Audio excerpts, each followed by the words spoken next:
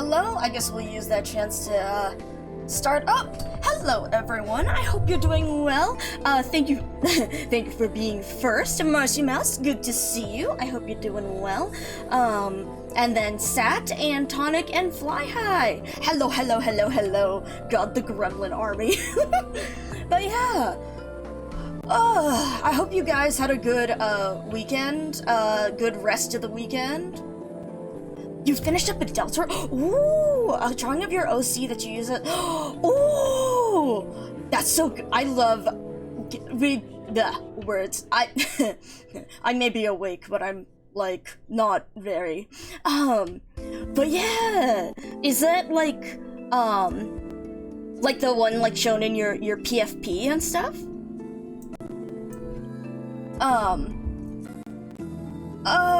But yeah, as for this weekend, it's, Deltarune cannot come fast enough. Also, hi, Cooley.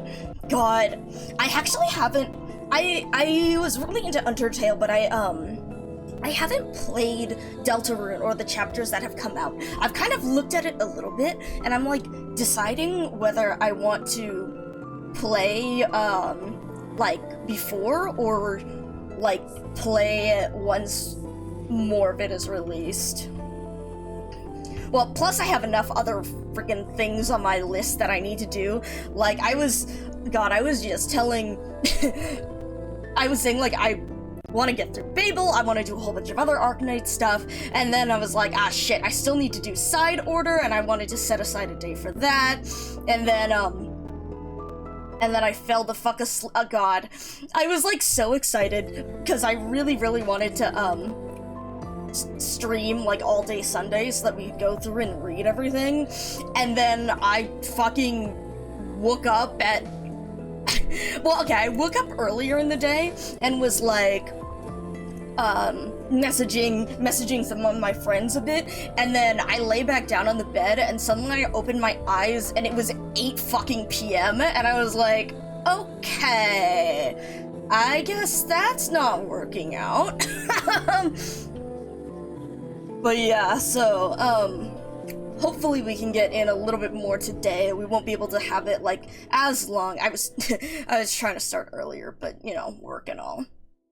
Yes, that was me, Cooley. I was so eepy sleepy. I was sleeping like a rock. But yeah, there's so much I want to do. I really do want to play, like, some more Splatoon more often as well. It's just that, like, I've been trying to get through all these events and things in Arknights, and I'm like, wait, like, I don't have any other time left over. But yeah, I guess since we're saying all that about the time, let's get started, or faster than usual, I guess. Woo! Reading, yes! Where the fuck were we? So we read Where Fate Guides, and we saw baby Fred. You have no idea when you fell asleep last time. We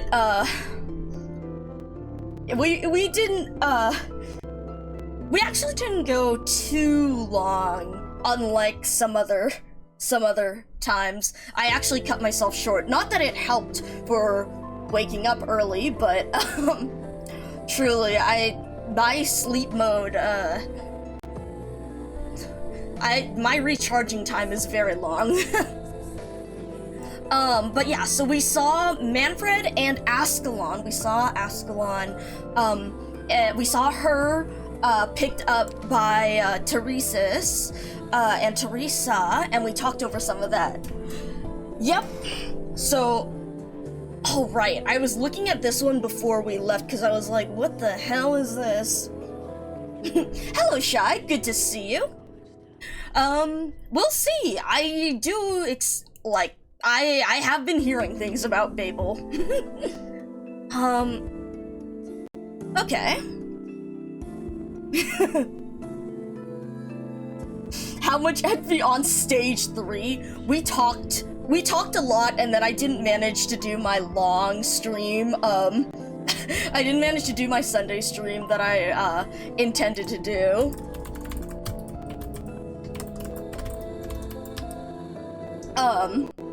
So I am a little bit behind. I was really hoping, again, that Sunday we would be able to work through stuff. But I mean, we have been pausing to talk about all the different ideas and things posed in here. All the different themes and parallels, because I love dissecting stories like that. But that does make it take a fair bit longer. Oh, right, I was setting up my auto. But yeah, we are still attempting ambushers. We're gonna swap here. Oh, donk. Yeah. Hello, Toad. Good to see you. Hope you're doing well. We'll bring Ethan S2. Yeah. And then we have my, emergency anti-air. And that's what we'll go with. How close is Ascalon to her module? I've been like trying to grind out trust. Okay, we're at 65 out of 100. Because I really want the module. Right now she's currently in the base, so her S3 will be Mastery 3 soon, but Power Orphan, let's go. God. Alright, well, let's jump in, I guess, since we gotta get going. Last stream was an actual short stream. It's a miracle, right? It was only 2 hours. I was like, holy shit, wow. So we only did BB2 that stream because it was late at night, and I wanted to just get one done because I was thinking about it. Of getting something spoiled about BB9, the huge ass walls of text. Yeah, that's yeah. I know a little something. I don't know exactly what stage, but I do know a little something about what's coming up, what will be coming up in a future stage, so I'm also very, excited, let us say, to see that in practice. This is not a story node, this is a stage, so this is BB3. 8 years ago, summer 1086. Residential district, the nomadic city of Kasdel.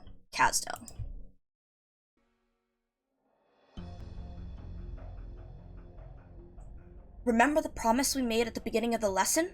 Good. Keep your voice low when answering, and don't tell anyone about the classes. Ray Tanka has been teaching you about our history for the past few months. As for myself, I've been struggling to decide what to teach you in our last lesson. Mathematics, language, agriculture, weapon making. What I've come to realize is that whatever I teach you won't truly change our lives. We've lived silently in despair for too long. The war 18 years ago never ended. The ghosts of Lytanian's fleet continue to haunt those who experienced that war. Many died in despair, drowned in the fear of war and of being consumed by the black rocks that grew from their bodies.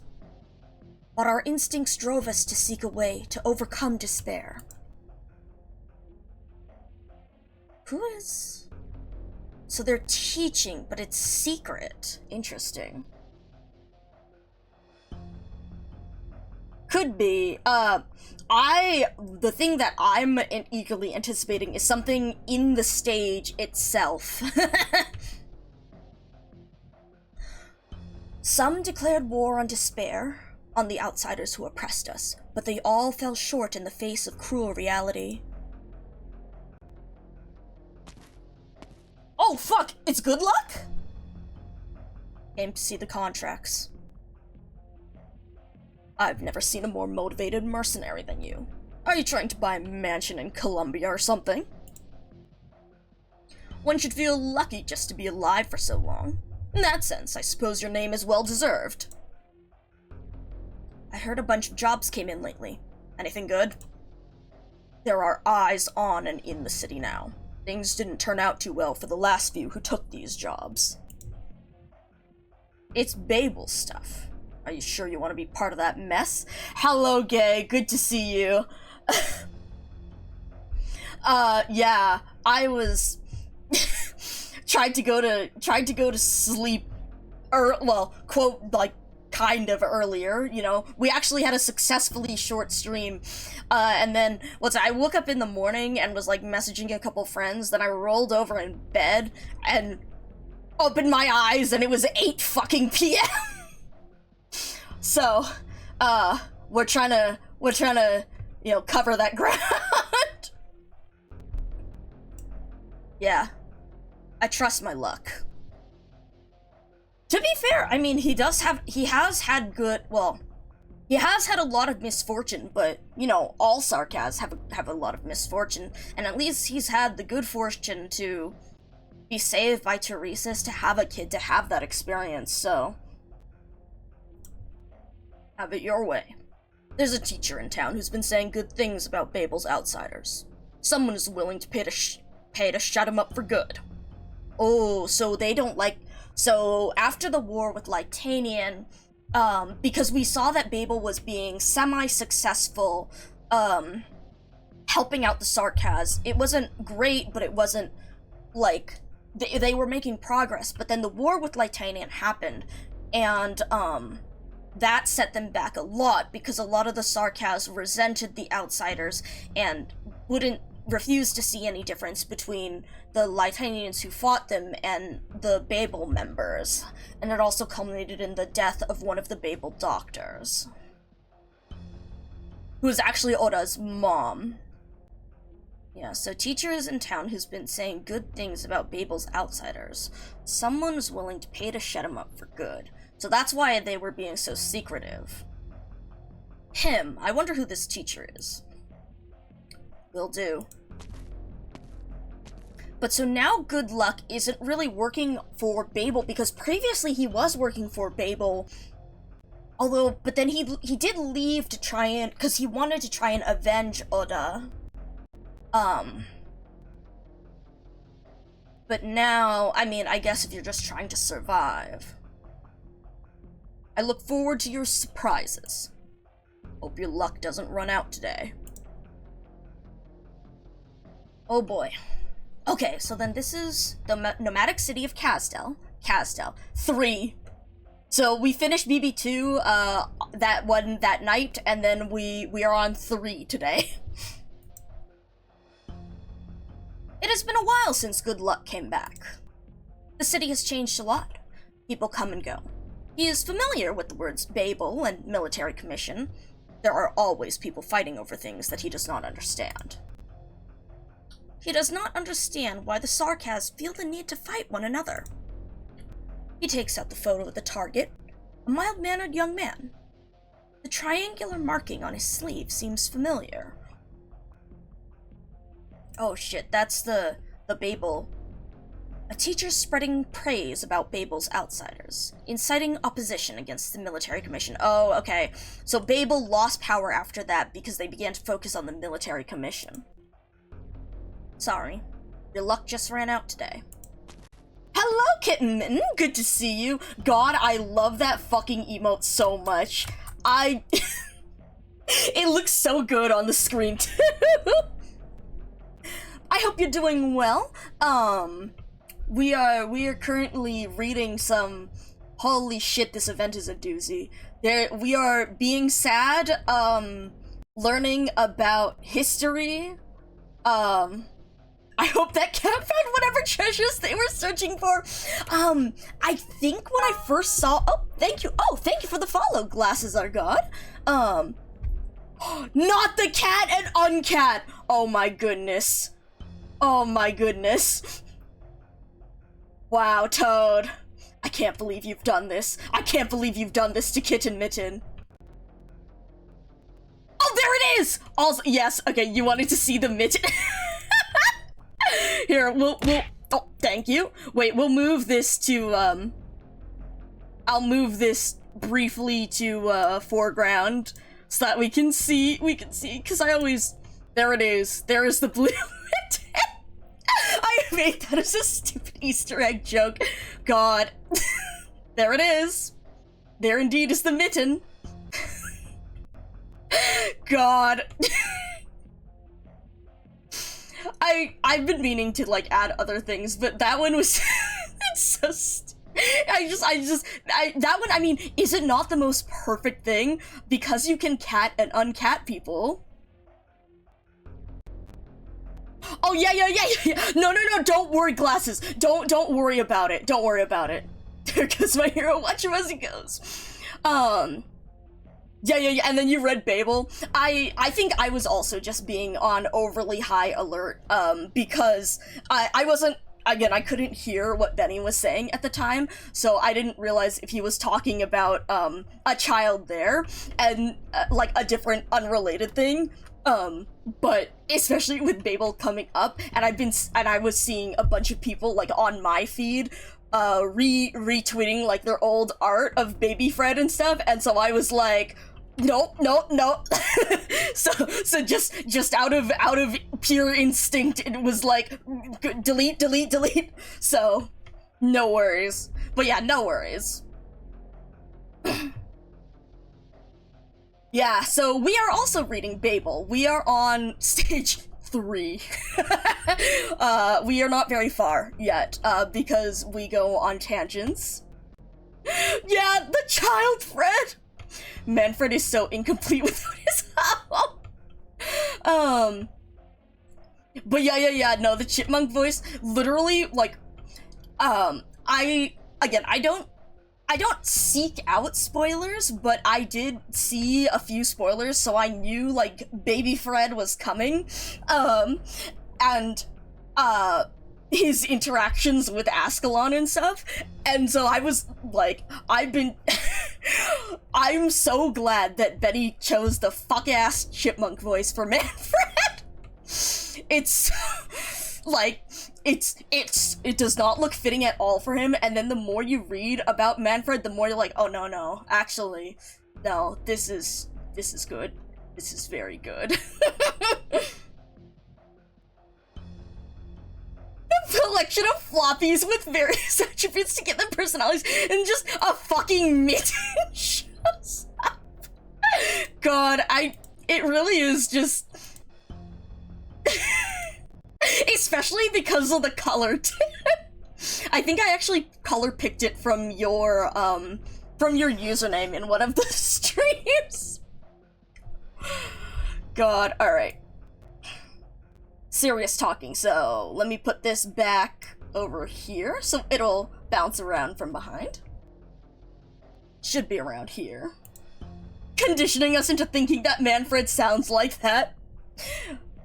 God, I cannot wait to see if he does that, like, if he reads that on Babel itself, it's gonna be amazing. It was very worth the channel once. Wait, this place. He's been away for a long time, but not long enough to forget his home. Oda's home. Oda, you should not have gotten involved. Oh, fuck. Oh, shit, so is Oda the teacher? Is Oda the teacher? Holy shit. We've gotten used to despair from one defeat after another at the hands of powers beyond our ability to resist. But we needed to convince ourselves that our despair was not self-inflicted, that it stemmed from an obvious source in our lives. Actually, wait, no, Oda is not old enough, but he might be learning from this teacher. We needed to convince ourselves that our despair was not self-inflicted. Oh, is that the whole thing of, like, revenge again? Because it's like, there has to be a reason that we're so fucked over. Yeah, finding a scapegoat. That is what Babel has become for people in this day and age. Oh, yeah, no, go for it, Tonic. Take care! Yeah, I just saw them go live too. But yeah, have fun! Take care! Okay, but yeah, so they wanted to... It was Babel who brought the enemies. It was Babel's medicine that worsened our eripathy. It was Babel's education that sapped our will to resist. It was Babel who deluded the King of Sarkaz and tricked us into giving up on collecting the blood debt from the outsiders. Babel is the source of all our despair. I see some of you nodding. No doubt you've heard the same from your parents. In desperate times, people often mistake hearsay for the truth. But is it the truth, though? Were our lives better without outsiders in Kazdel? Don't take anything at face value. See, think, and find your own answer. I like this teacher. Yes, it's hard to leave Kazdel. The land outside is full of danger. Even making it to the border of the next country is no small feat. But I'll still leave this place. I'll go to Lytanian, Columbia, Kashmir, to anywhere that I may find a way to change things. Then, I'll come back and teach you, and all the children of the Sarkaz.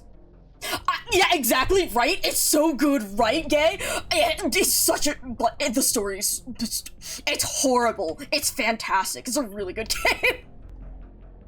But yeah, like, literally earlier that night, I had watched, Prowler play Mouthwashing, for one of his spooky streams, and then just seeing, like, Anime Jesus, like, playing it as well, I was like, oh, we gotta go there again. What will happen to Babel, you ask? The future of Babel. Uh-oh. Uh-oh. Oda! Oh, shit. Hide yourselves. Hide yourselves. Don't make a sound. Yeah, exactly right. And being able to show, like, the different perspectives, too. Hello, Ivy. Good to see you. Hope you're doing well. But yeah, no, for real, instant class, it's really, really well done. Definitely recommend it. Hello? Are you looking for someone? Oh, fuck! Wait, what, huh? Huh? What? Wait, that's not what I was expecting. Alright. Sorry, I got the wrong door. This is 3. Do you need help? I'm familiar with the area. He smiles. There is no panic in his eyes. Ascalon scans the sparsely furnished room and understands. Oh! Ooh! Ooh! Ooh! Ooh! Ooh! Ooh! Ooh! There he is! There he is! There he is! There he is! There he is! Woo! Baby logos! Baby logos! Baby logos! Holy shit! Let's go! Pensive child. I've gone past the point of insanity. Yes! Yes! This guy is one of our elite operators in the modern day Akitman. So we're actually seeing a bunch of the backstory of a bunch of the operators who, like, made up Rhodes Island and yeah, like, oh god. I think so. I mean, Logos is still relatively young, but yeah. But Oda, because Oda was there, what, 26 years ago or so? He looks younger, though, but it could be a thing of Sarkaz aging. But yeah, the Banshee clothing! Oh? Wait, just looks at that, and just like, we get a glimpse of Logos, and then he's just out. Like, he did. I'm sorry. I was expecting him to do something. I was expecting them to talk or have like a little bit of something, but no. He just vanished. He just said, see ya, and disappeared back into the abyss. All right. Well, do you live here on your own? Yes. My name is Ascalon. I'm from Babel. Oh? Thank you for sheltering him, but you must leave. Be careful. These are troubled times. Oh shit. Oh shit. You heard her. Someone knows you're here. You need to go. Not just the military commission, but also those mercenaries who've been bringing trouble to our doorstep. Oh fuck? Okay, so just generic sarcasm for now. I know. I'm very grateful to you for lending us your house to serve as a classroom. The children... I'll take them home. Don't worry. You can continue your classes in a few days, once the storm has passed. There will be no need. As I said before, I'm ready to leave. I've already spent too much time here because I wanted to see the lessons through to the end. There are many places that I still need to see. Alright. Oh! Don't forget the potatoes. They're from the children and me. It's not much, but they'll serve as a few meals on the road. Thank you so much. All of you. Not all heroes wear capes. Some heroes wear overly large scarves. True. God, the Arknight's fashion. I should be the one thanking you. I learned a lot from you. For the past few years, Kasdal has grown faster than its education and public thinking can keep up. I know, right? Yeah. I see. With what you're saying, Shai. So, okay. Let me read a little bit more. I fear that our powers will be our own destruction if we do not change the present situation. The conflicts we see in Kasdal now are a good example. This is not how the Sarkaz should be. So yeah, so it's with that, I understand Teresa's thought process in that a country of people who are very dissatisfied with what's going on because they want to find a scapegoat. Again, with this, we needed to convince ourselves that our despair was not self-inflicted because, yeah, like, it can feel worse to confront the fact that this is something out of your control. It can feel worse to confront something out of your control versus blaming it on a group of people, blaming it on BABEL. It gives them a target. It makes people feel better to blame them. Not that it's a good thing, but I can see why Teresa's... Because at least then they don't feel as hopeless. They feel motivated to fight. Not that that's a good thing, though. They'll fight back. I mean, it's one thing to fight back against your enemies, but again, this is continuing that cycle of violence that Teresa and BABEL wanted to prevent.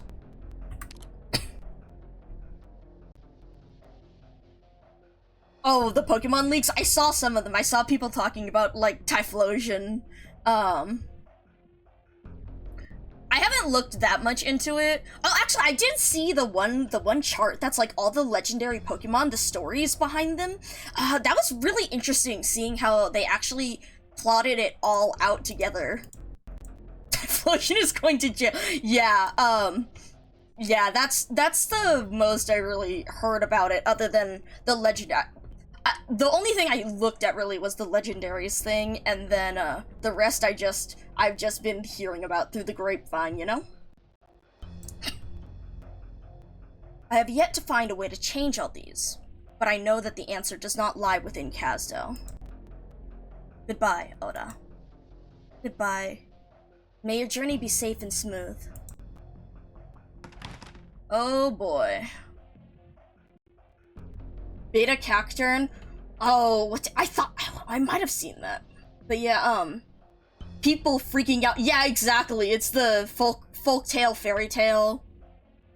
Yeah, by doing this, he's continuing that cycle of violence and revenge, continuing the blood debt against the Sarkaz, because it's further continuing it, and it's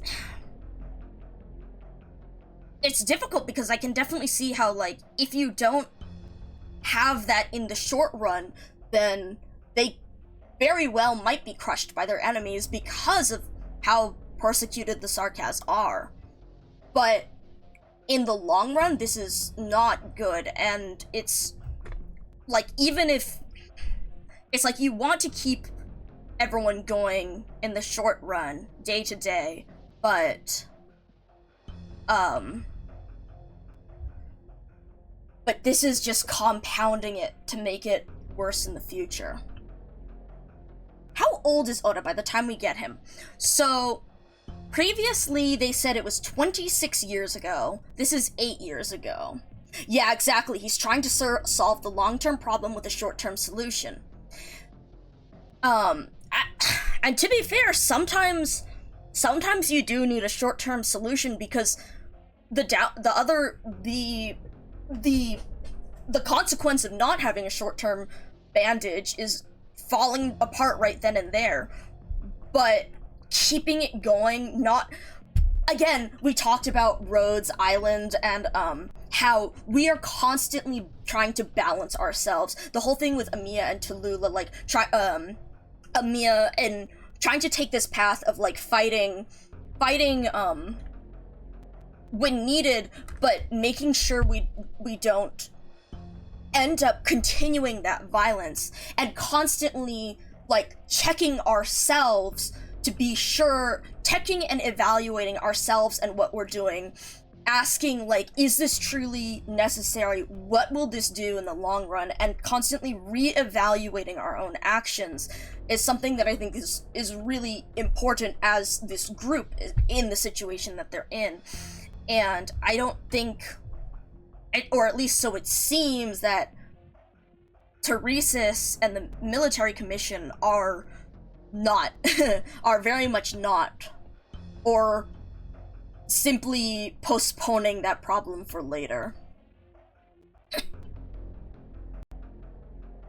But yeah, so, mid-30s, I think yeah, Celestine, because, we read it, the previous stage was 26 years ago, and Oda was, like, a kid then.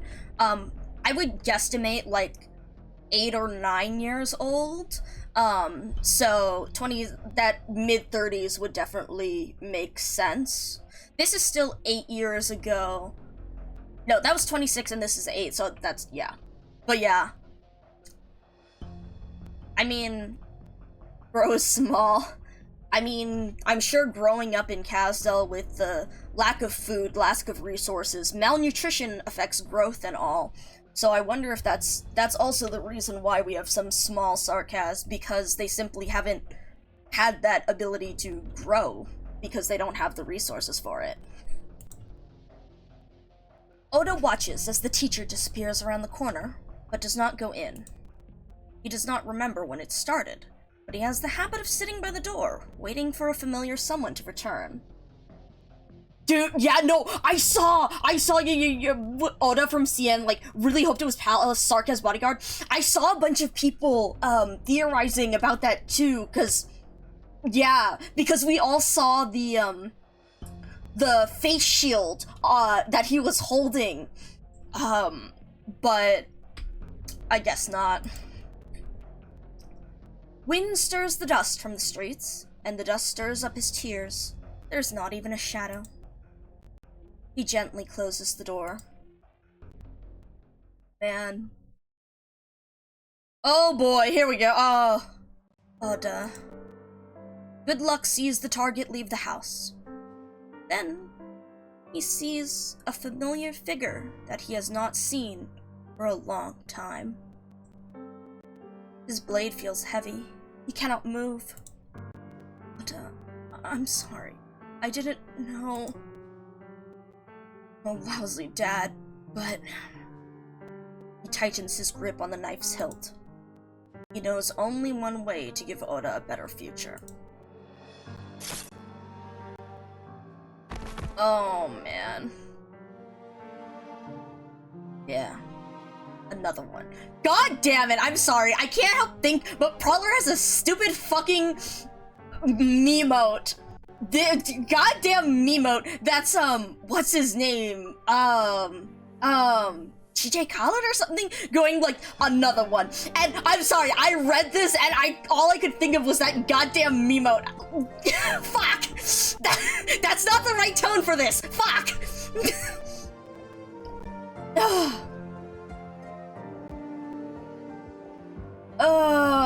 But yeah, so... But then again, this is also again that conflict with, what the Sarkaz know versus Teresa is trying to introduce Babel to them to have a better future, but it takes time to introduce people to that, and again, they have all the fucking baggage of debt and revenge and spite that they want to take out that fuels them. I mean, they even talk about the Revenants, how their anger, their rage, their desire to fight for Kazdel is what fuels the Soul Furnace. Yeah. No, I didn't read the module on stream, but definitely it's a good one. Song request, another one bites the dust. Yeah, exactly. So the fact that they keep getting attacked is, again, just reigniting people's anger for it. And if you're in that situation where you never learned that better way, he knows only one way to give Oda a better future. If that's all they know, again, Babel's trying to give them the chance to learn more, but it's not easy. A mist shrouds a corpse in the corner of the street, erasing all traces of its existence. Silver's bird playing chess! Tenzin playing chess, god. The passing of a life in Kazdel is akin to a speck of dust falling to the ground, unheard, unceremonious, and unnoticed. His luck has run out. Man.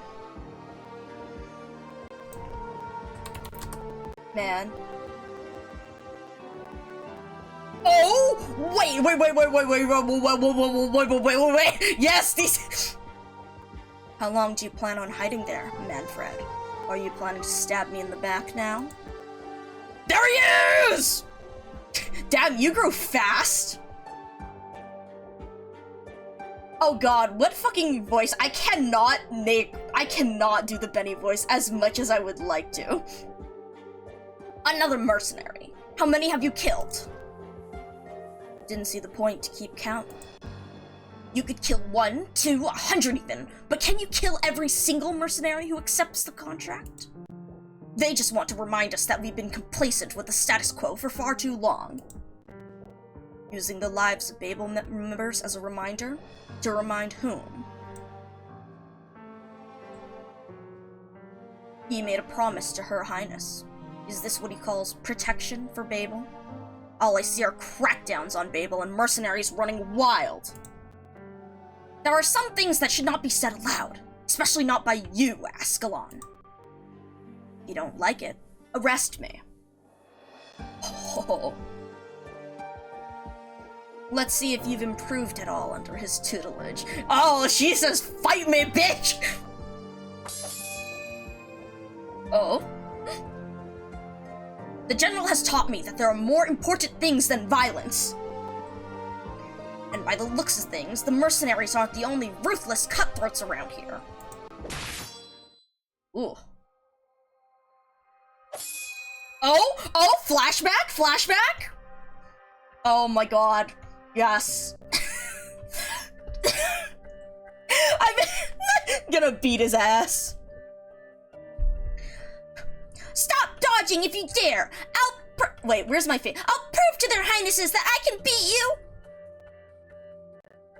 Too slow, Manfred. Wait! Ah! Fretting to put... Hearing him get... I'm so like...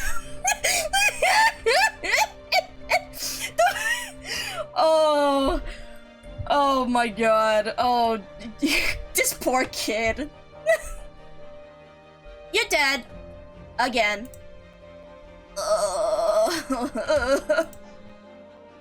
Get up. I don't need you to tell me. Ascalon Echo, Manfred Jinx. Footwork, Manfred. And Ascalon. Stop going for his head all the time. Oh, this girl does not know how to hold back. Oh my god. She's not even giving it. She's not gonna give him a pity win. It's all or nothing here. This is the most effective way. It's his own fault for getting hit. Oh my god. If boyfriend didn't want to get bullied, he shouldn't have a bullyable face. Brain damage % world record. Real. Also, hello, Vodka Man. It's good to see you. I hope you're doing well. Oh my god. I've been waiting for this. I've been so excited for this. Oh my god. Just Ascalon really out here just like, get good. Get good, asshole! Oh, stop putting your head in the way of my fist! Finally able to watch some streams. I'm glad again, I was trying to stream like earlier, but oh well. Oh, that's a good question, Celestine. I don't recall the timescale for him. Although I mean, I don't actually have Hodor, so I wouldn't. Not that I know of his files, like, list stuff like that, but I don't have him, so, like, I don't know the estimate there. If he can't dodge it, he has to learn to take it. Age difference, Joey! God! But we weren't really that far back with, Dark Knight's memoir, because... Yeah, I have to look that up. God, I'm sorry, but this is so good. 2030, he's close. Okay. Missed the last two and didn't realize. Rip. To be fair, like, the last two were just, like, in a hurry. I'm sorry, I'm still laughing. Ascalon is really out here. Just get good. Get good. Just dodge, forehead.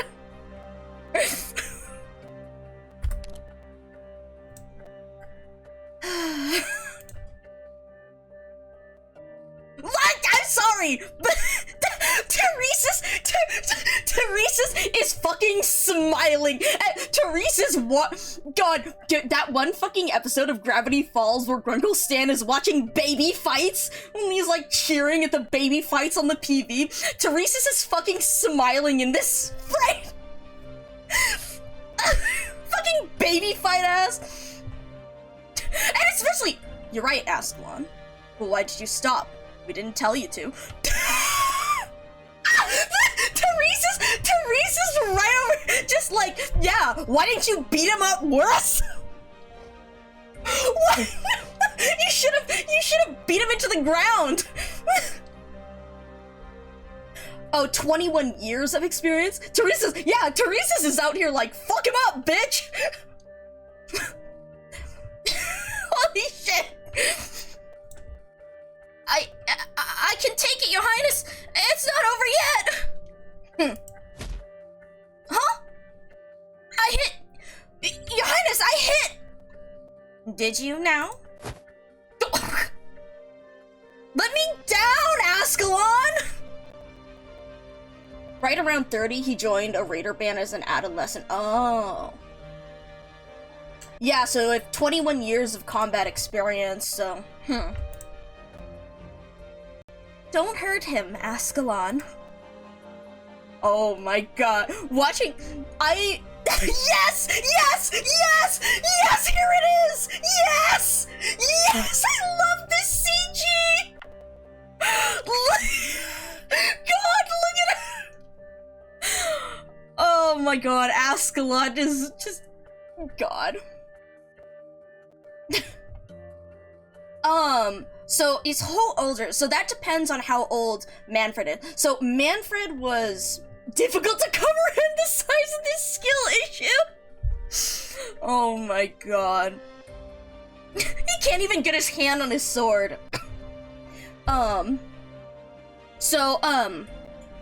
Mom and Papa are both giggling at your boy failureness. I've been so excited for boy failure, Manfred.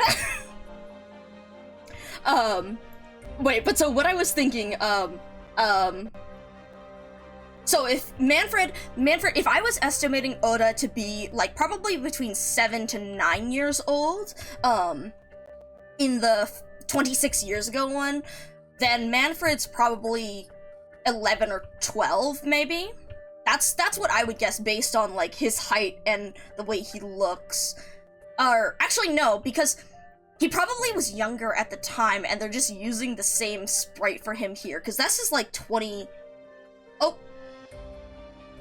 early teen years, yeah, 26 years ago. Yeah. Also, welcome in, Kagarash. Return to the game after 2 or 3 years break and overwhelmed by current events. Yeah, Babel is a bit of a doozy.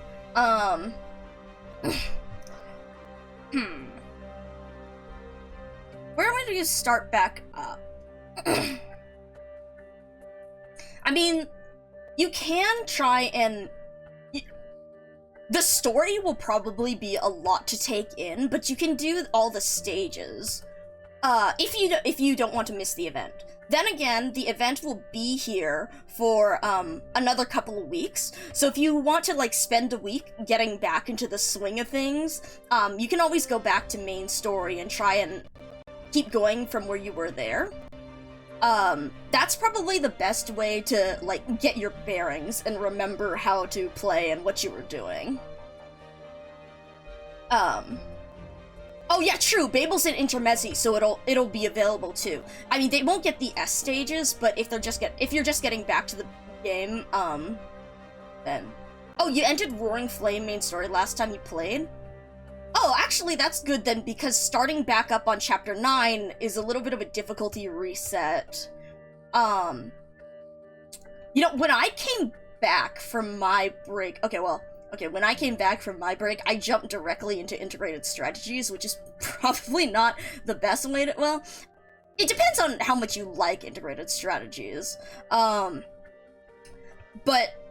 when I jumped back in, I actually went to go look at a bunch of my, farming autos, like, in the daily stages and stuff for LMD, and I, like, looked over those to try and remember what the hell I had done, and then that was using some sanity while I was remembering what else was going on. Assuming the sprite is meant to be accurate, looks like he's just hitting puberty, going from built like an L to built like a Dorito. Yeah, cause, yeah, if you've been playing from start, it'll be almost 5 years then. But yeah, so I'd recommend, integrated strategies goes better with a lot of operators built up. I also just particularly liked integrated strategies, so, my break was, somewhere around CC9, I think, and then it was like a 6-month break to kind of, deal with, some OCD stuff that was getting really, aggravated by this. Hello, Jan Koviak! But then, Il Syracusano and, Il Syracusano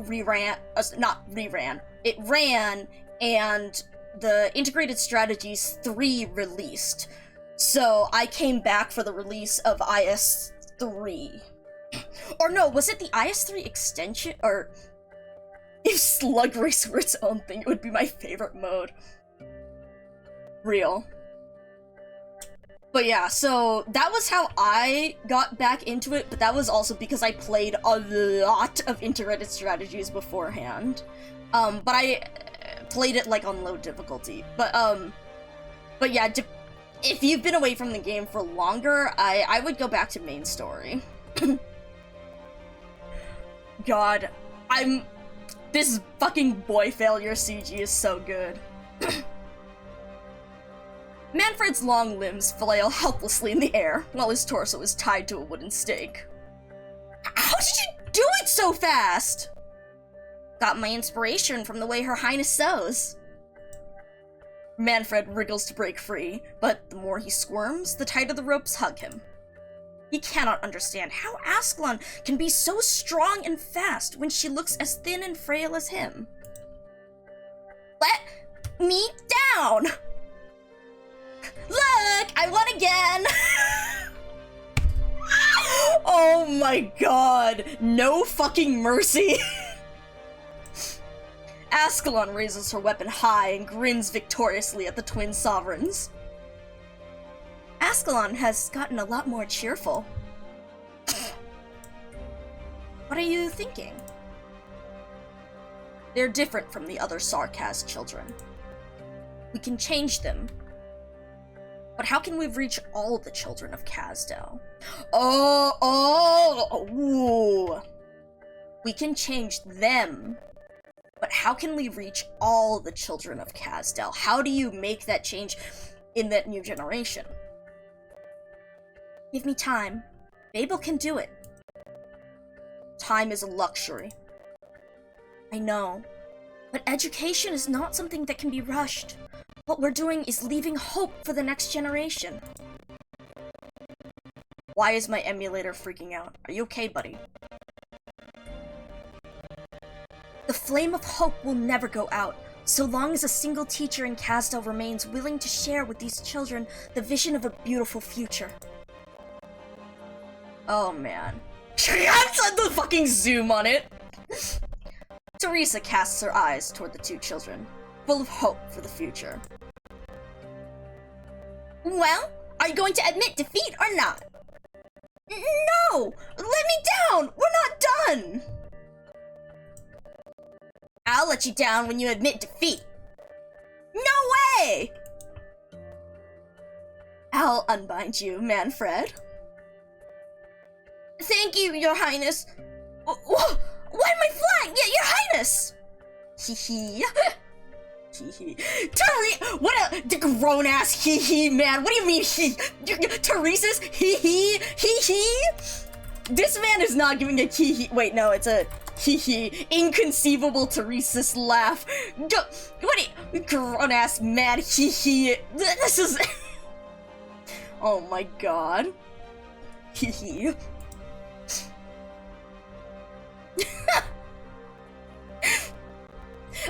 The other one that I really like that I have is not hee-hee. I know, right? I wonder why a safe environment could have a positive effect on children. It's amazing, right? Alright, that will do, Teresa. Let him down. Here. Remember, you can type in, a colon, and then type in colon and then rat. And that should, if you have 7TV or BGTV or Frankerface Z, the emote should it should allow you to auto-complete emotes and you can look for it. But this is the gravel emote. Oh man.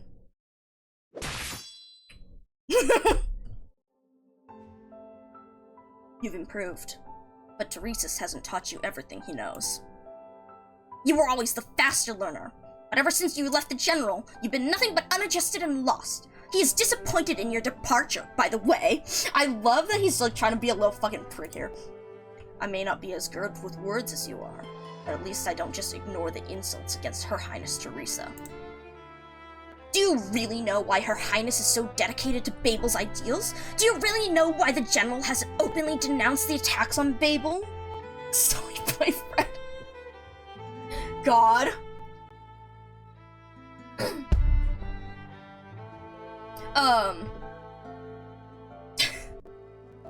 I guess it's just it's one, she's fast, and two, it's her arts, I think, with like the creature, the sarcasm like behind.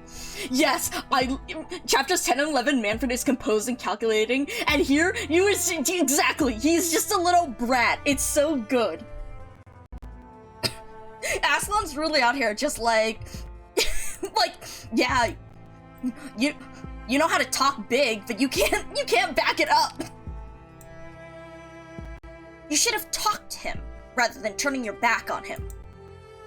I turned my back? You're the ones who turned your backs on Her Highness in the voices of so many. Yeah, Ascalon can turn into mist. That's a little bit, just a little bit. It's Teresa's who has turned a blind eye to the mercenaries' acts of violence and the damage they've caused Babel. This much I know. The General has allowed it precisely because he can't ignore the voices of the majority. If the fate of the Sarkaz is doomed to fall into the abyss, what's wrong with using more effective means to prevent it? So again, this is this whole debate over end goal, long-term goals, short-term goals. So that's what you truly think. It's what most of us in Kasdel think. It's not that I don't trust Her Highness. Anyone can promise a better future. But we can't ignore the reality before it. Manfred became a mecha caster just so he can have a chance of sniping Ascalon? Take care, Gay. Enjoy your lurk. Isn't it crueler to use violence to force a child to shake hands and make peace with the murderer who just killed his father?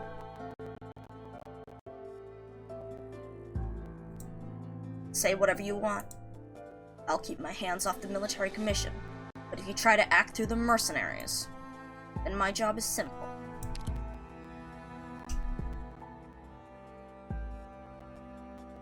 This is also interesting too, because it's about the process of, like, healing from that resentment. After all, like, what's it? Teresa told Ascalon, it's like the wound on your hand. Weapons won't heal it, only time and medicine will. But time, as Teresa said, is a luxury. If you're fighting right now, if you're suffering right now, to shake hands and make peace, it's difficult to just shake off that resentment. Yeah, Otto's dead in front of Manfred. Yeah. Yeah. God, there's... Oh, man. No more mercenaries, no more problems. Ascalon! If you have the time, go visit Her Highness. I've never seen her so tired. A puff of mist is the only sign that she was ever there. Manfred looks down and wipes away the blood slowly seeping out of his chest. He sighs, and turns into the empty street, only to spot the deceased mercenary's effects. Someday, we'll all understand. It was never Her Highness or the General who made the choice.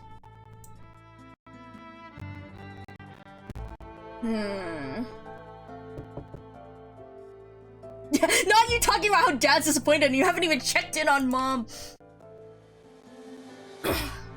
Interesting. It was never Her Highness or the General who made the choice. It is the people themselves. It is each individual who is deciding on their own whether to make that step or not. Who's there? He hesitates before the door. It has been a busy day at this old ramshackle house, from the teacher to the multiple visitors.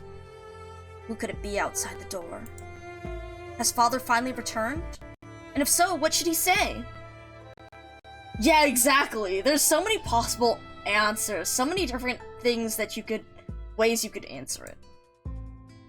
He has learned so much from the teacher that he wants to share with his father, whose visits back home have become less and less frequent. He takes a deep breath, collects his mind, puts on a calm face, and opens the door. Oh no. Hello? Oh, fuck. Good evening. Can I help you, sir? You know who I am? The look, the side-eye. No, sir, but I know the uniform of the military commission. just a routine inspection. Do you recognize these items? Does he recognize him? Did he actually recognize him as the kid who brought... Because, again, Oda, right? Manfred took Oda to try and find his dad, his parents, while they were moving out, while the Sarkaz were moving out, in that previous story. Does he recognize him if he's changed this much? This is my father's! There have been some disturbances in the city, and I'm afraid your father... I'm so sorry. Where did you find them? Was there... There was nothing else left at the scene. I'm sorry. Manfred should recognize Oda. Dude looks like he aged 2 months. Stop. For real. Like, I swear, the time scale... The time difference in how some of them have grown and some of them haven't. I wonder if that's also because of different Sarkaz species, too. Depending on the subspecies. What's your name? Oda. If you need any help... No, I'm very grateful that you brought these back. It's been a long time since I last saw him. This is enough. Could be that Oda has another 20 years before he looks as swole as Manfred. Yeah, could be. Again, depending on... Oh, true! That is true! He's half Sarkaz, isn't he? Oh, I wonder if, yeah, that affected it as well. I don't have to wait anymore. He's not coming back. Do you have family or friends you can count on? I can take care of myself. Besides, we see things like this every day in the city, no? In this city, no? Ooh, that look. I'm sorry I gushed, sir. I just feel like I know you somehow. Oh, he does! I'm sure you're busy. I won't keep you any longer. My condolences. Oh, I think there's a little crease on his face there, looking a little sad, actually.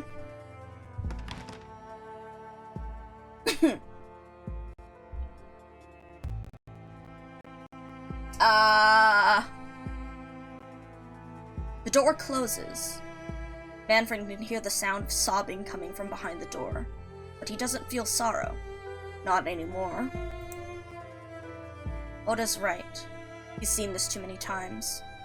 Yet he remembers this is not what the city was meant to be. It's also interesting how kind of, like... Manfred is, like, trying to follow... This is a fucking stage.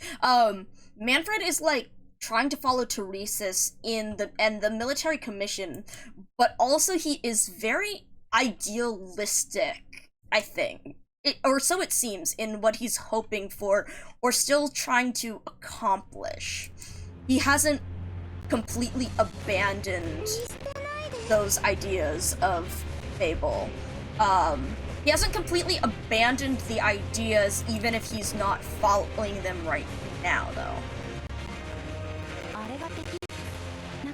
Are you... why is my emulator so unhappy? Let me try and close up this, maybe? Yeah.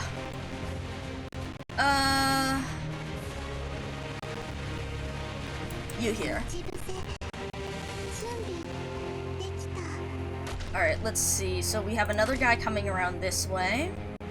We'll set up Kirata over there. Yeah, it's really consistent with... Yeah, exactly! The stuff he discusses with Ho, because he can actually discuss things, he can discuss those ideals with Hoderer, also with Hoderer being a writer as well, an author, versus, unlike, he can't discuss them on that same level or with those same, he can't discuss it in the same way with the other members of, like, the military commission, because, again, they subscribe fully to that, they've abandoning, in not using Teresa's ideas for Babel. Manfred feels like he's using Teresa's methods in the hopes of achieving both the goals. Yeah, he's closer to the line between Teresa's and Teresa than he is to Teresa's corner. Yeah! Yeah, it's very interesting because he studies a lot he's learned a lot from Teresa's, but he's trying very... He leans a lot more towards Teresa's, like, ideals and stuff than the others. Yeah, it's very interesting. As an antagonist, he's, again, like, it's so interesting seeing the progression through, oh god, fast boys, seeing the progression throughout the story and how we were, like, first introduced to him. No one knows me. Meet your death. One of, like, 10 sarcastic schooling 10 sarcastic schooling and two actual parental figures. God, that's so real. If all the sarcastic parents didn't keep dying, they'd be in stuff. God. I mean, okay, most of the other people he hangs out with are uneducated warfare. I mean, I was thinking a bit more in terms of, you know, he's trying to be part of the military commission.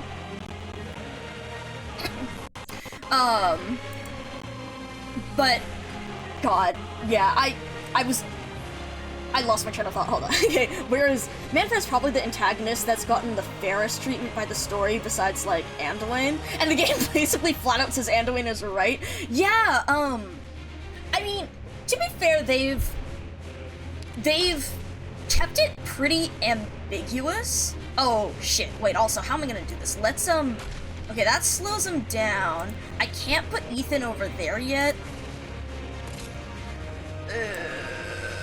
Oh, I brought Mizuki skill too. Okay, so Ethan is going to go right here. Because then we can use bind here, and oh god, there's more. Oh god, okay. And then we, okay. Yes, yes, yes, keep slowing them, because then we have our other bind over here. Let's actually have... Shall we place you forward or sideways? Sideways makes it more overlap for the module. But forward gives Mizuki more, more space to attack. Nah, let's do this one. The bank was, yeah. With on some of Fred's and Hodor's lines. Oh, God. I really need to, I'm hoping Babel, I mean, from this right now, Babel has been pretty good motivation, so I'm hoping to keep up that, that momentum to be able to read more. But yeah, oh, because I was saying with Reunion, a lot of the times, while they said Reunion was bad, like, in what they had become, especially throughout Chapter 8, they spent a lot of time, and they did a very good, they spent a lot of work showing, like, those ideals, and showing how it genuinely was from a good place, and in a way, Reunion was right in some of the ways that they needed to make change, but it was that they didn't temper themselves enough that they fell victim to, again, cachet and becoming fueled just by revenge. Too many crazy people as higher ups. I mean, I do think, again, they had a lot of... Remember, you stepped into my domain. God, I'm sorry. Just seeing these guys with their movement speed down, but they do absolutely fucking nothing. That was great. Good stage. 10 out of 10. God, good ambush. Yeah, okay, Mephisto was a bad idea. I feel like Mephisto was a thing in... They were, in original Tallulah was trying to teach Faust. Kirara was trying... Oh my god, sorry, I read the... Kirara, you just lurk in the... I mean, Kirara actually does a decent amount of arts damage, and she helps with the slow. You know, it's been a long time since I read... Yeah. Original Tallulah didn't want the kids to fight. She was teaching them with Alina, which is why they became closer with her, and they got that, not power exactly, but having that relation with her. And then after she fell to Cachet was when she, when they actually, appointed them commanders and the like. The nomadic city of Kazdel. Oh man. Let me through! This area is off limits. What happened? Are you with BABEL? No? Then it's none of your business. The wall of royal court soldiers prevents Oda from passing. But he sees several familiar crying faces in the scattering crowd. Those students? I think I can take this alley here. A theme of children being deprived of education, leading to them to getting fed into the machine of society with no option but to be the loot. That's a really good and poetic way of saying it. And yeah, I mean, that is...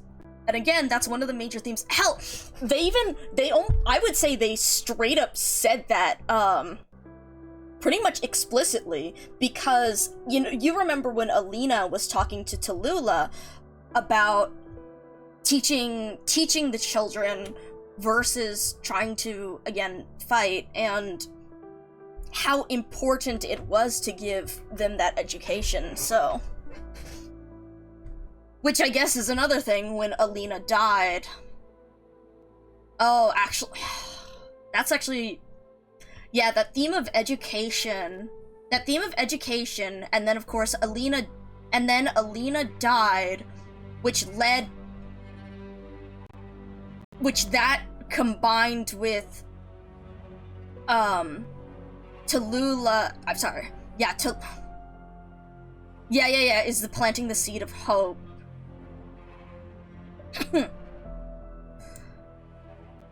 But yeah, so... hold on, my thoughts. There's something with Alina representing that side of education. There's a thought forming in my mind of the parallel behind, like, Teresa and Teresis, Tallulah and Alina, how one side is working toward a long-term future, whereas the other side is trying to make change in the current day, and it's, again, the constant push and pull between the two. And similarly, in both stories, it is very difficult to keep working toward the long-term goals. And when Alina died and when Teresa died, that cripples it, because you don't have those people working as hard for the long-term goals. The long-term goals take a back seat because they no longer have that person fighting so hard for it, who believes in it so strongly.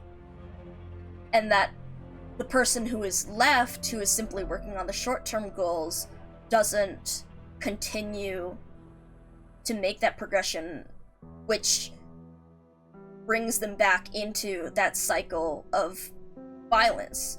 In that reunion ended up just wanting revenge rather than actually trying to help the infected. And the Sarkaz here, rather than trying to build up Kazdil again, are just trying to fight the other countries to get revenge on the other countries that wronged them. Yeah, for sure, Vodka Man. A giant ad for public schooling. I think I mean, one of the, rather, not just public schooling, but in educating people in thinking critically. Hell, there was the thing okay, well, it was in the previous story, but what the teacher said, what the teacher that we literally just read in the previous, in the stage before, the teacher said, like, you know, what I teach you won't necessarily matter. The details, the mathematics, the language, that stuff isn't necessarily what matters. What matters is that I'm teaching you to think, to look at the world and to analyze it, and to not take it just at face value, to ask questions, to look at what you're doing, think about what you're doing, and make those decisions based on actual introspection, curiosity, etc. Don't think Teresa sees that as a short-term, but yeah, that ties into what Vodka Man said about, again, that education in not just schooling, but just in general teaching people to think critically about the world and their lives and what they're doing. He just decided Sarkaz should dominate Terra or die. I mean, I think that's the goal. That's the goal in the sense that, in the similar sense to, if it's the idea that if the Sarkaz do not have power, then other countries will continuously try and fight us. So we need to have power. We need to become the majority and have the power in order to protect ourselves. But again, that creates resentment in everyone else in those. It's still uneven. But yeah, so I need to think over that bit about that parallel between both Teresa and Alina dying and that loss of. Yeah, exactly. Reunion was just a microcosm of what the Sarkaz has been going through. Yeah, exactly. Fueling the reason for the other nations to crush Kazdil into the ground again.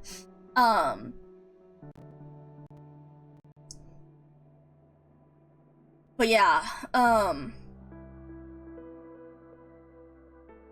interesting, yeah, about those two deaths, how that pushes the person who is. It pushes the person to go back to the cycle of violence rather than trying to break out of it.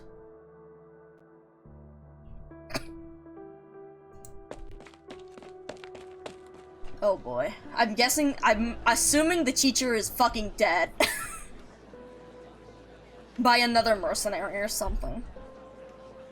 Excuse me, do you know what happened? Someone beat another guy to death. He's dead too. Are you trying to join the racket? BABEL again. What is Her Highness thinking? Shut your trap.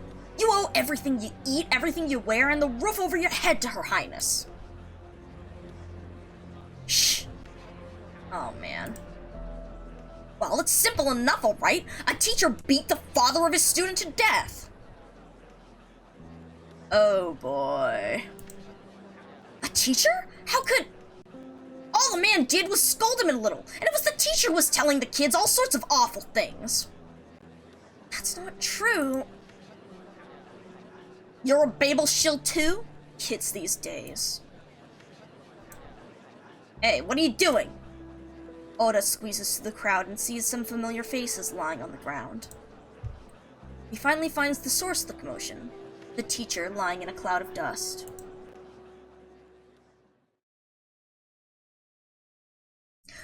Teacher! What's going on? I didn't mean to hurt his father.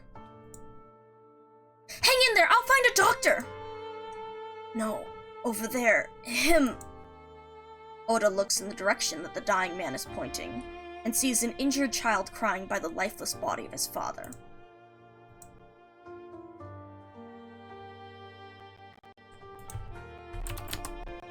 Man.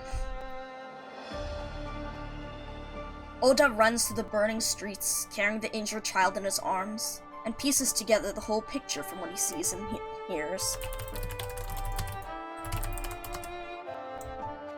It began when an agitated teacher accidentally killed an agitated father, before he was set upon by the angry crowd and fell in the dust of the streets. The turmoil dragged everyone in, civilians, BABEL, mercenaries, even the military commission.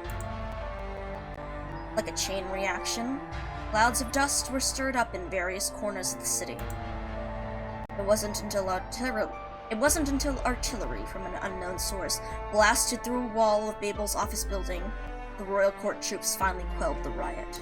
It began with an accident, and ended with a shell that caused more damage to BABEL than anything in the past 18 years since the end of the war.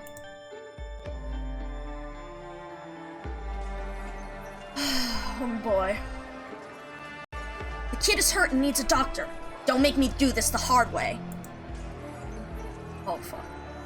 Whose side are you on? BABEL? The military commission? Neither! I just need to get him to a doctor! Now get out of... Fuck. My face. Now get out of my way! My dad... It's too late for him. I'm sorry. Go. But don't trust outsiders so easily. Sarcasm. Not in this chaos. Thank you. Oda can feel the child's breathing grow weaker as he continues on his way. Running through the streets, he seems to feel someone brush past his shoulder, but sees no one. Oh fuck? Oh fuck? Oh don't I saw look, Lucas, this will do both times now. Lucas is just spending this entire stage out here just like, alright, peace.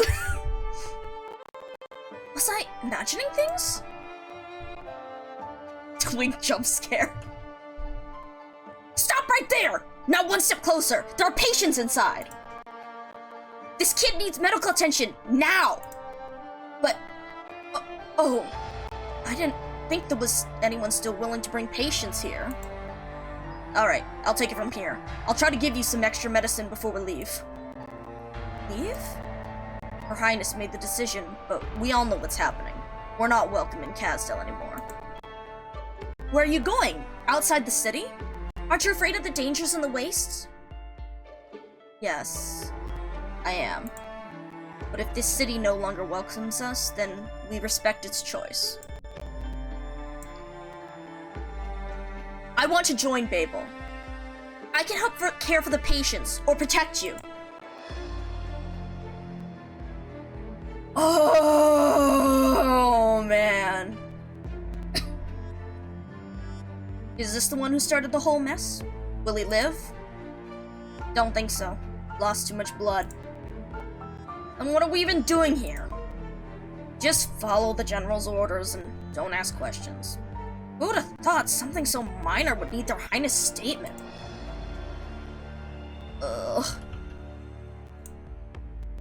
Is he trying to talk to us? There's nobody else around. Probably just seen things before he dies. No banshee would sing an elegy for such a sinner. Ah, but we know. But we know. It's dangerous. Go. He can't see me. My arts hide my presence. There we go! He's finally here. Alright. What are you? A student. I came from far away, following in the footsteps of my mother, to find answers in this wandering city and her two rulers. I know, right? He's oh shit, he's actually here. He didn't piece the fuck out. Did you find... I'm afraid the city doesn't have the answers ready yet. But I found you. The ideas that you advocated were very interesting. I was with you when you taught those children in that basement, learning about the city and Babel. Of course, no one noticed. Except Ascalon. A boy has been brought to Babel where his injuries will be treated. Do you regret your end? No. The boy defended me. He understood what I tried to change. I'm sorry about his father. I sympathize. It was not your intention to cause this tragedy, but fate has played a cruel joke on you. I hear crying. It is your elegy, calling your fading soul to the other side. Fear not, hesitate not. The myriad souls welcome you with open arms. Let my song take you beyond. Thank you. The young banshee's song soothes the mind of the dying man. A gentle song echoes through the crowded streets of the city. Banshees respond to the song of their young kin, adding their voices to the harmony. It is an elegy that commemorates the passing of an ordinary Sarkaz.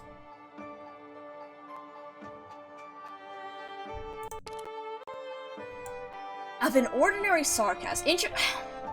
I like, again, how Manfred mentioned it was not her or it was not Her Highness or the General's choice. Is it perhaps the choice of each and every individual to decide whether they want to follow this future or not? It's a choice that lies in the ordinary people. You were talking about the future of Babel in that lesson, but you didn't get to the end. What were you going to say? I believe that Babel will die someday. I hope I'm wrong. Well.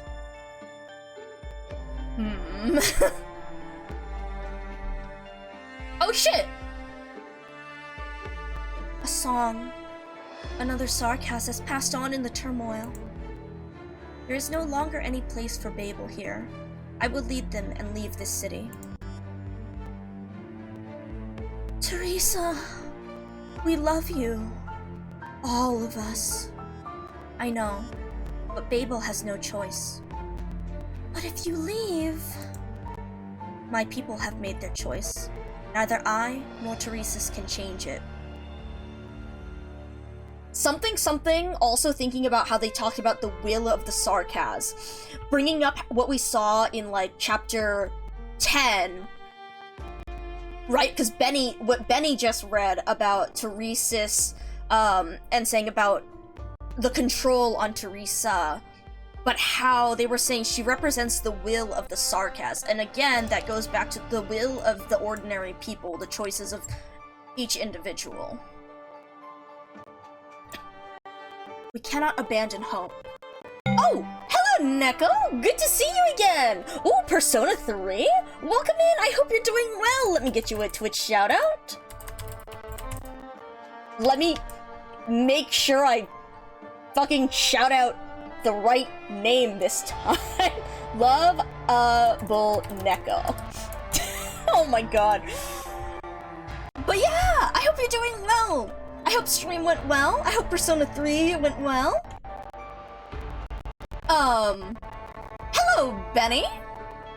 Hello. Oh, we were just talking about, oh, it's a fucking doozy. Oh, Benny. Oh, man. Oh, whoo, boy. It's going. It's going. But yeah, if any of you need to take a break or anything, please go ahead. Oh, you played the original a long time ago. Oh, so this was like going through it again. Well, I hope that was a good trip through memory lane. If any of you need to take a break, need to take a rest, get some water, get some food, please go ahead. As for people who are getting here. My name is Micah442. I'm your friendly local data collection AI. I'm a good one though, I promise. I do this for the love of analyzing people's creative work and also preserving it. I also use they, them pronouns. I play a lot of Arknights, but I also do a bunch of coding stuff. Like you might notice the little floppy disks bouncing around the screen. So all of these, there's one for each person in chat. So if you've chatted, a floppy disk will show up with the first letter of your username, and if you've chosen a color, it'll show up with that color. Would you say I am a preserver? Funny that you say that. Because I was doing this from before Lone Trail, and funny that you say that because... Oh boy. Actually, I'm not gonna say anything more because Benny was around. Also, hi Zorlander! It has been a while. I didn't stream for... I ended up not streaming for a bit, but I've been trying to stream more regularly, especially since we've got a bunch of really good Arknights events. No, don't worry, Benny. It's not anything, it's just a little joke. It's just a little joke that I'm not going to, like, elaborate on further because of that.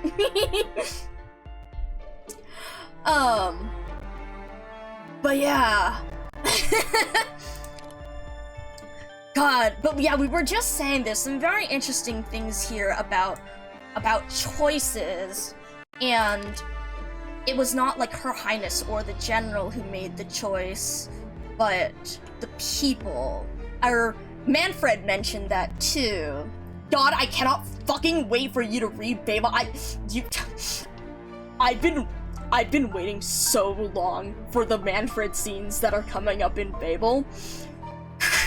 It's gonna be a fucking blast. It's gonna be so good. It's gonna be so good. Oh, it's gonna be so good.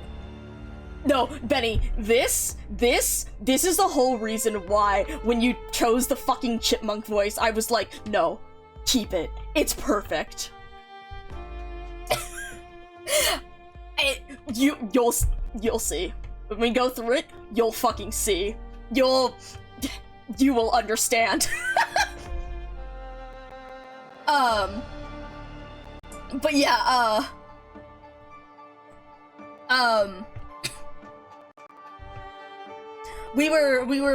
he brought up something, he commented on, like, how, on that choice, it's not necessarily, the rulers who made the choice, but it is something else. Didn't say, of course, as Arknights likes to leave it up to the viewers to analyze it, but especially with the themes of this and the repeating ideas, ordinary Sarkaz of each individual, the will of the Sarkaz themselves, what is it that the people want?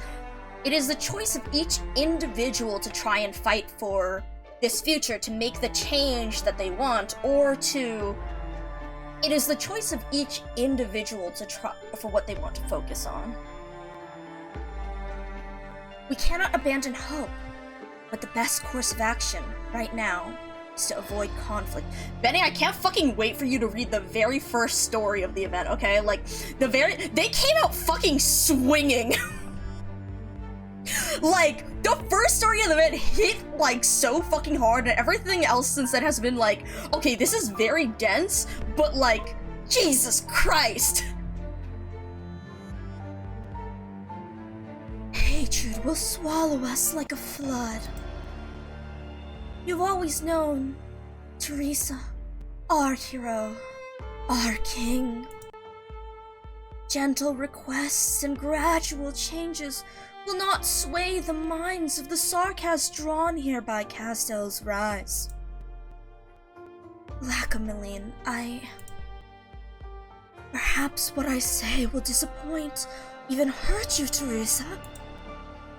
Rimbiliton, Sargon, even Columbia. You have opened their doors and allowed the Sarkaz to negotiate with some as equals.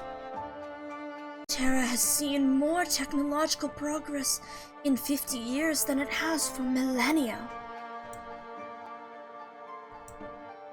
But we were too slow. Despite the incredible changes you've brought to Castel, they haven't been enough to bear the fruits of true transformation. Hello, Henry. Even if I, too, believe that the fruits of spring are near. Is this the stance of the Banshee Court, Lackamelin? I'm just a mother who came to see her boy off, Teresa.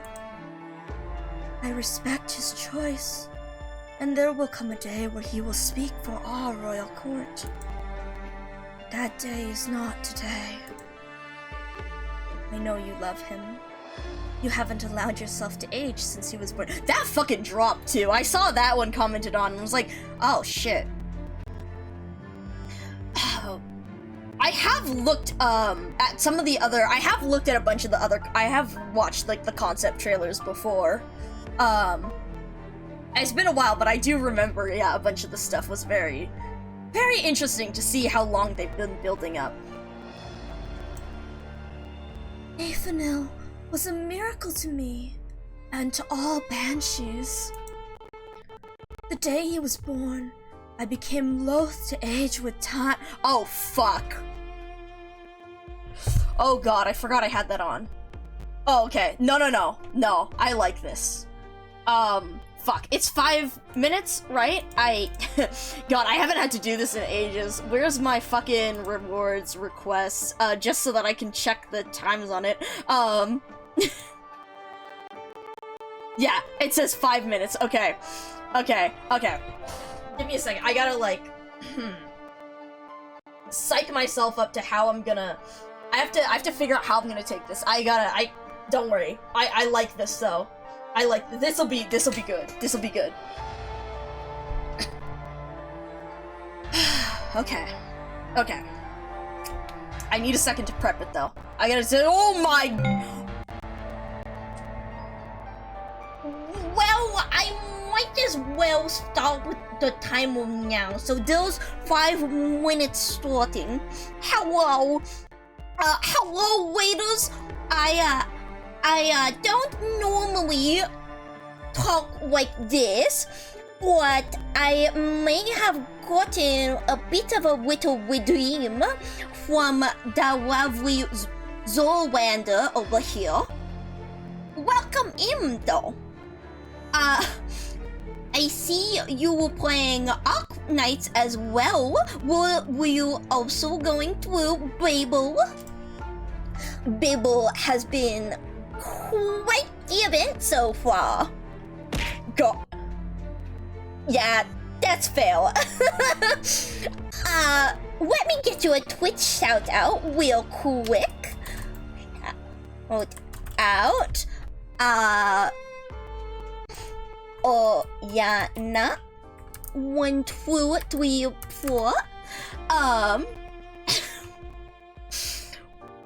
This is, well, yeah. Welcome in. If any of you need to take a break, get some food, get some water, get some rest, make sure you do so. But, for those who are new here, my name is Micah442. I'm your friendly worker data collection AI. I'm a good one, though. I'm nice. I promise. I do it because I love studying people's creative works and analyzing them, and also preserving and saving them from the internet. Well, this is very interesting to be able to be saying this in this particular voice. Finally ready for bed after playing the Sleeping Nights nice? Ooh, Sleeping Nights is so fun. I have a few ups. I like to combo Remishine with others. Keeping up with them with you. But yeah, if you need to sleep, please go ahead. Have a good night. As for me, so I play a lot of Ark Knights. I also have some silly little coding projects that I like to do. So for example, you might see a bunch of floppy disks floating around on the screen. There's a floppy disk for every person in chat. And it will show up with the first letter of your username. And if you've chosen a color for your Twitch chat username, it will show up with that color. You can also customize your floppy. Give me a moment to get the command out. So everyone by default gets to use !cat. So you can be all cute and yeah and all of that as well with me. I forgot I added. This is not the white face. That is not the white face. I may have forgotten where I programmed my little. There we go. That's the face I'm looking for. But yeah, so we occasionally do little coding projects like that. That is all. And this I have all coded myself in HTML and JavaScript. But I actually haven't made myself an ooh face yet. For the oohs, I was using some of the Twitch emotes, like from 7TV, like this. But I just had to add the little, colon free. So everyone gets cat by default. However, you're able to unlock more different forms for your floppy disk with channel points. For example, Stone Toad has B right there. You can also use exclamation point permissions to, and my time is up. Christ. Okay. that was good though. That one's always a fun one. But you can use exclamation point permissions, for example, to see what permissions you have. But yeah, so I have like different redeems, so you can use a you can like temporary. Do I fail my will save? Concentrate and ask again. Yeah, so, oh, nice! Congratulations on the B's permission. I see. Oh, there you are, right behind Lackamelin. It is... Oh boy. Do I need to keep my 5-minute timer up, Toad? You are, in fact, very small. And there we go. Alright, 5-minute timer starting back up again. Yeah, Celestine, you're so small. What a cute little bee you are. But yeah, so there's different redeems. So for example, there was 100-point redeems that allow you to temporarily become a certain floppy disk form. I'm going insane. Thank Toad and Zoolander for that. But yeah, so the cheaper ones are for temporarily changing the floppy disk. But if you save up, you can get permissions to change your floppy disk forever. You can also use set default cat, for example. If you'd like to automatically stay a certain floppy. And you can set default none if you'd like to go back to normal. But yeah, so have set default B, there you go. So you'll be a bee when you show up in the future.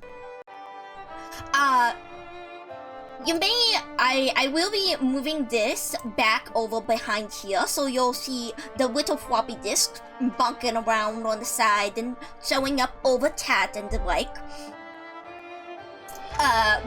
because for this particular Arknight event, the story is particularly good. So I wanted to be able to see the pictures very well. But yeah, so right now we're actually on stage 3. Only 3 because in this stream we start to talk a lot about the literature analysis and the parallels and the different parts of the story because it's so good. It's so good. I also do a little bit of voices. I'm not quite that good at putting on different voices. I'm really bad at accents and all that. But I try and put on a little bit of a distinction. I try to make them a little bit distinct at least.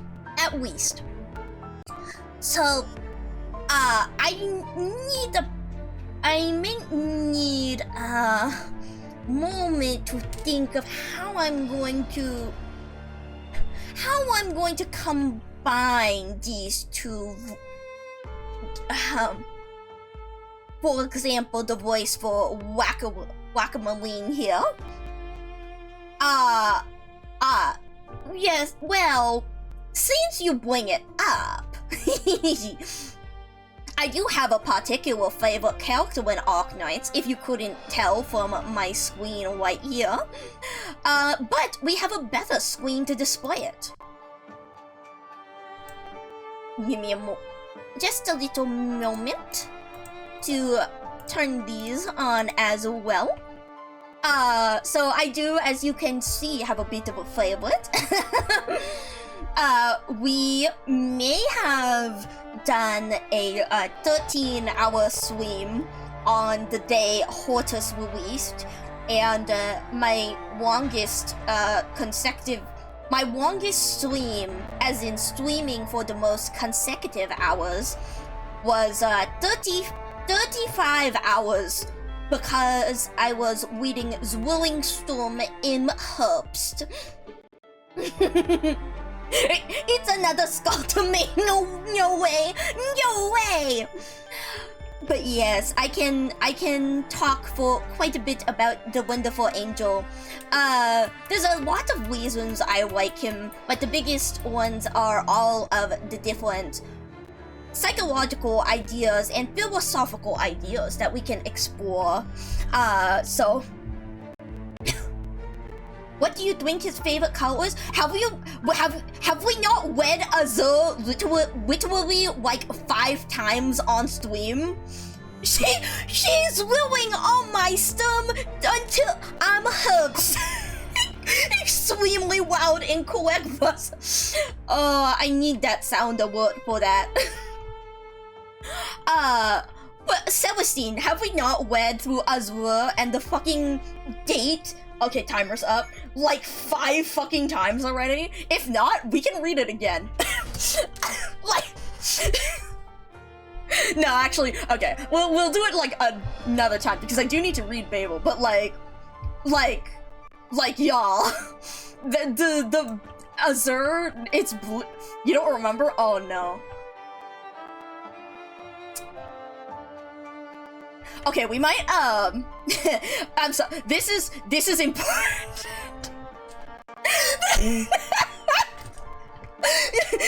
you can, literally every fucking chance. Oh no, I need to finish I need to finish Babel, but she's willing on my stern till I'm herbst. Okay, where was I? Okay, I feel like you guys deserve at least one line. I think you guys deserve at least one line in Uwu Whack-A-Moline because I kept getting sidetracked. The day he was born, I became loath to age with time. God! I have preserved my appearance at the peak of my beauty. I wish to remain eternal in his memory. Okay, alright.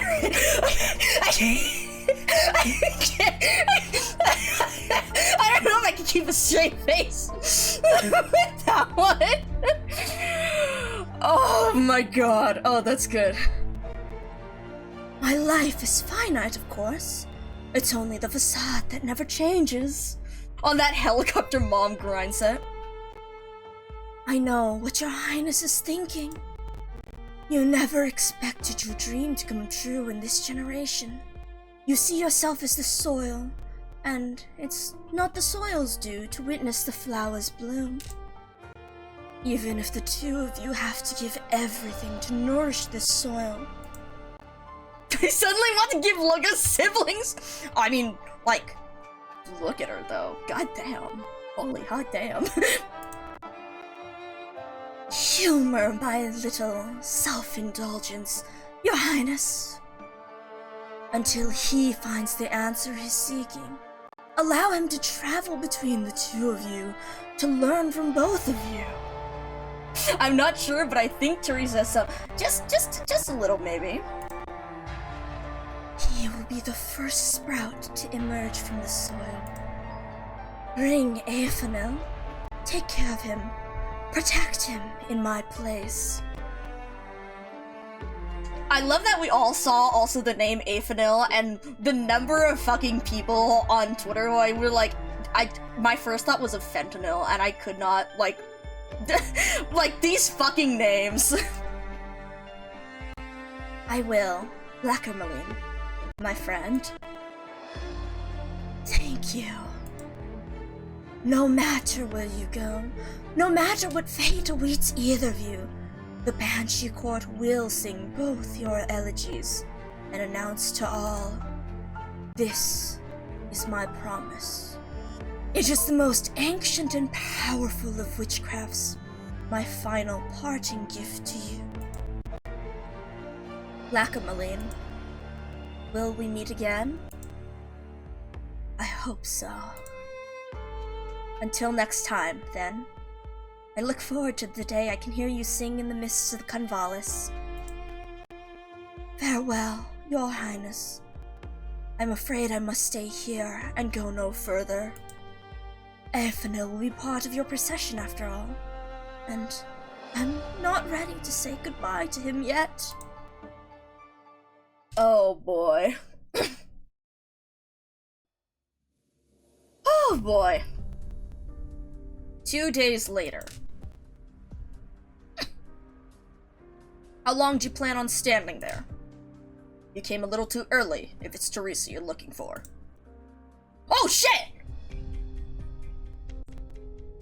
I didn't think you would have the courage to come to me, Ascalon. Why? Do you mean why wouldn't you have the courage to see me? Or why I banished Babel?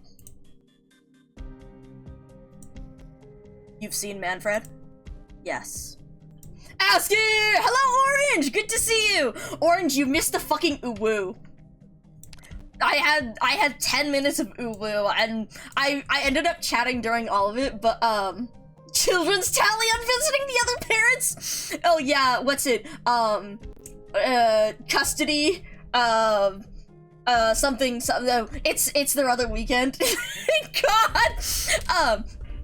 I have to say, Orange, you know how I was doing a certain very slow and gentle voice for Lackermelin? They were redeeming it while I was reading, and I was like, okay, I feel like because I ended up chatting with everyone too long, I ended up chatting over the time. But I was like, you guys deserve to hear at least one line of the Lackermelin woo. So I was like, I was still just like, oh god. The day he was born, I became wolf to age with time. I have preserved my appearance at the peak of my beauty. I wish to remain eternal in his memory. God, okay, anyways, I'm if someone redeems it, well, we'll get it back. I swear to God, no, someone needs to redeem it when we have fucking lines with Teresa's. When we have a good section of lines with Teresa's upcoming. We have some now. I don't know how long it is, though. Did you do it? Not all the way. Good.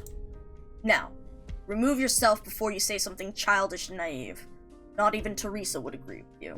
What a good day to have the ability to hear! Or you could choose to stay. You don't have to explain yourself. After all, you never formally joined BABEL. Her Highness needs someone to protect her. She is more powerful than you think. And I agree with you, even less, Master. Oh boy, Orange. Oh boy. I suppose I should take that as a no. You and Manfred are my best students, yet both of you have your fatal flaws. Your talents in combat are peerless, but what do you truly believe in? Your Highness, impatience. I said, what you truly believe in. Not me, nor Teresa. Whoa. You still don't know what you seek, do you? To protect? That's just empty, self-deceptive sentimentality. When you're unsure of your path, you merely project your motivations onto vague ideals. I've thought about it carefully. Perhaps. Then follow Teresa and protect her. Don't blindly adopt her ways. Think for yourself. Manfred found his answer long before you did. The next time we see each other... Never mind. Go, Ascalon. There is nothing else for us to talk about now. Ascalon falls to one knee, then turns into a mist that closes around Teresis. The mist trembles and disperses, leaving behind only a stone knife in Teresa's hand. He recalls the day that he snatched the blade from the child in the catastrophe. Oh, fuck. Oh no, is that a sad one? Oh boy. This is also very interesting, though, in choices. Again, we talked about teaching, like, critical thinking, analyzing. Awesome. Glad to... God, there's so many ops I want to eat, too. But, about choices and what people want, and about the will of the Sarkaz. About what each ordinary Sarkaz decides, and how it's not the ruler's decision, but them. But so then, what do you decide, Ascalon? Rather than just following, what do you decide? What is your actual choice? And that's also very interesting with Manfred found his answer long before you did, especially with what we were talking about, how Manfred kind of rides a line between, Teresa and Teresis, in that he's using more of Teresis's methods now, but he still is rather idealistic in the way Teresa is. And so, him following that path, not exactly following one or the other, is him, I think, also finding what does he believe in. Manfred found his answer long before you did. Survivor's guilt, grief, and forgiveness. Oh, fuck, that does sound like a good one. You were too cold to her, Teresis. It's a time of parting. You could have shared your mind with her. She has never been adept at expressing emotion. Something. Yeah, my favorite characters have a pattern, don't they? As her teacher, you're better than me at reaching the teenager side of her. God, that they say teenager side of her, too. She is young, I mean, because she was a kid, what was it? It was 26 years ago. But I guess with the Sarkaz aging, they do age slower. Do you really have no faith in her choice? She is welcome back at any time. Manfred remains too complacent in his training. He needs someone to challenge him. A goal to- I love that Teresis is really out here just like, no, we need the kids to fight. We need the kid, like, God, I need the fucking Gravity Falls baby fight scene. He's really out here just like, no, we're gonna pit the children against each other. Get fucked. Manfred remains too complacent in his training. It's really just like, damn. Yeah, So I think that also has to do with, like, Sarkaz aging and stuff. Especially, I mean, they do have, as Lackermaline said, a finite time, but being able to change her appearance. The children crave violence, Teresa! God. I'll tell her. I wish you would come back, too. So this, I understand. So this... We heard so much about the Sarkaz Civil War and about those different ideas, but so this is the break between it. It wasn't necessarily... I'm fascinated by the fact that it's not necessarily, it's not on bad terms, you know? It's because they're both willingly doing this, on the path to their ideals, because previously I know, like, especially early on, we suspected that it was, like, Teresa being king and Teresis trying to just usurp her, wanting the power for himself. But this is so much better. This is so good. It is not... God! The fucking payoff! The 4.5-year payoff! I know.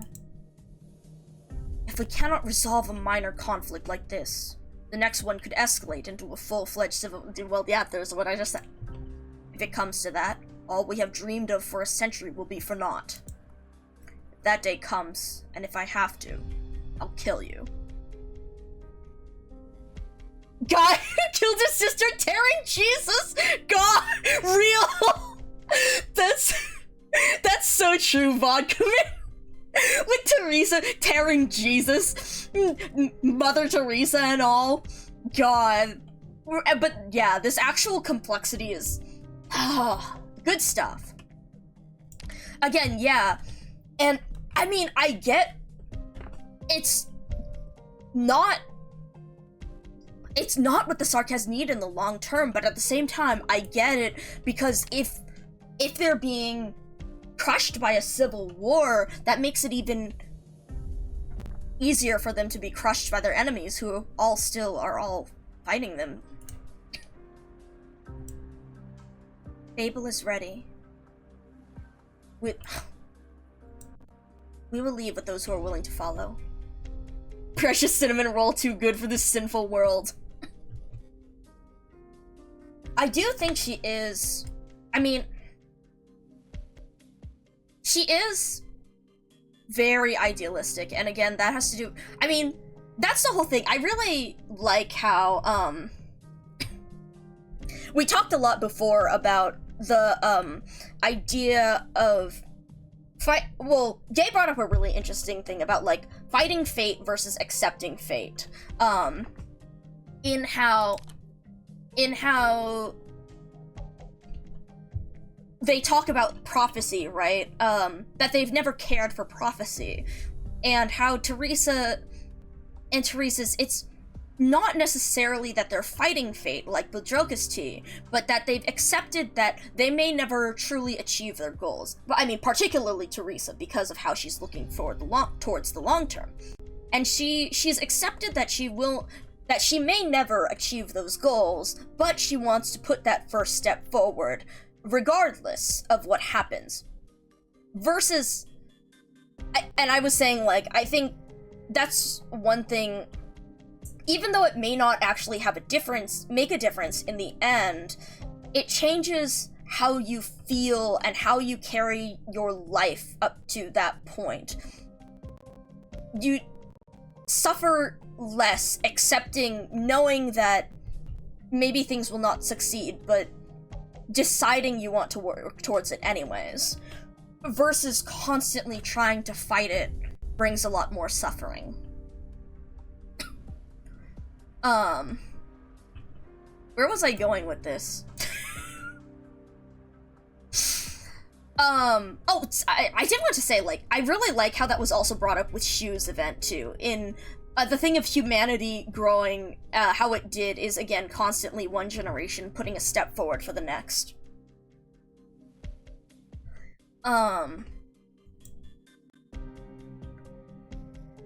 But yeah, I think, like, I get with, I liked it personally. Not like my favorite, but I really liked it. I am a lonesome and arrogant ferment no more, yeah! But yeah. Definitely, this is very interesting again in looking at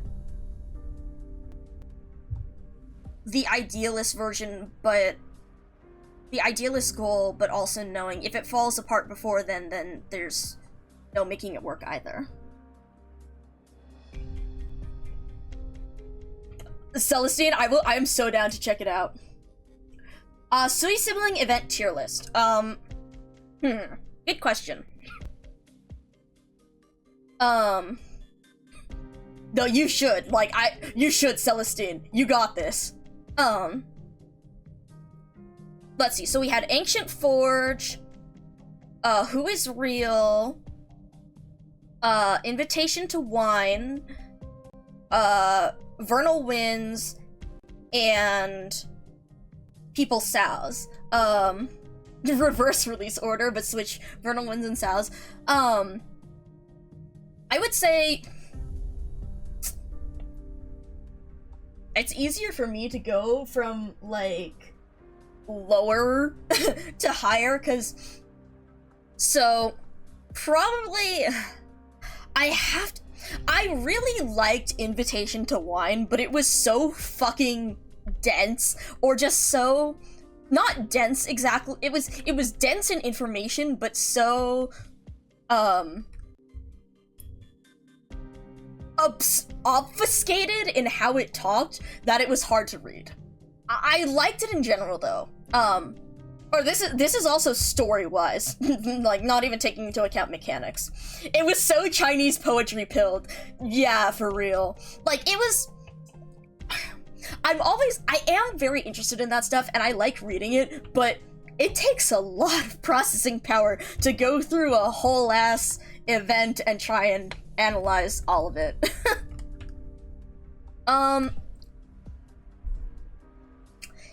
I would say Ancient Forge is next purely because of the simplicity of it, in that it didn't bring up as much interesting stuff as the rest. I did really like it for being a silly little jaunt, you know? A silly little movie. It's like reading a cliche monologue, except it's a whole event, yeah. It does, yeah. Having experience, knowing more about the Sui siblings helps with processing it, but it's still, like, it's a bit of a doozy. This isn't to say it's bad. I really actually do. I really like the event. I would say that's just, it goes the lowest on the list because it's the hardest to parse through.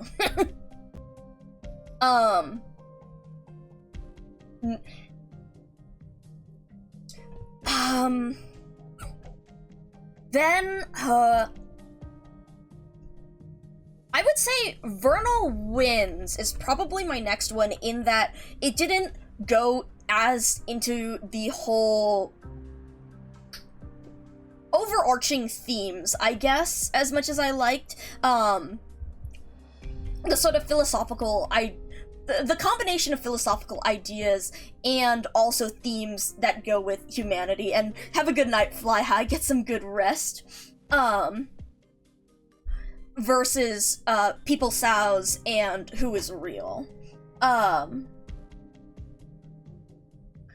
so, but I think it was a very exciting event. It was very straightforward, and I really liked reading it. The reason why it goes higher than the first two is just because I liked reading it. I liked the story, like, kind of idea, of Invitation to Wine more. It's just that it was hard to follow and stuff.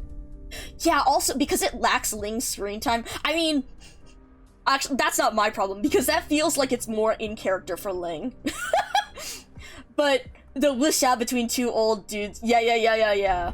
Because I really like Lee. It was very interesting. I just think, if I read it again nowadays, I would be a lot better. I think it would be a lot better.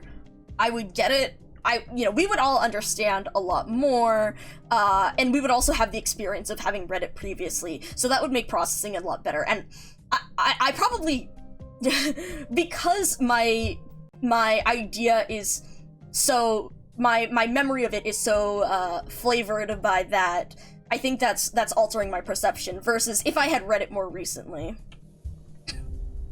Exactly, really tricky to follow without experience. But yeah, Verna Wins was about a sad, lonely old man who's really good at and his 4 lesbian associates. That's so true. That is so true. But yeah, so I would say, and then my top 2, I'm still deciding. Also, take care, John Koviak. Have a good rest. Take care. And I certainly am enjoying it. Who is Real? Who is Real?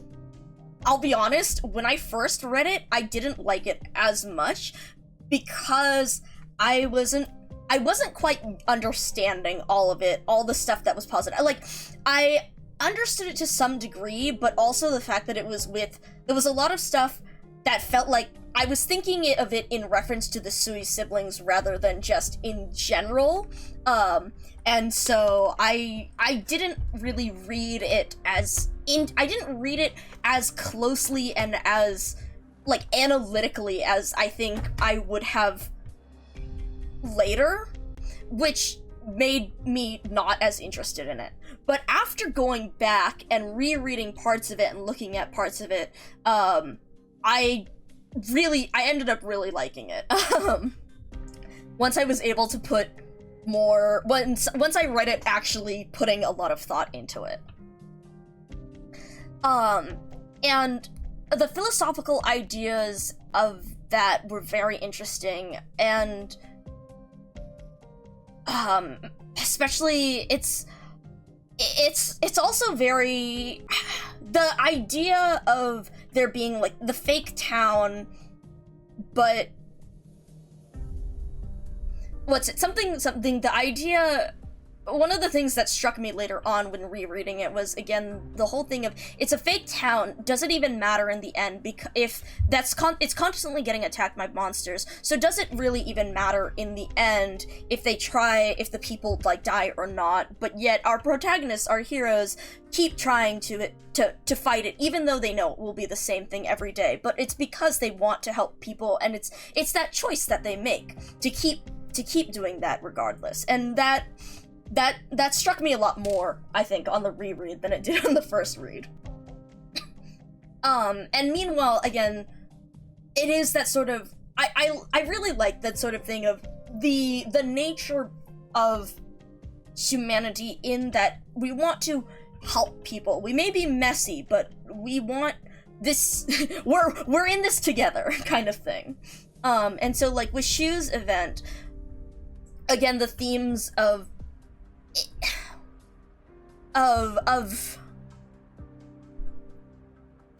Shu and Shenong's story, like, got to me. Shenong, in that, like, it's the whole thing, again, of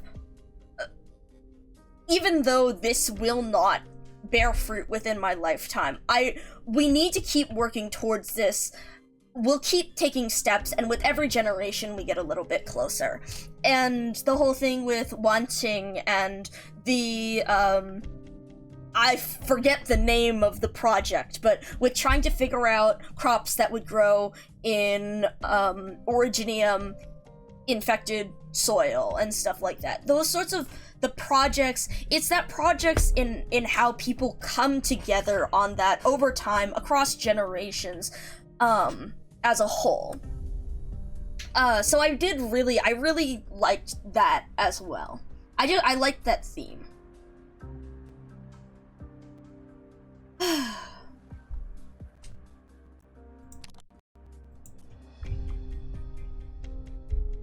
Babel is ready. We will leave with those who are willing to follow. You've always kept them close. Yes, because they need me. I need you, too. Hasdale needs its king. Teresis, our people have made their choice. The best course of action, for now at least, is for Babel to back down. I will continue to call the nourishing rain upon Kasdel, change the city's circumstances, and wait for hatred to subside. But you become the greatest threat to the searching dreamers in this long and painstaking process. I will destroy you.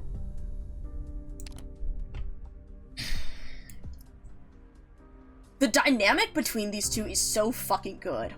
Holy shit, it's so good. One of the things that one of my favorite things is, again, the juxtaposition of different ideals. Two people, or two groups, like, fighting for one cause, but with different methods, and oh, this is good stuff.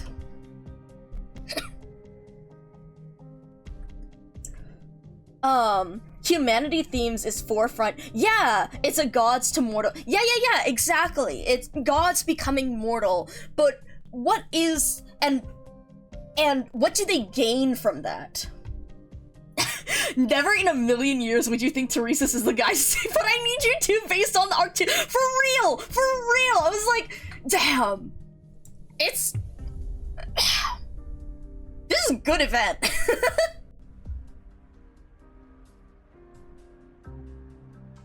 This is a good event. So be it. Or that he let out a fucking hee-hee! For real! Yeah, exactly! Mercenaries and royal court soldiers line the streets, holding back the restless crowd. Going hee-hee on the training scene! Yeah, lit exactly orange! For real! It was the King of Sarkaz who brought food and shelter. It was also the King of Sarkaz who allowed oppression and hatred to fester. Oh, not this fucking music! Oh, fuck you! The Babel procession stretches as far as the eye can see, past the barricades formed by lines of royal court soldiers, past the disdainful crowd. Teresa's walks toward the crowd and stands with them. He has left Teresa's side for the first time in 2 centuries. God damn. Yeah, I think it is, that's how I read it. It's more of a heh. Just a little but, God, the fact that they wrote it as hee-hee is so fucking good. Man. We all know what we must face. I hope this will not be the last time we stand together. Will that day be far? Not too far. Teresa joins the silent procession. Their farewell to the city is soundless. Their path is one of hope. Then, something occurs, enough to silence the restless onlookers and momentarily halt the procession. The cursing and crying cease. Every eye turns to a single, poignant scene. Oh shit?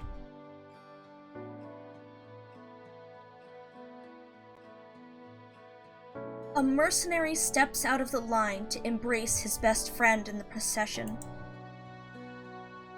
No one can hear the whispers exchanged between the two friends by the ruins of Babel, but all are willing to wait and give them their moment of farewell. Fuck. Shit. A farewell between the people in their city, and between two peoples of the same blood. A young Sarkaz, who has lost everyone he holds dear, walks in the procession without regret. He remembers walking the same path, leaving the city in search of his parents with his older companion many years ago. Dad, I believe that there has to be another way than war. Mom, I know you believed in Babel because you hoped for a different way to live. Goodbye, Mom. Dad. Goodbye, home. Oh, man. Ah, fuck. For Teresa's eyes only. I have heard of what happened in Kasdel and share your sense of loss. The city holds special meaning to us all. but Babel need not drift on the wastelands. For I have located the ship I previously mentioned in Rim Village, and yeah, we know who this is. The excavation went smoothly, and the ship's basic functions have been restored after 2 years of work. It will carry the hopes of Babel into the future. Please wait for me, Teresa. Yes, I did find it on the ship. A legacy that could bring upheaval to this land. Given its importance, I feel it is crucial to discuss this matter with you in person. With hope. Calcit. God damn! Wait, it keeps going? Okay, no. I was like, the fact that the skip button, Limit like, the stayed. enemy's choices, forcing them into unwitting traps. Shit, sorry about that. Loud. A familiar style. Oh, man. Oh, God. Thanks, You really Ascalon. don't remember anything? I had the music up for those. Sooner or later, For that. you'll have Oh, to God. face yourself. So think carefully. Power Bear over in God Queen. mind, this time. Can you I'm go to the ready to event correct lobby your page from the main mistakes. menu? Sure. Oh, like the like looking at the thing. Hold on. Actually, I can do you image. Yes, this one. I took a screenshot of it last stream because I was like, I need to look at this.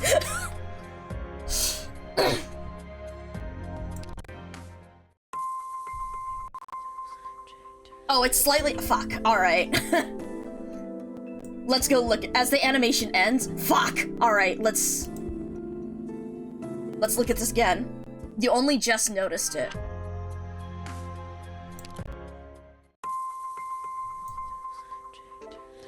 Did I get? No, I did not.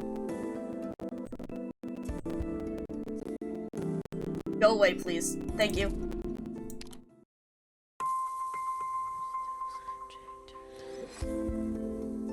Wait. Hold on, guys. Wait. I need to... Did I hear...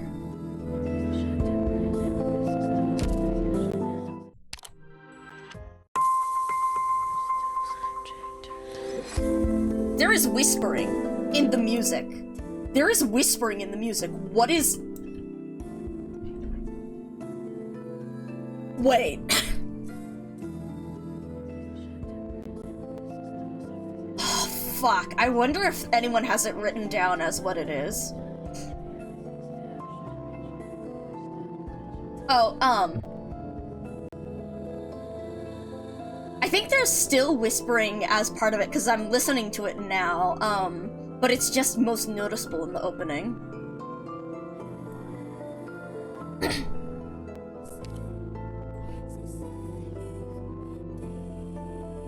Actually, I did want to look at... Okay, I was wondering if it made the Babel, I was wondering if it animated, like, the Babel Tower first, and actually animated it peeling off, but no, it just reveals it slowly. Oh god! There's more! Alright. Awakening in exhaustion. Things have not gone according to plan. Celestine... Wait, sorry. Okay, wait, hold on.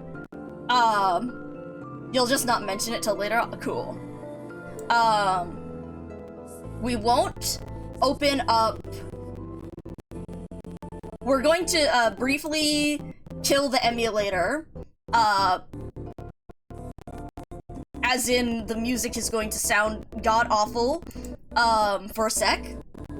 Because, I don't want to click through the whole thing because it will take longer to read, but, you may have mentioned something that I, will never fail to, that I will never fail to show everyone who comes into this stream. Oh god, it's so crunchy. Hold on. Oh, that's really crunchy. Yeah, Firefox is loading right now. It is not happy.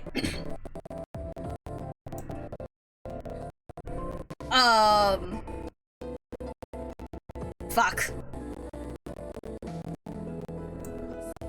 Let me check out. I think this is a let me look at this. Fuck. Crop pad? Oh god, it's getting so bad right now. Yeah, Joel, but my windows, yeah. Alright, let me go there let me set that real quick. Because Celestine, so I cannot, I don't want to go through, like, the whole thing, because, but you asked about Federico's favorite color, and, like, oh boy, this entire fucking operator record is, as we've read it a bunch of times, but like just as a quick recap, yeah, the date, yes, the date. I'm not over this. I'm still not over. I don't think I will ever be over this one. But yeah, with, again, thinking about, like, colors and trying to analyze colors and what colors mean to people, and the fact that Closure fucking said Closure is out here trying to wingman, it's like sending us onto the thing to see the art show with him, and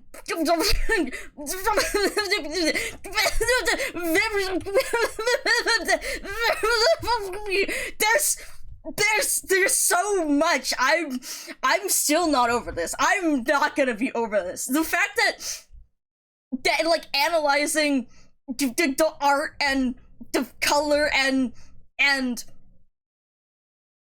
trying to, and he's smiling, god, there's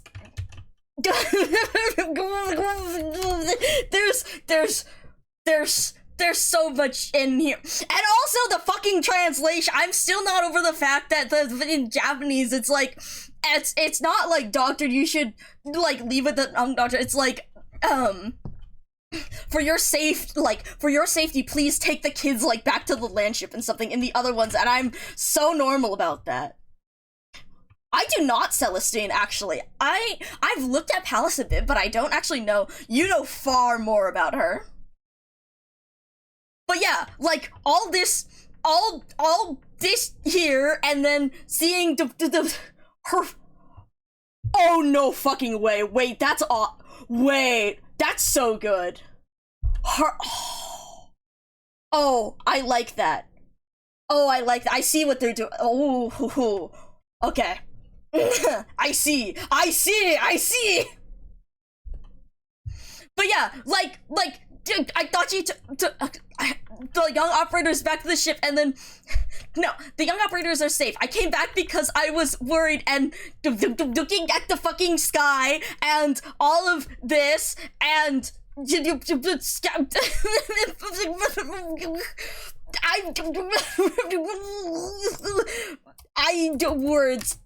words are not, this entire time I think I actually saved a fucking highlight of when I first read this, because I went so fucking bonkers in fucking yonkers.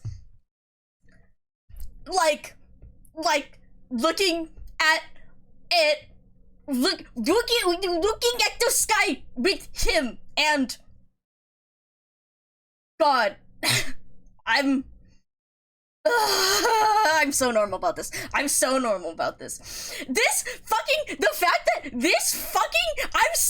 over the fucking options that they gave us here. Like, are you fucking kidding me?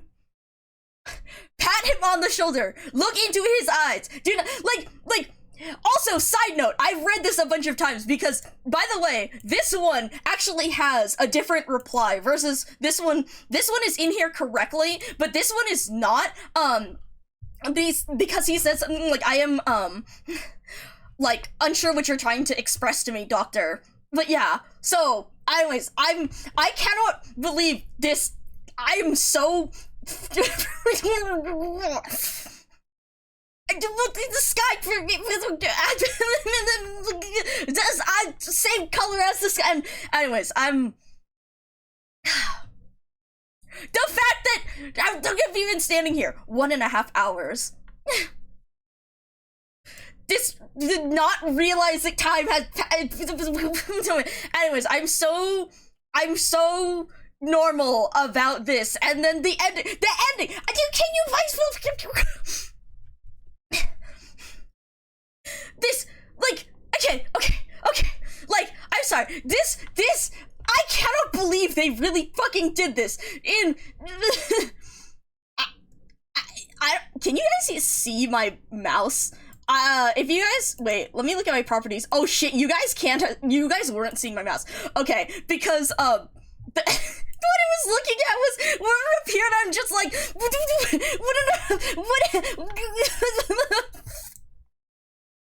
But this, like, okay, this bit at the end, just. Thank you, Doctor. I request my leave if there are no other missions. See you later, Federico. I look forward to our next meeting. I've got it, Doctor. What? Tell me more. Your jacket is navy blue. And he's fucking smiling here?! What? See you later, Doctor.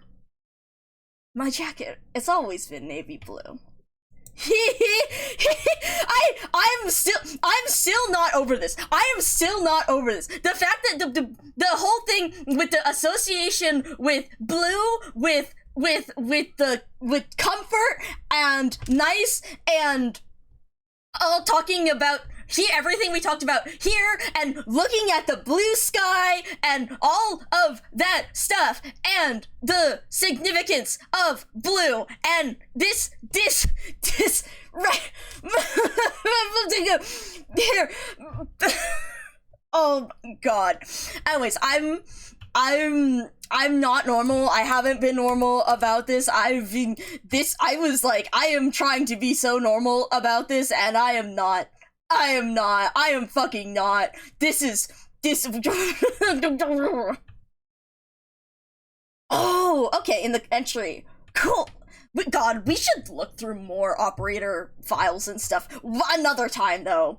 This is an exception. This is an exception because this is.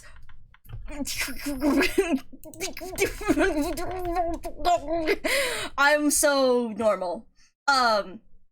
I can't believe this is real. It's been a little less than 6 months, and I still can't believe this is real. I can't believe they wrote this. I cannot believe they gave us an actual they gave us these fucking options. Anyways, yeah. So that was our executor tangent for today. Although I'm sure if anyone asks stuff, I will be eager to say more. Okay, back to music and emulator. Okay, now that Firefox is closed, the emulator should be running a lot more smoothly. I just had to take that moment, yep. Oh god.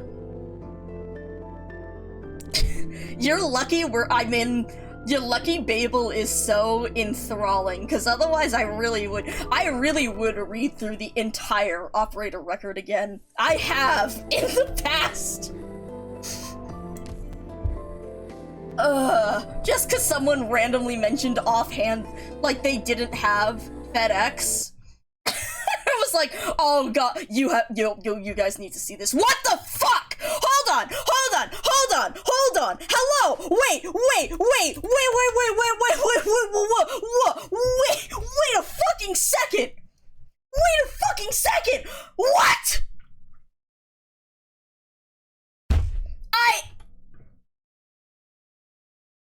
What?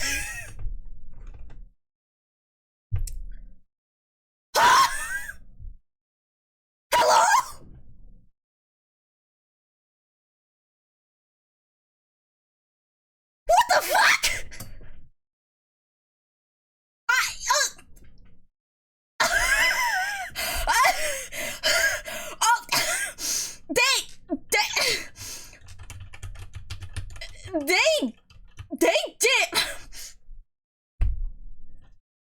Jesus fuck! They didn't. What the? When I said they came out swinging on this event, holy shit! I didn't know. You show up?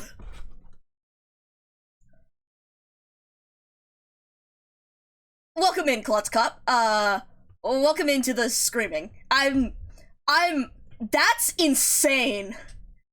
What the fuck?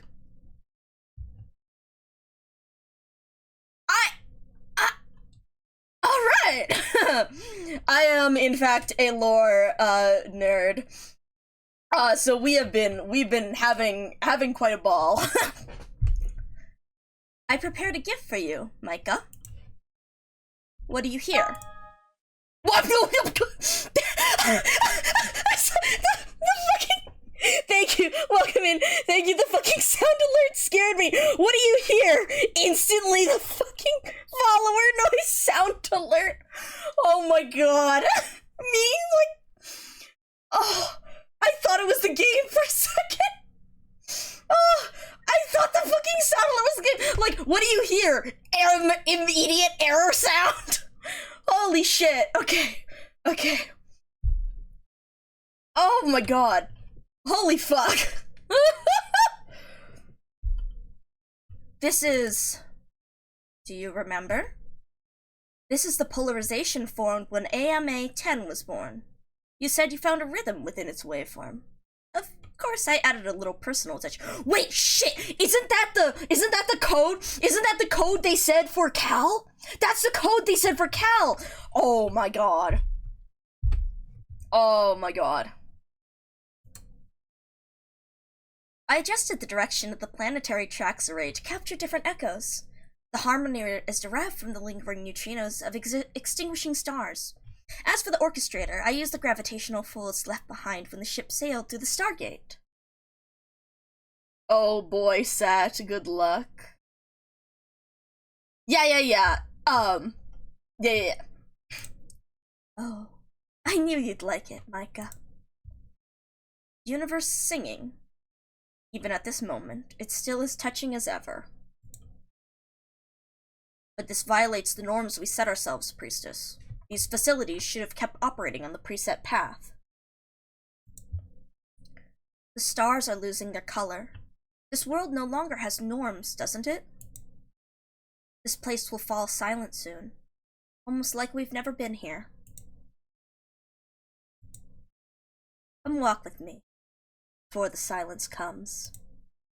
I hope we'll get to see this world's future with our own eyes together, Micah.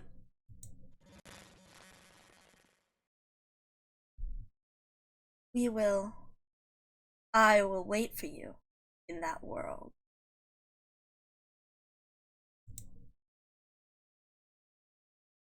What the fuck, y'all? What the fuck? What the fuck?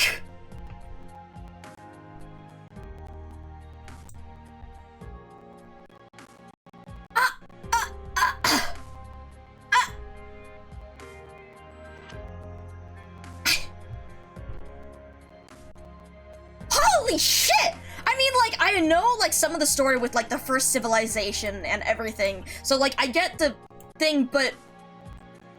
What the fuck?!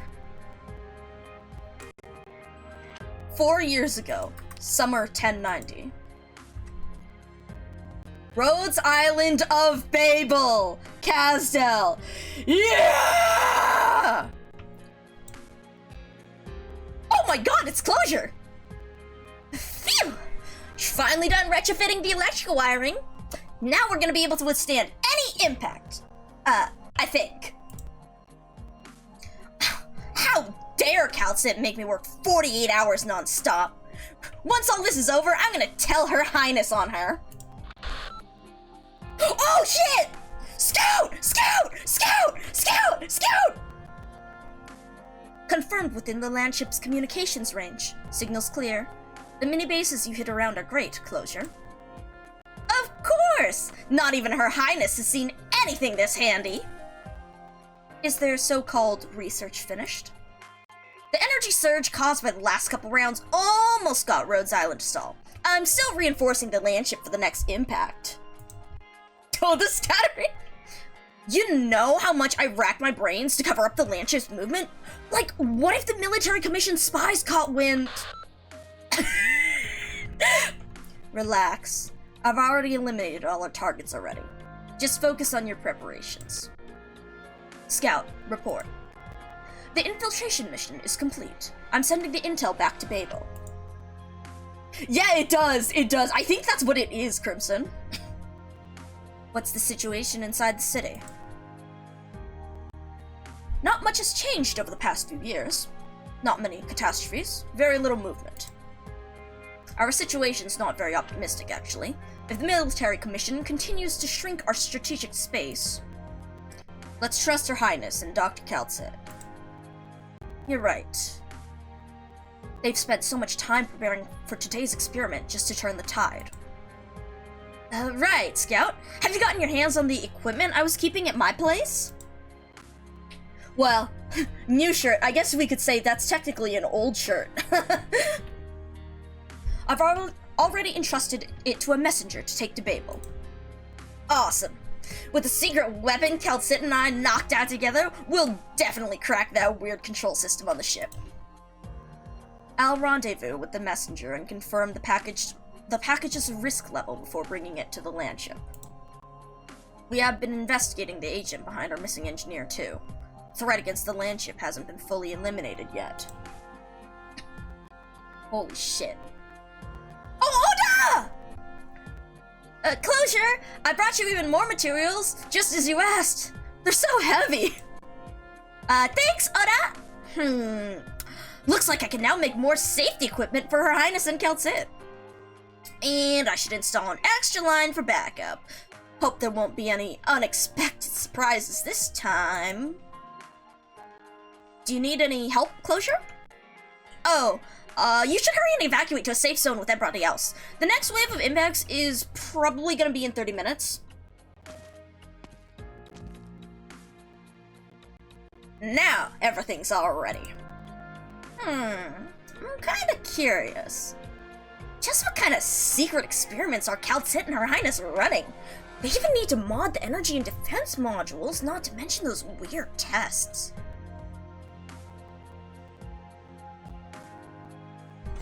Oh fuck. Oh fuck! Why did that lag? Bro, chill. There is no one with a better understanding of Originium. You want to solve the suffering caused by Originium. There is no better candidate for the job. The news you bring is always so surprising, even for the King of Sarkaz. Are those devices really still working? Are you confident about the resurrection? The what? I have a... So, even though I haven't read chapter 12 and chapter 13, but I do know a little thing. I do know a bit of a thing about Kaltsit, so... The vast majority of life forms on Terra can't resist corrosion that spans such a long stretch of time. The Terra we see today is no doubt a miracle. And so are you, Teresa. Oh boy. But in the past, the whole solar system revolving around the sun was insignificant in their eyes. You seem a little tense, and also a little anxious and nervous.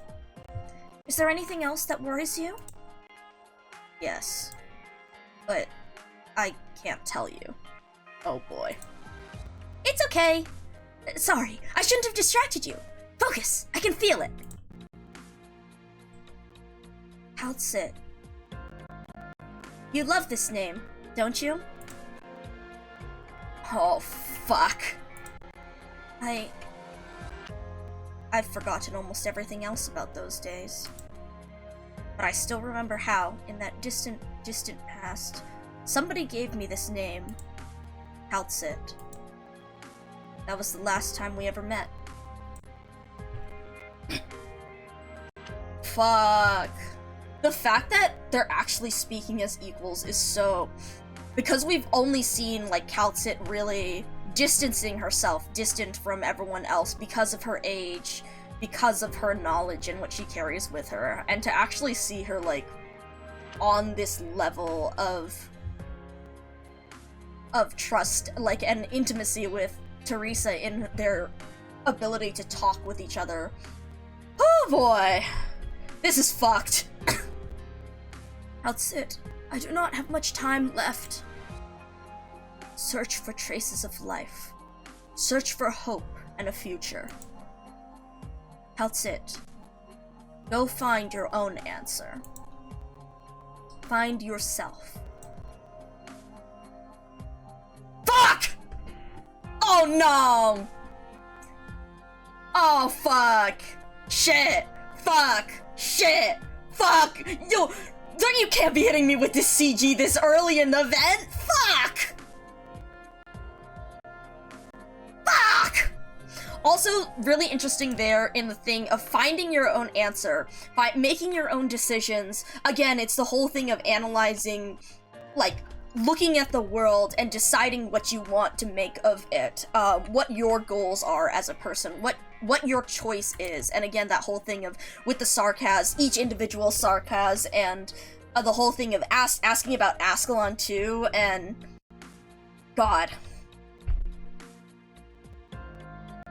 Then, why hesitate? I know what you mean. It's just... I've had a premonition, worry, or perhaps a conjecture. At the starting point of this land, at a certain point in time when life had only started budding, something that can never be reversed happened here. I don't know what it is. If it's someone that even Dr. Kaltsit can put her full faith in, then I'm not one bit worried. Starting point of this land. A certain point in time when life had only started budding. Something that can never be reversed. Starting point... Besides, considering how cautious you are, the safety measures that you prepared well ahead of time have never allowed me to worry. I'm sorry to say this, Teresa. This alone, no matter how many contingency measures I prepare, I still can't confidently say anything is conclusive. Teresa, I can't guarantee that I will always make the most rational decision. Aw, fuck. This time, I want to believe. Then do what you want to. I'll be here. With you. Fuck, dude. Fuck. Oh, fuck! Kaltsit's hand touches the door that has stood silently still for a cryptically long stretch of time. A new wave of tremors reaches Rhodes Island. The door loosens.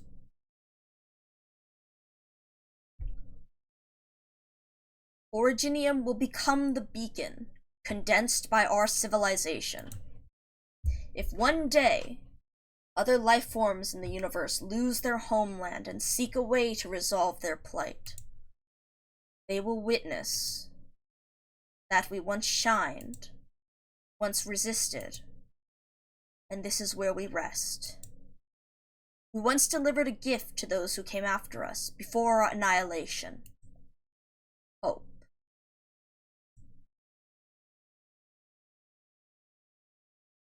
Holy shit! Oh my god! Oh my god! This place... Is it time already? Not this fucking music! No!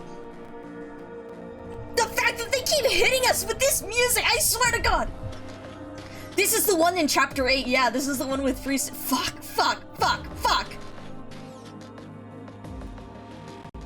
Is it time already?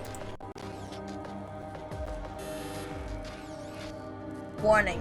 Unknown power activated. Warning. PRTS access detected. Warning. PRTS access reset complete. Administrator permissions confirmed. All communication module channels open. Communications receiver module overclocking procedure completed. Search. Preserver. No signal. Holy shit.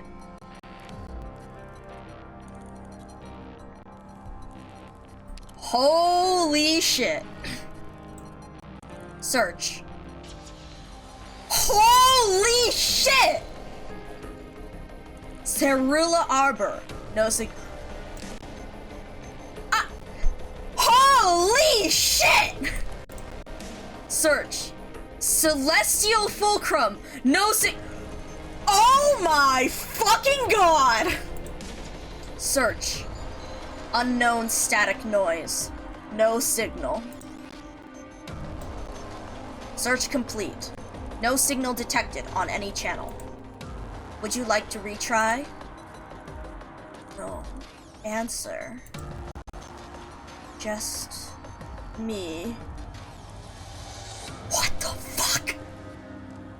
How long has it been? Searching progress logs. Latest update. 4,755,954 days ago. Holy fuck. Holy fuck. Holy fuck. Abnormal vital signs detected. Loading restoration module. Restoring. Did I wake up too early? Or too late? What stage has Originium reached? Searching Originium inspection history data. No response. Originium inspection module is disconnected. Holy fuck. Holy fuck. Terra. Oh my god. Why save all these redundant information? This isn't recorded in the database. A new language? New civilization is born? It's just me. What about her? Priestess? I can answer your question. I saved those data in PRTS in advance. You? A hint of unfamiliarity, perplexity, and vigilance flashed in the eyes of the person stuck in the past. Calcit senses it from the glare of the person in the sarcophagus. Likewise, Teresa senses Calcit's nervousness. Wait.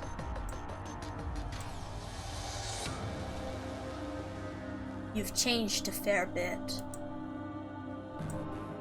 The person inside the sarcophagus feels like they have just woken up from a short dream. The life form that bid them farewell prior to sleep is still here, by their side.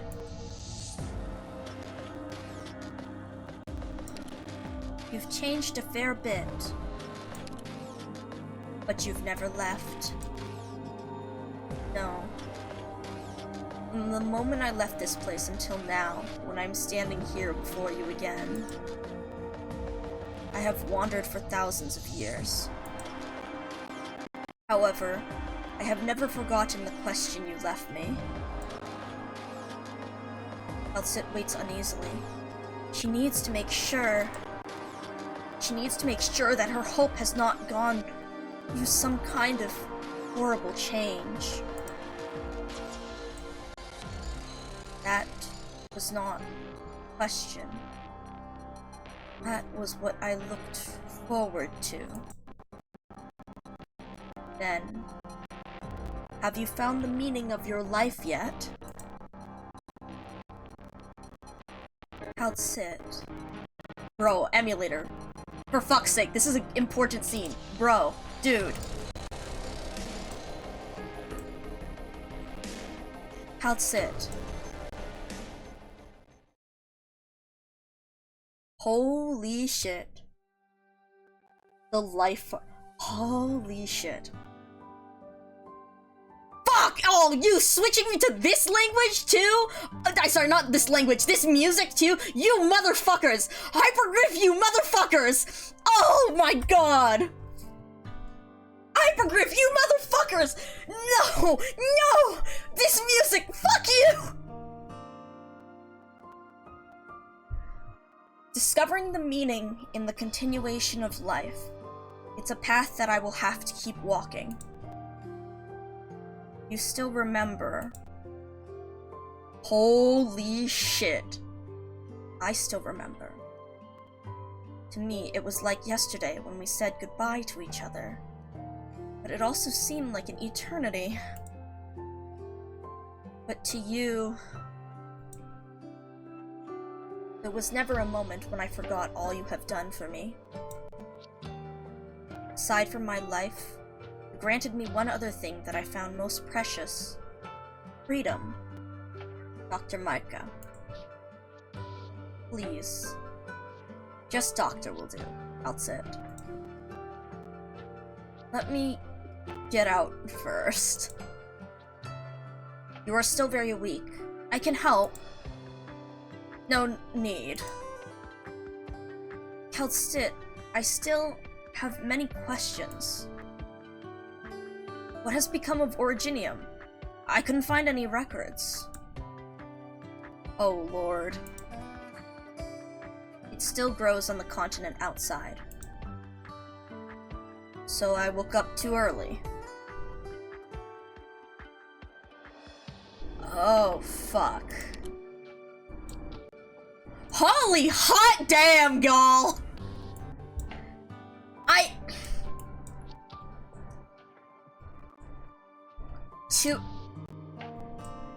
Jesus fucking Christ!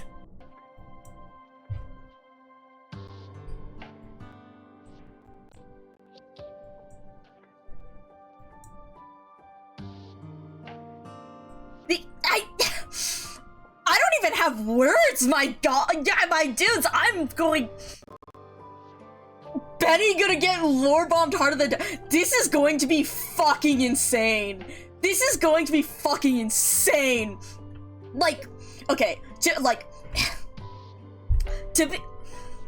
I feel like it's like both good and bad because I've had 4.5 years of build up to this. 4.5 years, like, slowly pulling this out, word by word, line by line. So I've been, like, we've been waiting a lot longer, so we've had a lot more time for the hype. But also, it means that because I was in a, I mean, you've heard me reading through this, and I was in a big, like, theory crafting community. So we had a lot of predictions, so this is, like,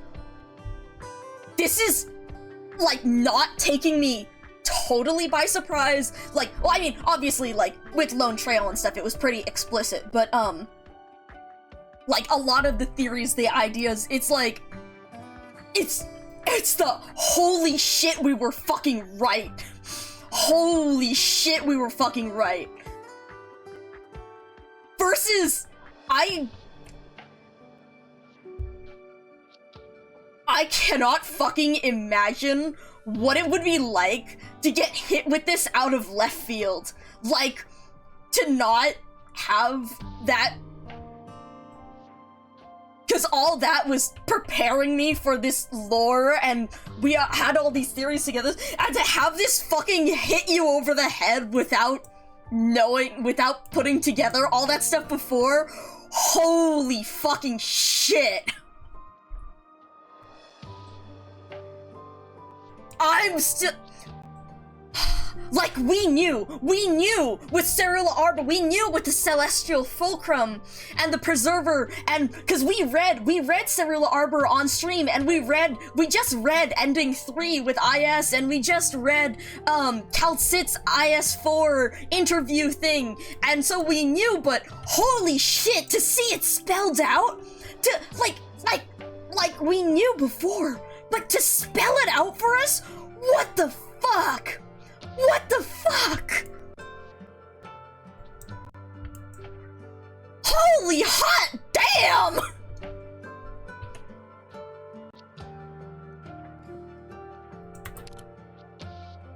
This is insane! This is insane! You've suffered, Calcit. I can tell from your eyes. You woke me up because you need my help? Yes. We need your help. I see. That devil? I can see from your friend behind you that not only has Originium found an unexpected way to exist, she also possesses... yes. Civilite Eterna. Like, we knew and all that, but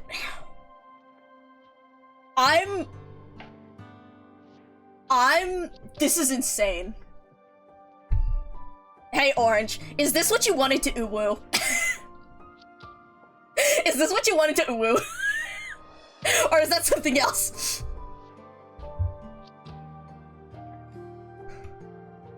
Holy fuck. Orange, holy fuck. Like... I know, right? To just see Civilite Eterna? Like, Jesus Christ. To just... like, yeah. It's just right there. Holy fuck. The course of this civilization is very complicated. What's her name? Does their civilization have anything like that used to refer to individuals? Teresa. Teresa. The awakened one walks up to Teresa and holds out two arms, showing the palms of those hands. Holy fucking shit. Exactly, Orange! Exactly! Orange, I fucking saw that and was like, no fucking way! Holy fuck! Teresa extends her hands to lightly hold the hands of the one from the past. The doctor feels warmth. Yes, Teresa. This is the moment two civilizations make contact with one another. Yet Teresa can see sadness in the eyes of this doctor from eras long gone. She feels no warmth from the hands she is holding. Originium and you, together. You speak our language? I learned from records. Not hard. Unbelievable! I was thinking about learning your language. Calcit said... My world is lost. Languages of the past should stay in the past. I am curious about your kind. You found and even entered Civilite Eterna. I want to ask you everything about your civilization. That's the only way I can find traces of my world, the world of the past.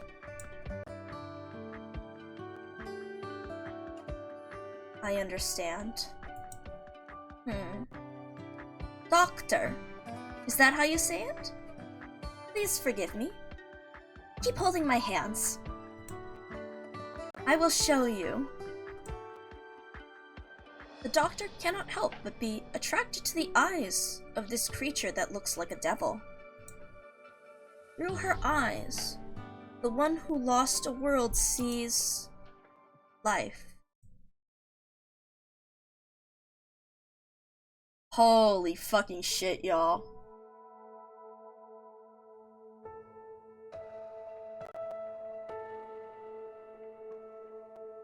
I am reading chat, by the way. I'm just like, I need to read this and fucking digest because holy shit. Civilization is born from the instinct of living beings. It's survival of the fittest. Natural selection. This is how the cycle of life is formed. I'm sorry, I immediately thought of fucking Harold. I heard the bird and beast sound and all I could think of was fucking Harold. God damn it.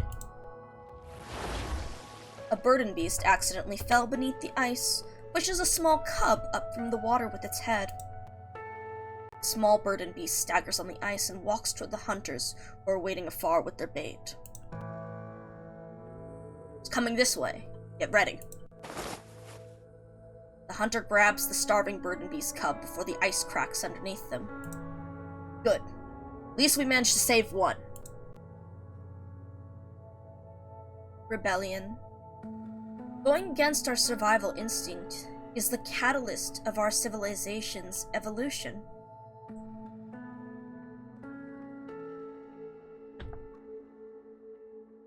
And curiosity.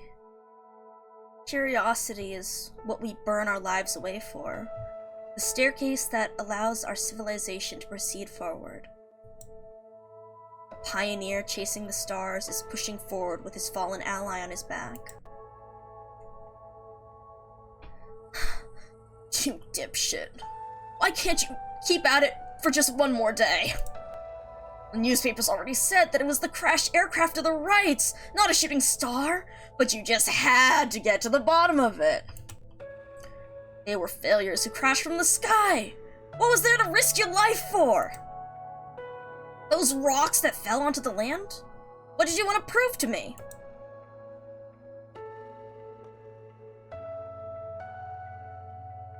I, too, once saw within the black crown the sun getting engulfed, with darkness shrouding the whole continent. But even in its darkest hour, there were still those who tried to light up the night.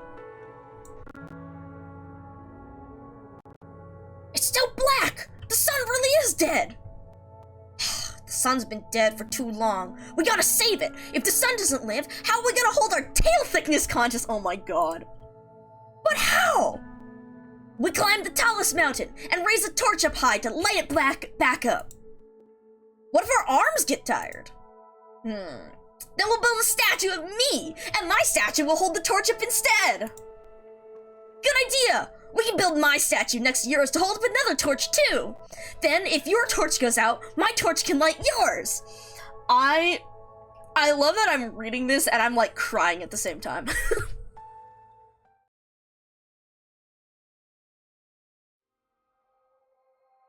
With fire comes light, and it is light that guides us toward hope. They did fucking top notch with the music. Holy shit. After having this music ingrained into me for the past 4.5 years, holy fuck. The number of things the number of memories, of moments each song brings up, and feeling those all in tandem with what's happening now. Fuck, dude. And my kin see death as a different interpretation of hope. After your body's destruction, to become one with the city within the soul furnace flames is an honor bestowed only on those who are most respected. They will grow as originium crystals and become one with Casdell. The newborn will grow among the fluttering dust and continue their march forward with hardships in tow amid the chorus of the myriad souls. Progress mixed with ignorance. The cycle continues and repeats over and over. So beautiful. So nostalgic. You're kind. Terra seems to have gotten back on the right track and achieving an enlightenment. How is ignorance defined? And how do we prove the progress of enlightenment? The way I see it, all of this is part of our civilization.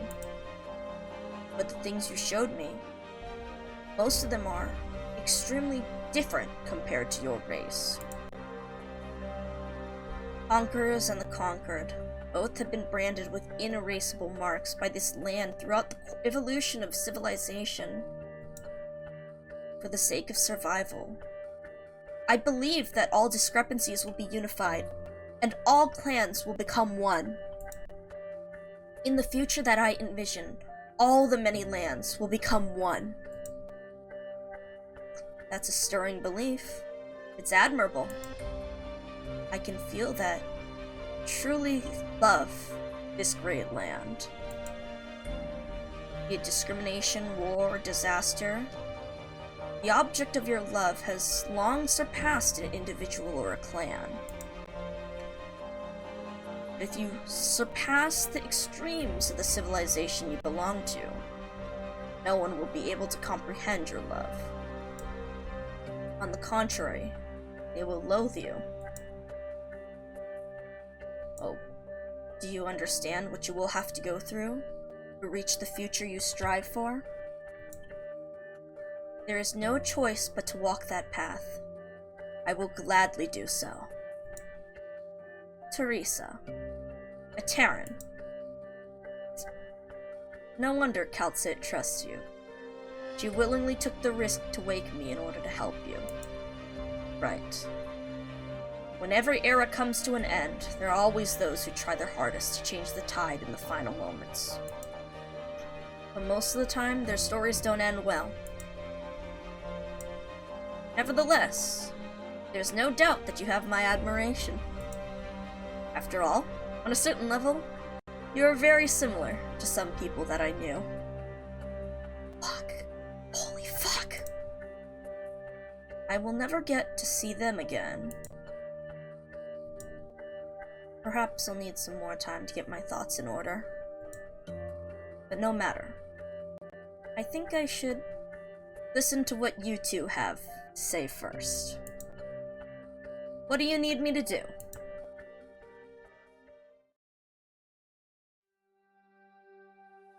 Okay, we'll use that as a brief, like, stop breaking point, because holy fucking shit!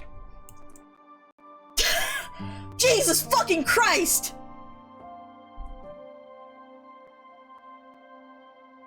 Holy fucking shit! Jesus, holy bajam guacam fucking moly, this is insane! What the fuck? I mean, like, this is insane because we were right to state-mandated break from the lore bombing, for real. I was, like, waiting for a moment where I could, like, take a breather. Holy smokes! Holy fucking smokes! But yeah, the 13,000 years, Kal'tsit as the life form, that is wild too. Also, like, the phrasing of it about, like, the life form, it really fucking drives home the how separate you, how different, how separate, how you are so alien to this. Oh, bang, you arrived at the best fucking time. Holy shit. Yo, Benny Lorebone, wildly mind-blowing if you got me. Yeah, holy shit. Like, I was looking at some of the stuff on the Terra, on the lore book, so I know, like, a little bit about Civilite Eterna and the memories and stuff, and about how that works, but, like, and I was digging through translations of the lore book, which Orange actually owns, by the way. They were sending me pictures of it. It's so cool. It's so cool. But yeah, didn't expect the Doctor to just be able to see yeah, like, what? And then, yeah, the presentation was incredible. Oh my god, the music, and then the door and the light, insane, insane! No, there's not an English version. They have the Chinese version, looking through, trying to translate it, and I've been looking through, different, like, translations from people. My king! 5 trillion LMGs a cat! For real, Teresa, holy shit. We need a Micah curse counter. I wonder if I can do something with that with my closed captions. Like, it won't pick up all the fuck and whatever, but it would be funny. It would be funny. That would be a massive fucking number. Dangerous wife in history versus dangerous wife of today. Yeah, the presentation, it's nothing fancy, but it's enough to really make it shine. Orange, you say, imagine if the Doctor is an AI. With what I knew, I was, like, with what we knew and with, like, the Preserver and stuff, what's it? I don't exactly have a Doc Sona. I like looking at other people's, but I've been like, it's just,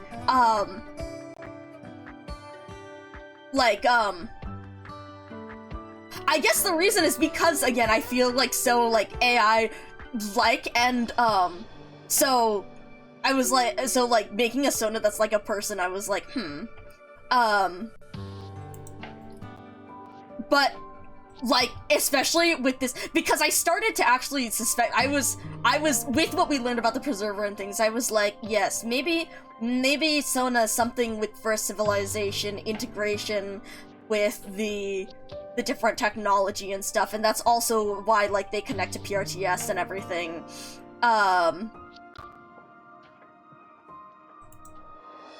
But yeah, so, holy shit, with that language, yeah, holy hot damn. Yeah, Teresa's eyes. The fucking burden beast. The croc is so good. But yeah, oh yeah, so the English version. I was debating buying the...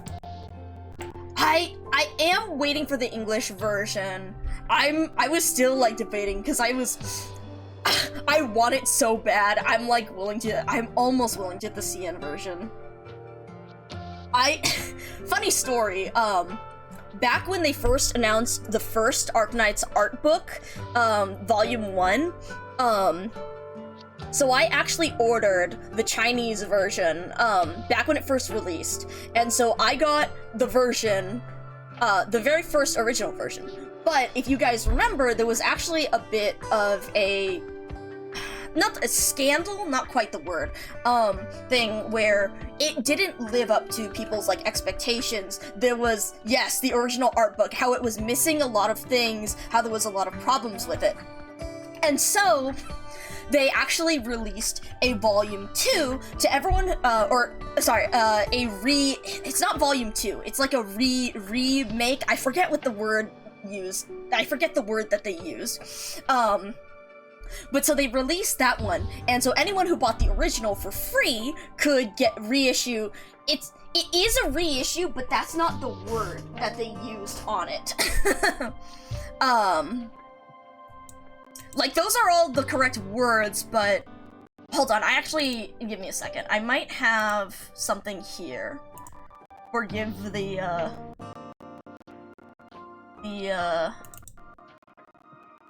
Reset! It was called Arknight Official Artworks Volume 1 Reset. Yes. So it was called the Reset version. And so that was released for free to people who had originally ordered the first one, just you had to pay shipping. So I got my original, and then the proxy service that I had actually used to sell it, contacted all the people who had bought it with that offer. So I got the revision, so I had that shipped over, and I actually got the reset version. So then I had 2 of them. And then they released it in English. And funny enough, a friend of mine fucking saw and knew I liked Arknights, and they ordered me the fucking English version. So I have all 3 of the original Volume 1. Chinese original, Chinese reset, and then English version.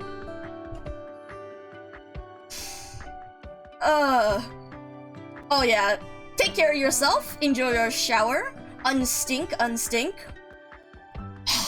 But yeah, so going over all this stuff. Holy shit. So again, I'm curious, again saying, so we woke up rank. We woke up early, so we were supposed to end up like that pink dude. Yes, for sure.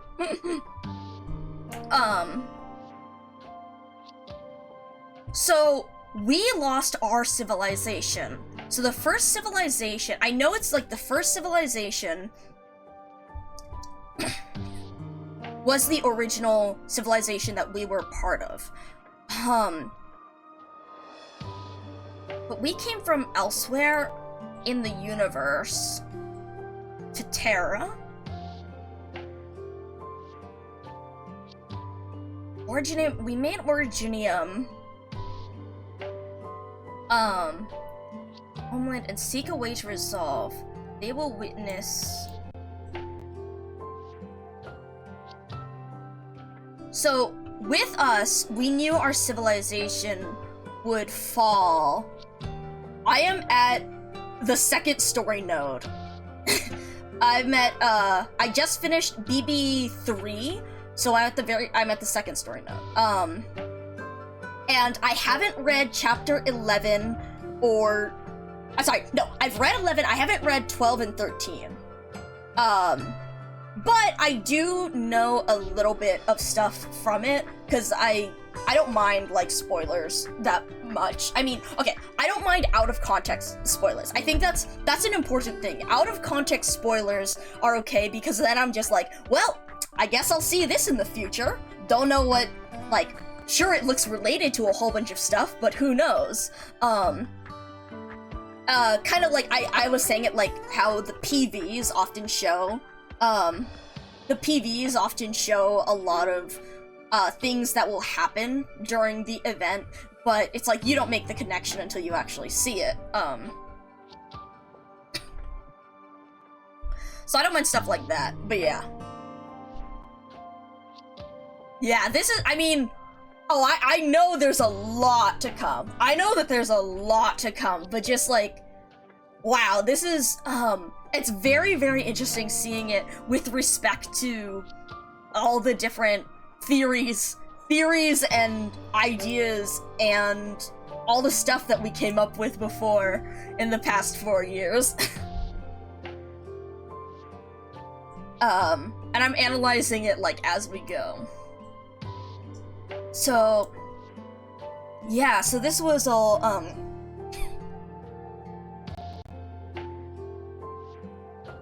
yeah, I mean, again, so I may or may not know of a few things with respect to those chapters, but for the most part, I don't have any, I've been trying to keep them out of context. But yeah, so holy shit. Preserver. I'm still not over the fact that they're mentioning Preserver Cerula Celestial. Also, that's the name of it, Celestial Fulcrum. I assumed the Celestial Fulcrum, that would make sense for it to be the IS-4 one. God. Holy shit. 4 months, yeah, right, 7 days ago. So you saw that was 13,000 years, right, by your calculations. Thank you for that chat, by the way.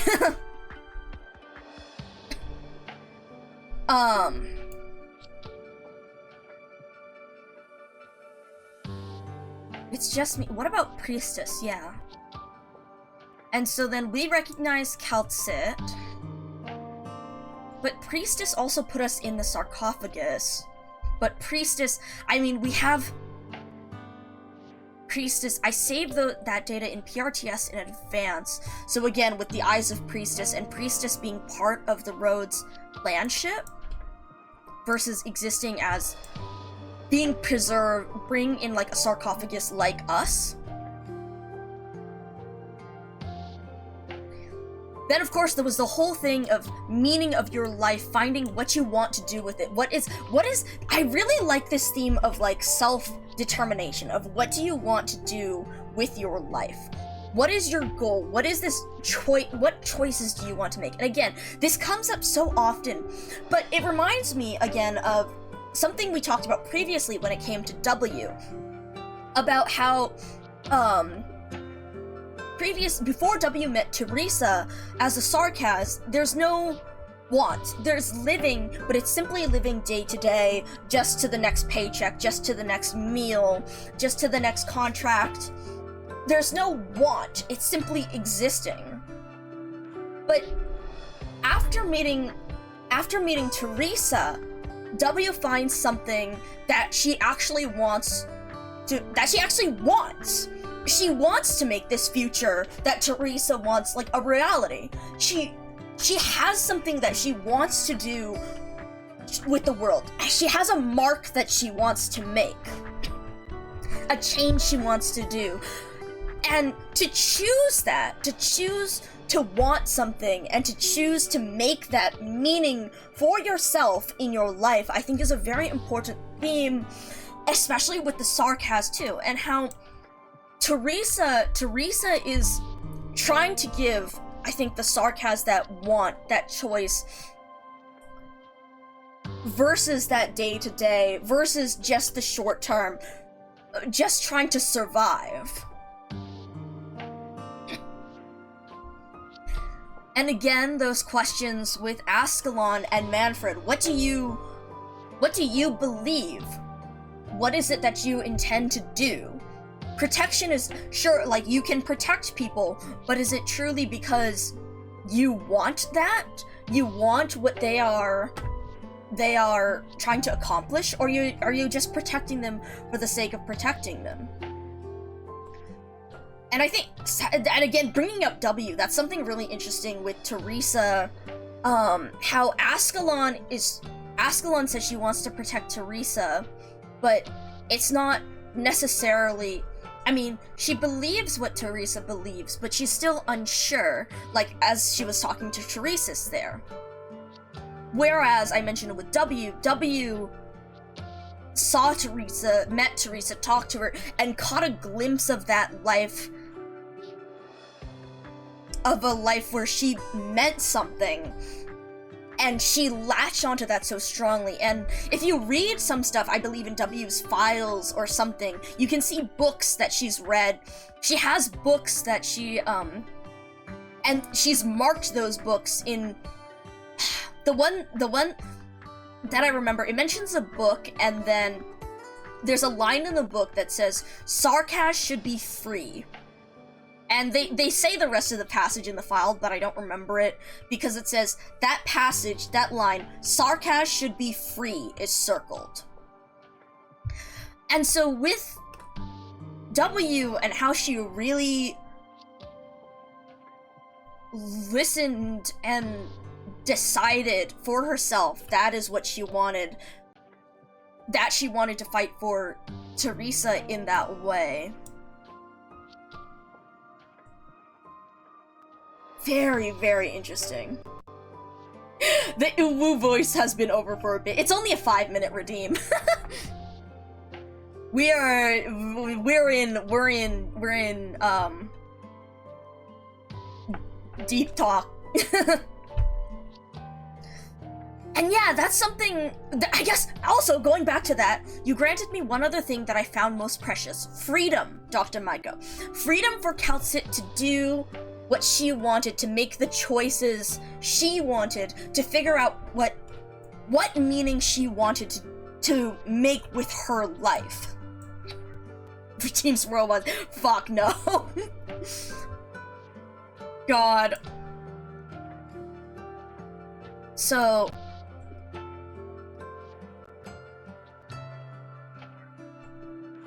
this is... and then this bit. This is so interesting because...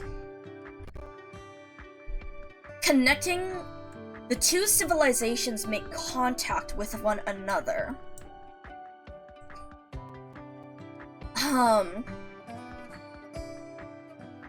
And the way she describes civilization.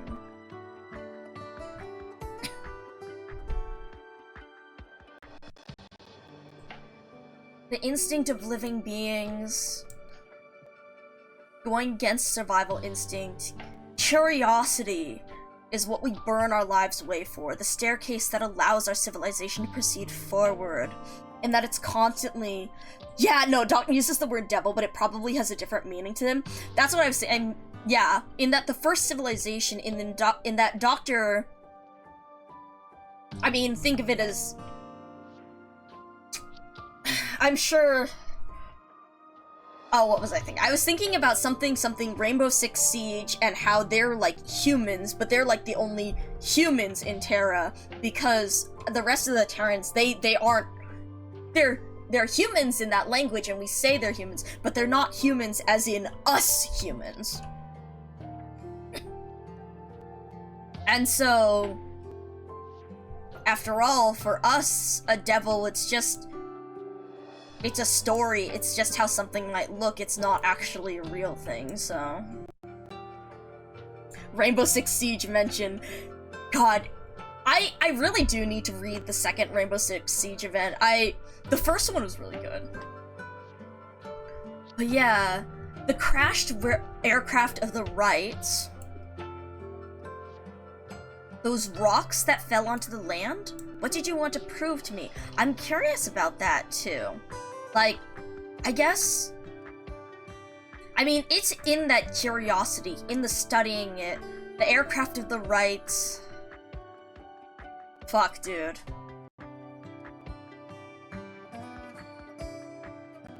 In... the stuff with, like, the star pod. This bit, I'm not gonna lie, the Crocs, they're so silly, but I was fucking tearing up. I was tearing up right there. Because that's what it's about, you know? Even in its darkest hour, there were still those who tried to light up the night. This, I'm like tearing up at this right fucking now, because this is what gets to me about, this is the kind of stories, seeing it written like this, in that, yes, Terra is an absolute fucking hellhole. Terra is horrible. There is so much wrong. There is so much oppression. There is so much danger. The catastrophes and everything, they will fuck you over. But in that, there are still people fighting for each other, and that's the whole spirit of it, right? Because, yes, things will be difficult. There will people who... there will be... the world is fighting against it. Against us. There will be people who aren't good either, but there will always be those people who try and move forward. Even if they fail, even if they're doing something as silly as climb the tallest mountain, raise a torch up high to light the sun back up. It's that people have hope and that they want to keep going.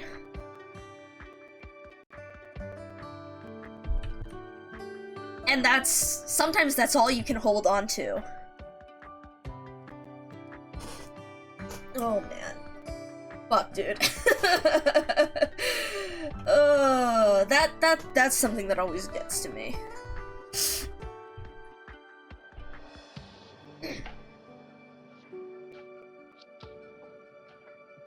And that's... my kin see death as a different interpretation of hope.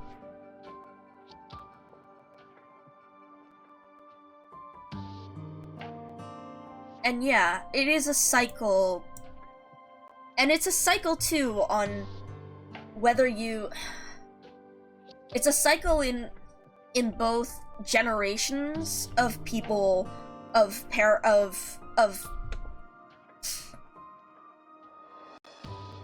each generation working towards the next. But also a cycle in that sometimes you will not be successful. The bad does come, people will die, but again, it cycles through to keep going, to keep continuing. Oh, fuck. I have a lot more to think and write on how to phrase this, but oh shit, dude.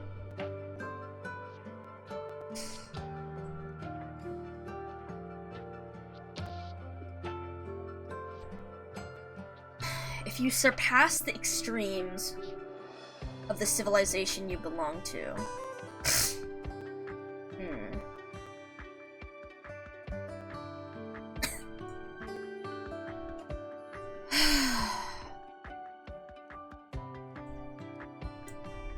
oh man, okay. Holy shit. That was...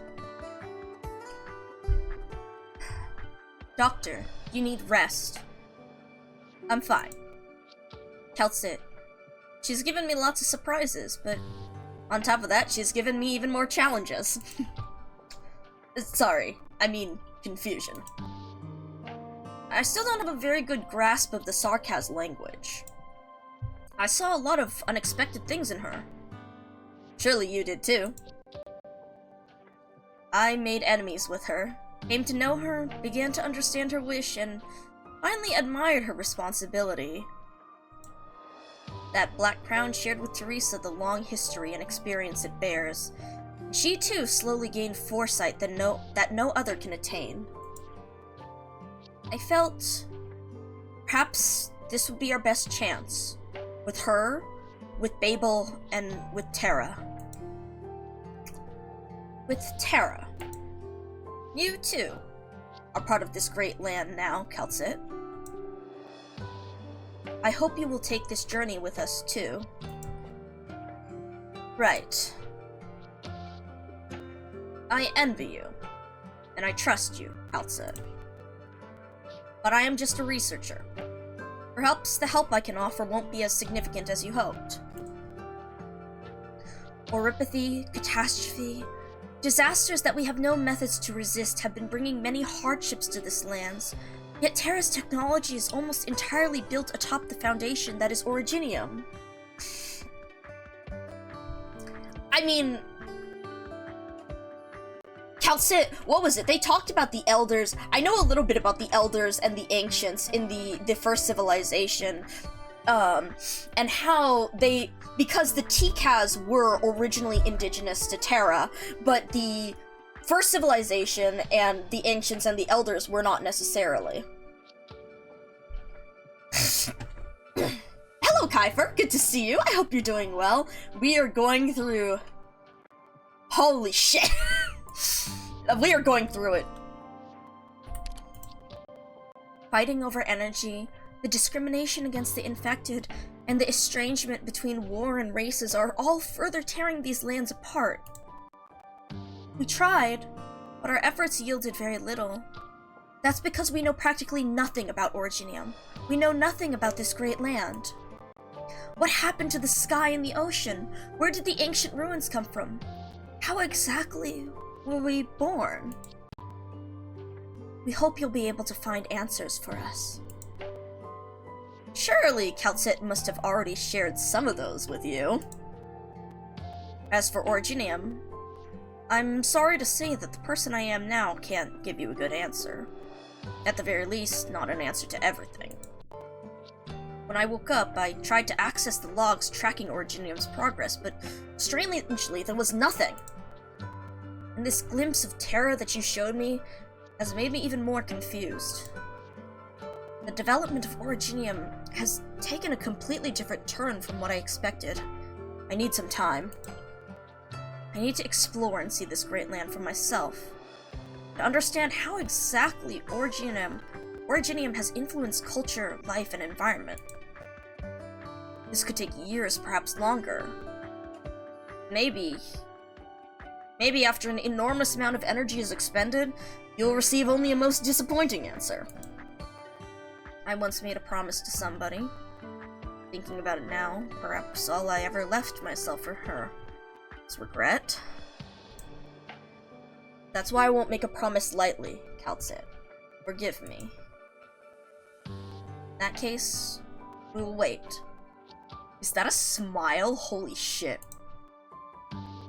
No matter what your answer will be, BABEL will last until the day of your return, Doctor. Thank you. Well, sorry, but I'm a little hungry. PRTS showed me that the landship has a temporary cafeteria. That it does, but it might be a little messy there. How about I take you... Thank you, Teresa. But no. This place has a special meaning to me, too. Let me walk there, slowly, by myself. Okay. Be careful, Doctor. Holy shit.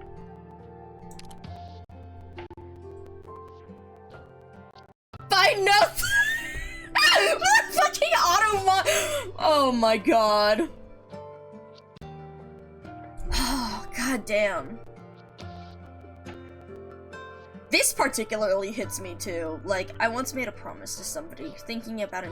I as a person, I don't like I don't like making promises either, because you never know what the future will hold. But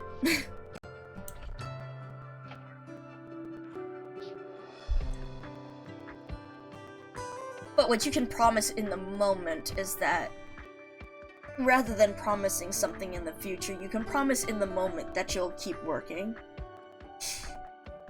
That you'll work towards it. That...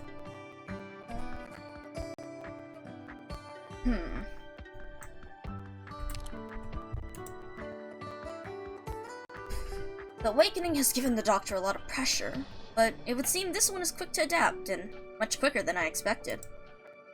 The Doctor wants to learn all there is to learn about Terra. Quick learner too, it seems. Yeah, that's what I think Vodka meant. Just like, I mean, this is 13,000 years in the future. We've lost everything we know, except maybe this landship. This is our only... PRTS, and this landship is the only thing that's familiar to us in this strange new world.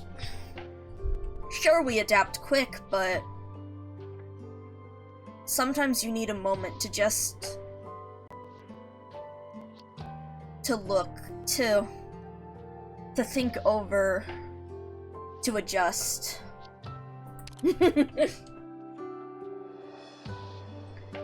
If the children were like the Doctor, perhaps they would have the chance to master even more languages and travel to so many places across Terra. Teresa, you should go back and look for the others. There should be plenty of BABEL affairs that need the chairman herself to... Oh? Teresa? I'll sit. There's something bothering me. Guys, hello, Moth, good to see you. There's a lot. Maybe I'm overthinking it, but I want to tell you. The Doctor seems to be very surprised by the look of Terra as it is today. Good luck, Vodka Man. Take care, enjoy the kittens. Yeah, we'll see how far we get. Unless we go on a crazy tangent. You once told me that nobody has a better understanding of Originium than the Doctor. The same Doctor who said that the development of Originium took a completely different turn from the expected. Then what should Originium have been like? What should these lands have been like? What should the Sarkas have been like? I'm so glad we can enjoy, these I'm so glad you guys do enjoy these tangents. I love being able to chat about this with all of y'all and hear all the different interpretations and things. Is the doctor ready to depart? Right. The doctor applied for transport, some defensive weapons, and nothing else. The doctor stated an intent to avoid combat zones. Alright, we'll just abide by the doctor's wishes. Your Highness, I would like to follow this doctor of ours. Considering the background involved, I'm worried. God, the Micah sounds. Yeah, no, the lore is so good. I'm so glad to find a bunch of people who again, like the lore and everything. Ascalon, have you ever left Kasdel? Left? If we count how I once chased a quarry and left the area when I was small, then I most certainly have. That doesn't count. Go. Follow and protect the doctor, but do not interfere. I will keep a close eye. No, Ascalon. Calm down. I don't want you to keep an eye on anyone. I want you to go out there and see how the people in other lands live. This is a great opportunity. How they live? Outside our homeland, neither war nor suffering is a part of people's daily lives. Food, fashion, arts, culture. We could have so much. Many of us know this fact, but even more of us choose to ignore this fact, because most of the time we don't have the freedom to choose. Yes, this is what we're saying, yes. Don't give me that look, Ascalon. Listen to me. At first, you followed me because you opposed Teresa's measures, but what about after this division is over? What will you do then? What will be the next stop for the countless Sarkas who share the same idea as you? That's why you need to take a break from the war and see the sights beyond our homeland. See the life that we should have lived. Oh, fuck. Oh, fuck. The life that we should have lived, especially with what Teresa said about what should the Sarkas have been like. Fuck. She puts the mother in Mother Teresa, for real. Gay, dude, like, I follow, like, 3 different people who have, like, handles on Twitter that are just, like, FedEx 24 OP skin win. And boy, I am one of them. Like, oh my god, I swear to God, I swear to fucking God, please. If that is your wish. It is! Have a safe trip. Holy hot damn. Oh, wow. Poor Ascalon is just showing her default face. Palace has so many good skins.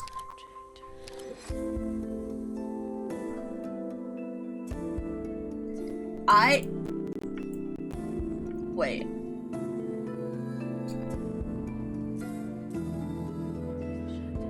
The pattern. Oh, the pattern.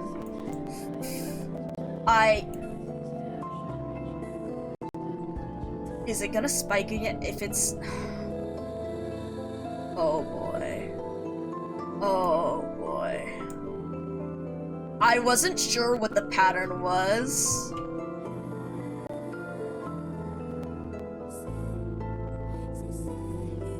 I wasn't sure what the pattern was when we were on 2 and 3 because it was just going up and down, but... Oh no. After the Federico event where it's going all nice and square and then slanted. Exactly. They do a beautiful job with it. It's absolutely fucking incredible what they... Like, how... It's incredible the story they can tell just with the placement of the stages. Also, the BABEL event menu. If you heard me when we first started the event, I went insane over the timeline. I love timelines laid out by this. We took a screenshot, we took a screenshot of this so that we could look at it, and we figured, okay, this looks like Casdell.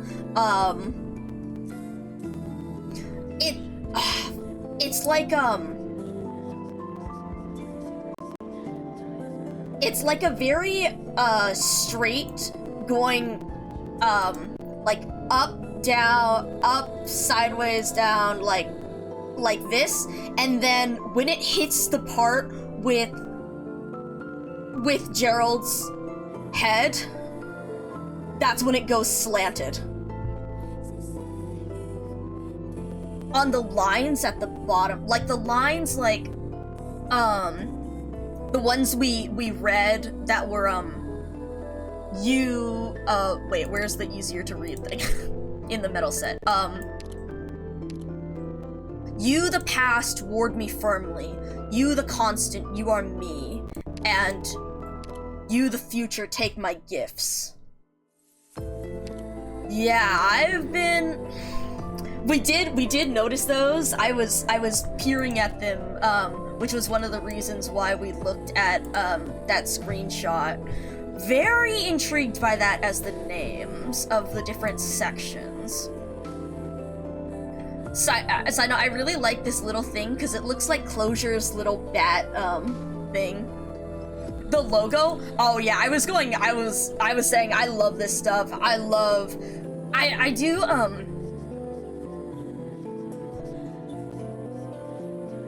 oh my god, Vodka Man, I didn't notice the signatures. Oh, that's so good. Wait, that's so fucking good. Oh shit. Okay, let me look at, I didn't notice that before. That good eye. Holy hell. But yeah, I was saying, like, it's interesting how it's peeling off. And then so I was talking about it becoming the other versus not, but I forget what I was thinking. I forgot my train of thought there. Oops. But yeah, I was gonna say something else.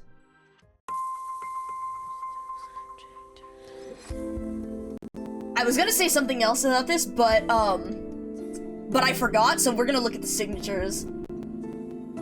Yeah, no worries. No worries, Vodka, the signatures are way more fascinating. So we have you, the constant, you are me, as Doctor. Is that Teresa? Yeah, you, the future, take my gifts? Because she won't be in the future? Because she knows, from what they spoke about with Doctor and them. And you, the past, I can't quite... So I'm, like, trying to look at it at a better... Give me a second to, open this larger... so I can look at it. Actually, you know what, hold on. Yeah. I mean, again, you, the future, take my gifts. It's what we were saying about how you may never see the fruits of your labor, but you know it is setting... It's the soil in which the soil in which future generations will grow. Also, I'm looking at my emulator screenshots because I need to open this up a little bit bigger. Yeah, you, the past, ward me firmly. So to guard them. I mean, like, my first thought would be like... Yeah, see, that's what I'm not sure, because it's like... Honestly, my first thought was of, like, Calcit. But it doesn't quite look like that. And you're right, the more I look at it, the more it does look like Teresis. Yeah, because I could... Oh, yeah, I think it is Teresis. Yeah, with the T and the H. Here, let me, I had this screen... We'll go between, these screenshots here on this particular source. Oh god, not the lag. Alright, show me the filters and please don't crash on me. Thank you. Let me crop this.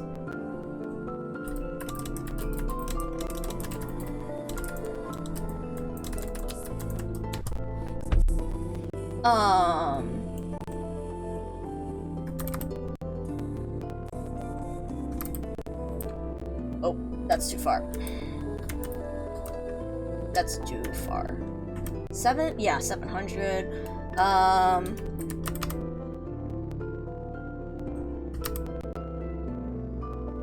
I'm zooming in to look.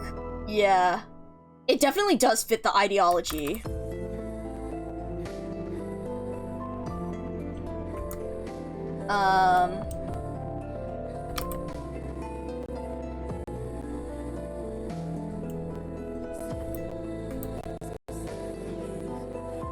There we go. Yeah, I think it is Teresa's because you can see, like, the T. There's the T, that comes around to make the H, and then... Yeah. With... Yeah. Going through chat, the logo 3 swords united... The logo... 3 swords Oh, true! I didn't even think about that. Yeah. Yeah, you're right. Yes, yeah. But yeah, from the other,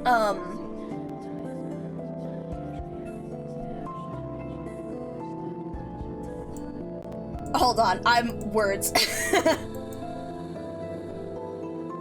Yeah, that's vodka, yes. I'm like, yes, all of you guys are this is good. Hold on, let's set this to, 0, and then let's zoom this out slightly again, so that we can see from the bottom, and then from the right,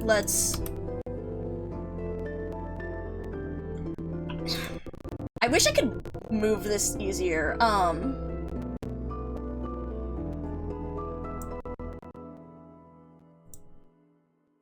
so...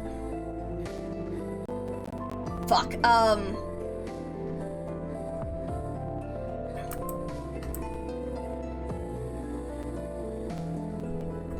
so we can see, yes, I definitely see what you mean with the KMC logo and the... Yeah, Calcit, Priestess, Ascalon, Man. I think it is, yeah, the 2 siblings. That would make sense. That does make sense. And you're right with the swords. Especially the swords in contrast to... Hold on. Fuck. In contrast to this... I'm not sure... What do you guys think of this... Because this symbol...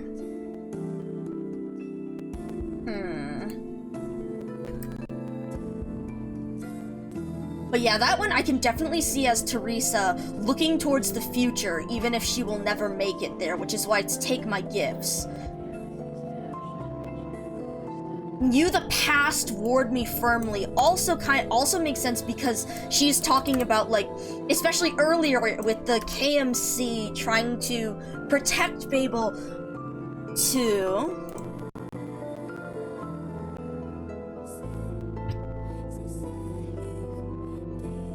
Are they aligned with the characters above? That symbol looks like the symbol that shattered and reformed into the black crown in the Babel. Oh! You're right.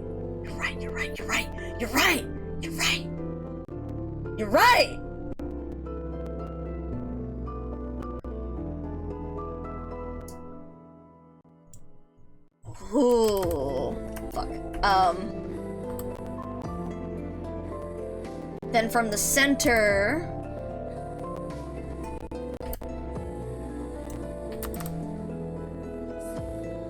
So that symbol goes upward, actually.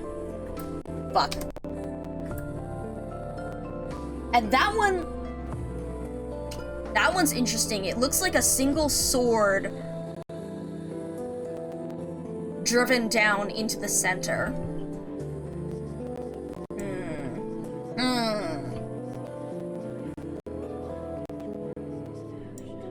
Yeah. Opens blah blah blah blah. Doctor standing between the siblings. I guess the doctor in the present. Also, I do see what you mean also with also welcome in Allison Thirsty. Take care, Toad. Whoa. It looks like Ascalon's web. Are you talking about the future one? I mean, Ascalon does have the knives, but I don't... Well, I have to look again. Yeah, I do think Ascalon are... The positioning of the characters in this image too. Let me, in the screen. Because we have, for example, we have Theresis and Teresa in the past, Ascalon and Manfred in the now, Calcit, Doctor, and Amiya in the future. Mia being the future is yes. You the constant, you are me. With the Doctor, Teresa's symbol has a triple symmetry, Teresa's has double mirrored, and the center one appears to have none. No, I think, isn't the center one symmetric? Well, oh no, it's not quite symmetric because of the what's it called? The side, right? The diagonals right here, so it's not quite symmetric. Almost symmetric, but not quite. Hello, Judeo! Welcome in. We are currently going holy fucking shit over this event and studying this page because Vodka brought up the fact that there are signatures here, which I didn't notice, which is fucking cool as hell and absolutely fascinating with the implications. But yeah, Doctor as the constant. You the constant, you are me. I mean, it could be you are me simply as in you are me, since we are playing as the Doctor, but also, you the constant, you are me, in terms of... I'm just thinking about it in also the present, the past, the present, and the future, in how... And how we've also talked about, that's also talked about, choice, right? Because also the choices you've made in the past are made and you cannot change it. The choices you make in the future are what you're, you can't make them right now, you can only plan ahead as to what you think. But the constant, you are me, the choices that you can make are in the now.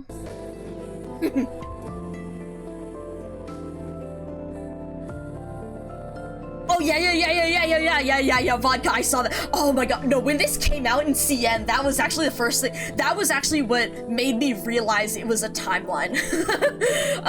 When I looked at it, because I didn't realize it was a timeline at first. True, right, and the white portion is Teresa. Right, and so, that's where it goes red, yep.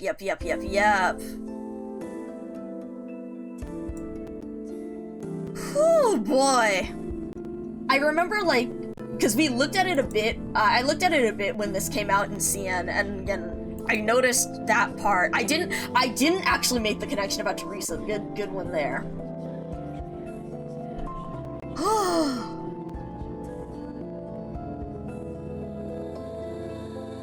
God damn!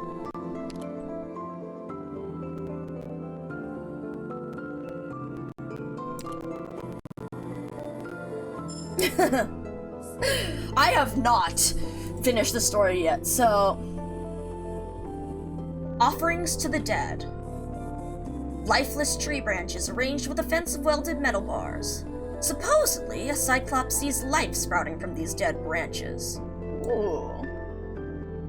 One of the only things you saw this was a coughing bomb versus hydrogen vapor. Yeah, I saw that too. That was a good one. Yeah. I see. The whole thing, it didn't, because I was actually, as it got closer to modern day, when we just saw the one that was saying, 4 years ago, it clicked that this is not from modern day because we're in like 1098, but that was 1090.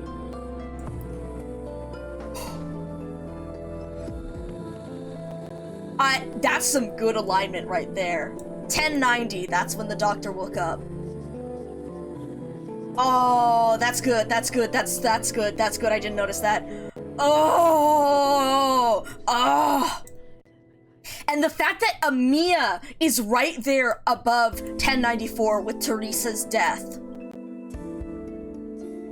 That's where Amiya is placed on the fiction. Ooh. They said 2 centuries.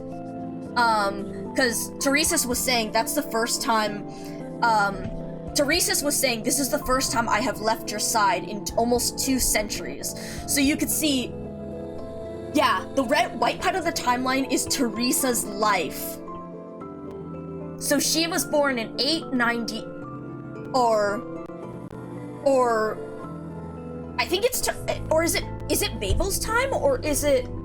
Because because it's not Babel's time, because they were saying Babel, our first story, like here in the Sarcast started like 50 years ago.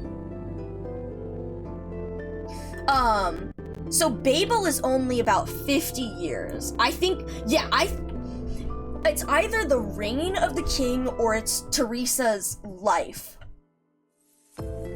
Because either way, the reign of the Sarcast King ends at 1094. Now, as for whether it starts, so it looks as,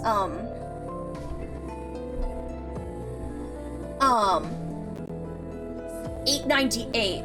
So, wait, actually no, because 898, 998, 1098. So, because that itself is like 2 centuries. But again, Teresa said 2 centuries, and that was in 898 is when King Yili stopped. Oh, I think, yeah, Teresa's reign as the king. You're okay. Yeah. The last Sarcast king before the twins were coronated. Right. So, yeah, rather than Teresa's life, I think you're right. It's that it's Teresa's reign. Yeah.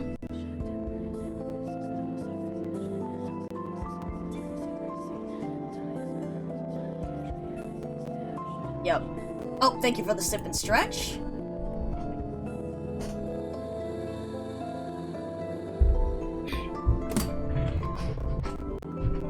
But yeah,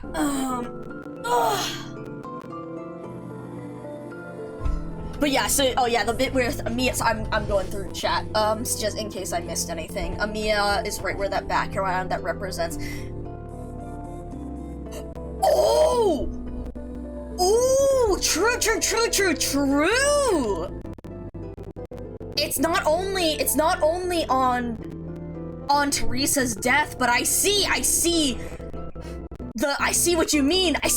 Vodka, with the shape in the background and how that's where it goes to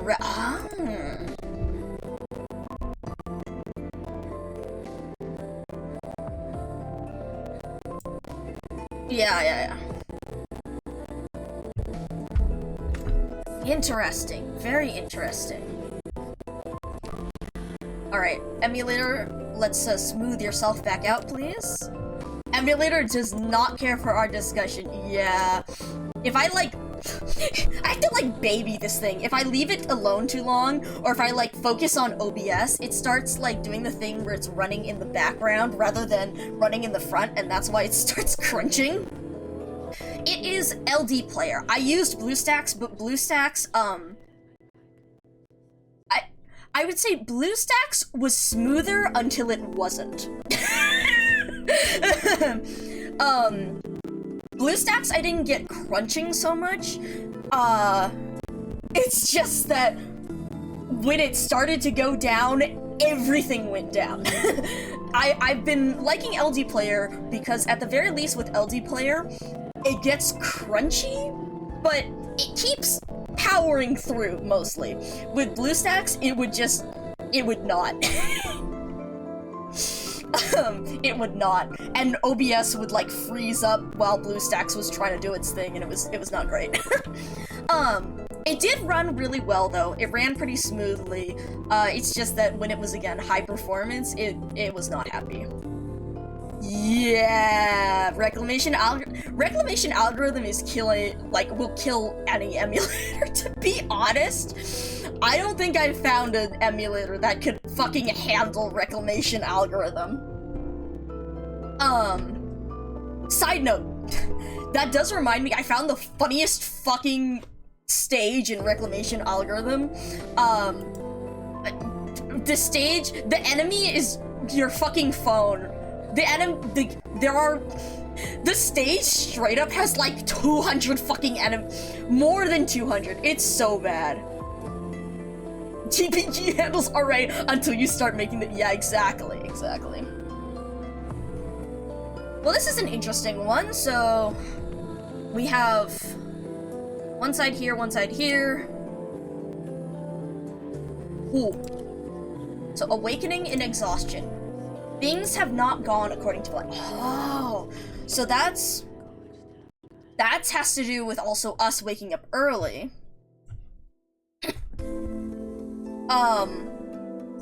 Boss that doesn't— no, it's not a boss. It's I just beat Tovlama and the Rings of Fire. So I'm in the third section, or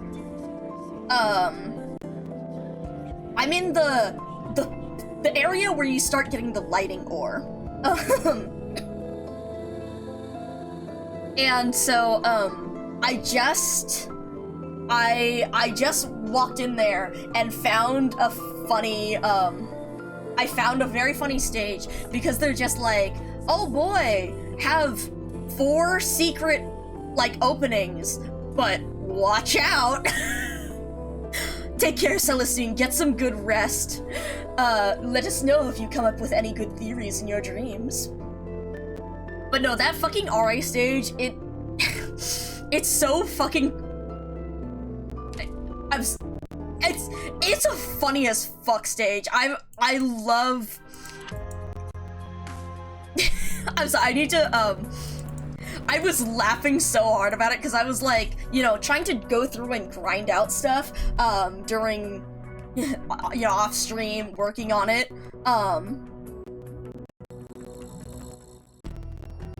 God, me, it was not meant to— I need to make it up in here, but so,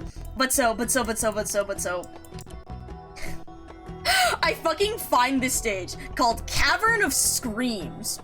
Exploring an undiscovered cave is like opening a package from an unknown sender. You never know if you'll find a pleasant surprise or a horrifying shock. And this fuck-ass stage, you can see how there are 2 secret openings right here. So you have to open it, you have to pop this one or pop this one.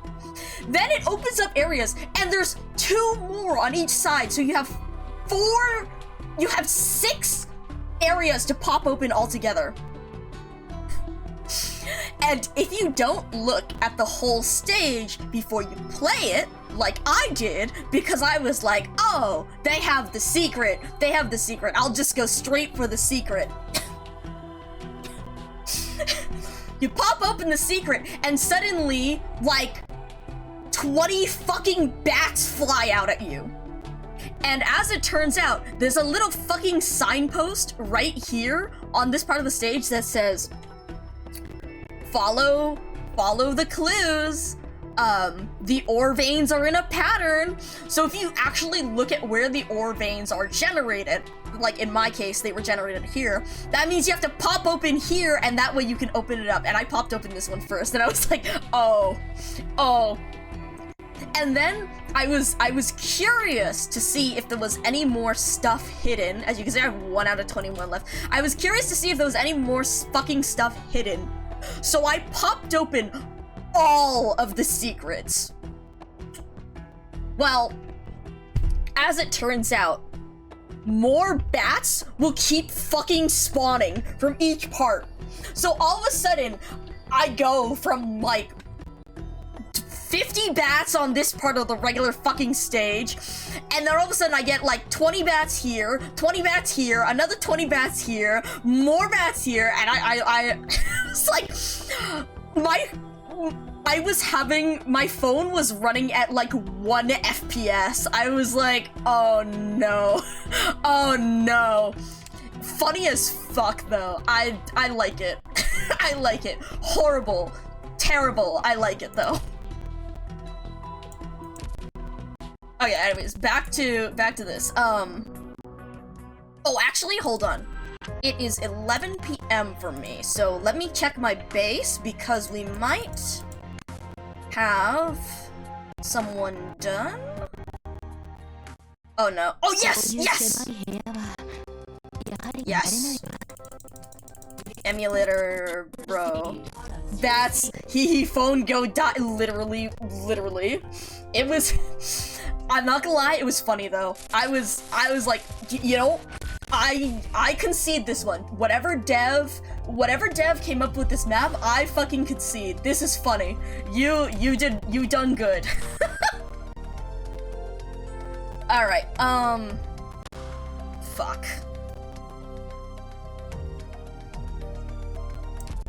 Okay, these guys. So I need 5 of them. This is why I saved my certificates and shit.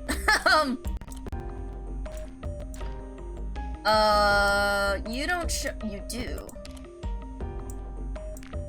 I don't have Irene E2 yet. Y'all, I'm so fucking low on materials.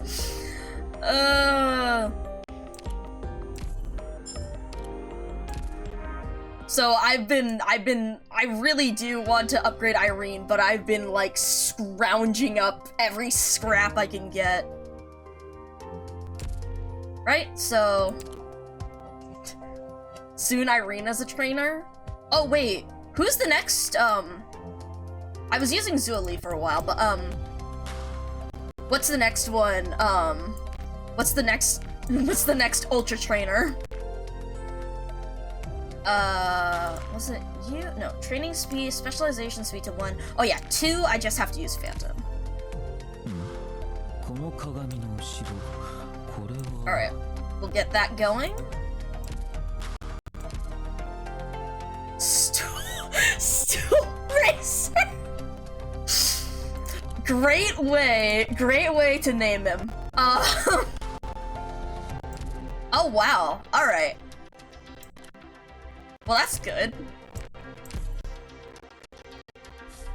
Another point for him. Stool Racer. In case Benny's still in here for some godforsaken reason. Yeah, that's the strategy. I saw a while back on the thing with Irene, so. Yeah, that's the strategy to be used, but, I don't have Irene E2, so sadly.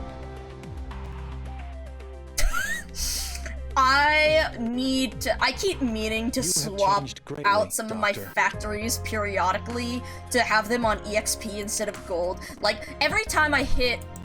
Fuck.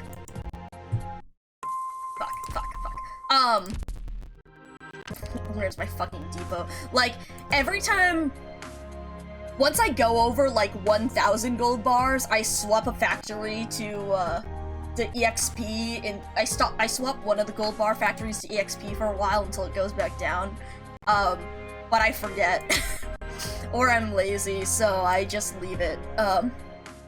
My highest it's gotten up to is like 5,000 gold bars, and I looked at that shit and was like, oh, because I was not paying attention to it for a really long time. And it's stacked up to like 5,000. I was like, good god. Yeah, Proviso has been helping. I think That's why it hasn't stacked up as fast as it was before. Okay, but yes, so where were we? Silent Crack, Awakening, Long Voyage. There will be no reconciliation. I have never shied away from violence. Yeah, I run it down, usually once I, so usually, I run 243. I run 243, so I usually have 2 gold, 2 XP. And at 2 gold, 2 XP, I get a steady increase of gold because it's more than my factory, my trading post sell. Which is why, yeah, as you said, Windy Crows, like, periodically, I'll let it, you know, after it runs up to, like, 1,000 or so, I'll swap one of the factories so that it's, 3 EXP and only 1 gold. And so, I let it run down for a bit, to generate more EXP cards instead of the gold there. And then once it gets low enough to, yeah, 200 to 300, I do it similarly. Once it gets down to about that, I'll swap it back to 2 and 2. But yeah, that, okay, 5k gold. Yeah, so that was over the course of some months really early on. I was being super lazy with my, I didn't want to deal with, I was doing minimal base management. And then I looked at my depot one day and I was like, holy fucking shit, where did I get this much gold? So, I set it on like 3 XP, 1 gold for like several months after that. And it, yeah.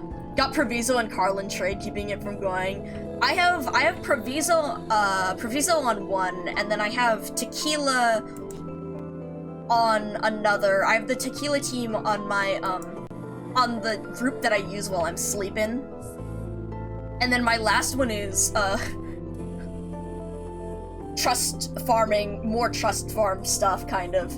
I mean, it's still using, operators with beneficial skills, but I usually pick ones who are on, like, partial trust for that. Okay, well, same team as before. Let's go. Alright. Not sure how long I'm going to go. We'll see. You cycle Tequila and Proviso squad in a single trade post. Yeah, I'll show you after, I guess. Yeah. It's 11:30 for me, so we can at least get through. I think we can get through. We'll definitely get through this one. We might be able to get through one more after it. Dear Keltsit, glad to receive your letter. Hope you and everyone in Babel are well. A couple of months ago, I rescued a girl by the name of Amia from a convoy that had met with misfortune. Holy fucking shit!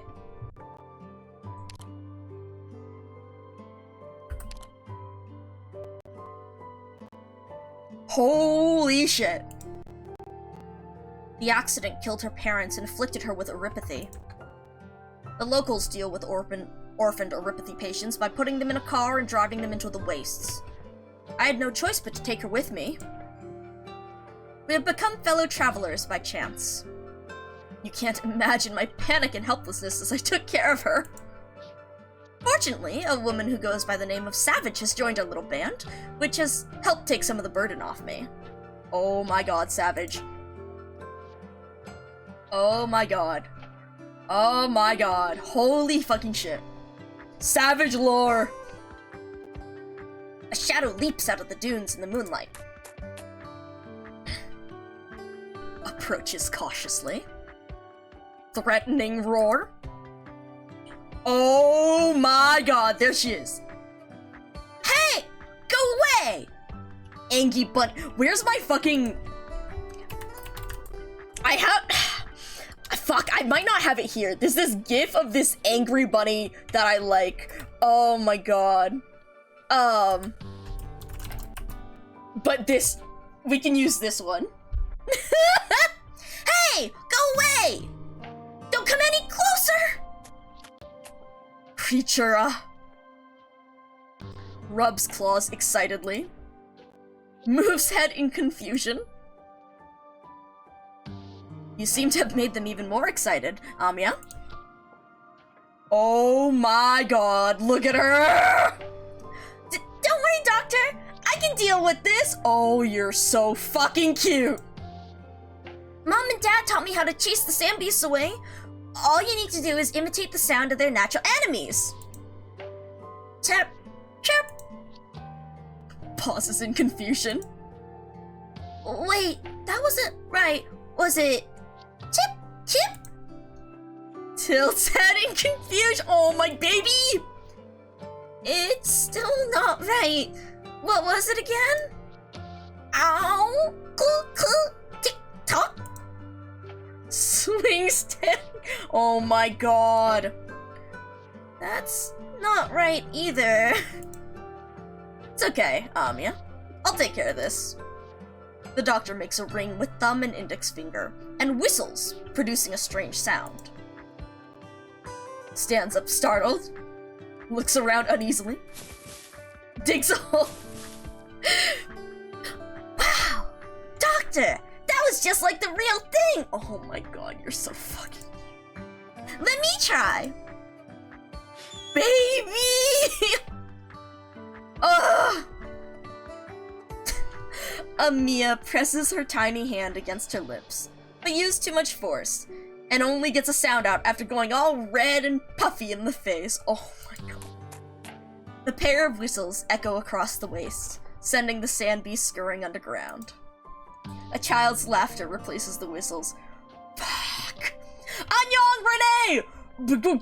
I am. We've gotten to baby. We've gotten to our daughter. Oh my god. Enjoy Korea! I hope your vacation is fun. Then the laughter fades away to silence, and a soft little sigh. Come here, Amiya.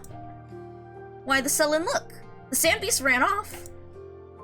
Baby! Look at her! Look at her! Look at her! Look at her! Oh! You just got to the hotel. Oh my god. Good luck. Oh yeah, there's S stages? Our daughter. Our daughter. I could never remember, even after Mom and Dad taught me so many times, and I couldn't protect you, even though I said I would. Your hand's still wounded. It hasn't fully healed. Don't worry. It doesn't hurt. Anyway, don't you remember? It was you who taught me how to make that sound. I did? You see? Like I told you. Your brain slows down and you start to forget things if you don't sleep.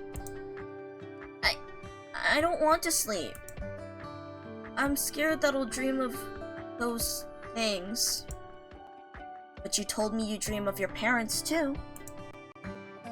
Oh my god. Ah! We have some time before our ride gets here. Have a sleep.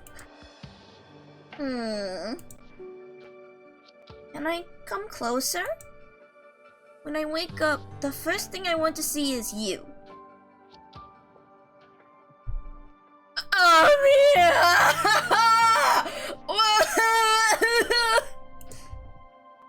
Of course. Why don't I tell you a few stories while we wait for Savage? Oh my god. A long time ago, there was a really smart scientist. Her home was in danger. She made a difficult choice to protect it and the people around her.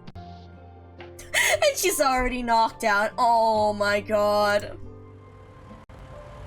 So cute. Oh shit, hi Savage. Doctor, I found a vehicle. We'll be able to go to the next... Shh, she's sleeping. Fucking... Oh, this is so good. Oh wait, that did not... There we go. Dear Keltsit, I was glad to find signs of life wherever I went. This should be an unfamiliar world, yet there are times when it feels incredibly familiar.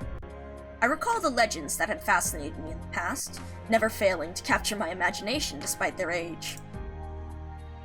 The ancient machines that had rumbled in the mines and dust once again roam this land. Sorry, the ancient machines that had rumbled in the mines and dust once again roam this land. Stories can become reality, and the reality we see can become stories. You can come over, Amiya. No need to keep poking your head out from there. God, she's so... Are you drawing, Doctor? Am I interrupting? Of course not. Take a look. Is it good? It's the mining truck we just drove together. I've been drawing lots of our experiences. Have you driven a mining truck before? Even the old miners can't go as fast as you did. Oh no. I've seen many amazing vehicles before, like originium slug eggs, but much larger. Once I drove one of them and went through the bridge between stars. Oh, fuck. God, that's really driving home. We really are an alien. Bridge between stars? It's always dark at night, so it must have been really dark. Was it dangerous? No. Guides stand by the bridge, borrowing glowing clouds from old stars and making round mirrors out of them. Follow the path the mirrors show, and we can see the spires fading in and out of the clouds, and the crown of flowers worn by the stars on the other side of the bridge. When we descend on the crown, you'll find that it belongs to good children like you. It's a really, really big playground. Playground? I've read about them in the stories. There are lots of children there. Do you want to play with other children? No. I just want to play with you, Doctor. You'll make more friends as you grow up. As I grow up... What's the most amazing vehicle you've ever driven? She's so... Most amazing? Well, I spent a very long time with it. Very long indeed. Was there anyone else with you? In the beginning, yes. In the end, though, I was alone. But it's alright. I was sleeping. I slept for a very long time. Fuck, I was, like, not gonna bring it up, but as I grow up from a child with erypathy, exactly right. Christ. Take me with you next time. That way, I can keep you company and you won't have to sleep all day. Oh, Amiya.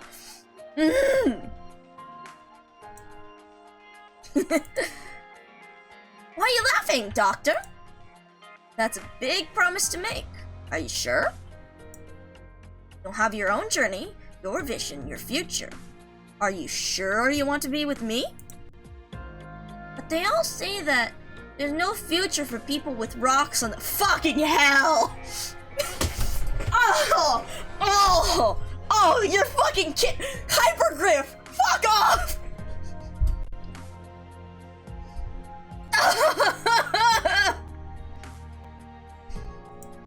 So, I'll always be with you. Wow, for real? Christ. I've known Amiya for 2 scenes, and if anything happened to her, I'd kill everyone and then myself. Doctor, circa 1090. So true. We'll have a future, Amiya. Fuck. How's Amiya doing? Still not great? Still a bit of fever. Maybe erypathy complications from all the excitement? Hard to find erypathy meds around these parts. She acts like it's nothing during the day, but keeps having nightmares. Poor girl. Every survivor of that accident was infected. No exceptions. How long does it take for erypathy to progress in a child her age? It's different for everyone. Some disintegrate the day after developing acute symptoms. Some suffer for more than a decade of misery. But the end is always the same. Erypathy. Is there anyone in the world who can cure it? The world? Oh, you mean Terra, our great land? Man, you sound like one of those old scholars. I didn't know you had a sense of humor. Wait, you're serious? I'm afraid not. It's impossible. I need it to be possible. Literally? Like... I'm sure it's just... like, okay, it's both Amiya and it's also, again, us, right? Because previously, in what we just read, it was, we're supposed to wake up when Originium is gone. The fact that Originium is still here, we said, I woke up early.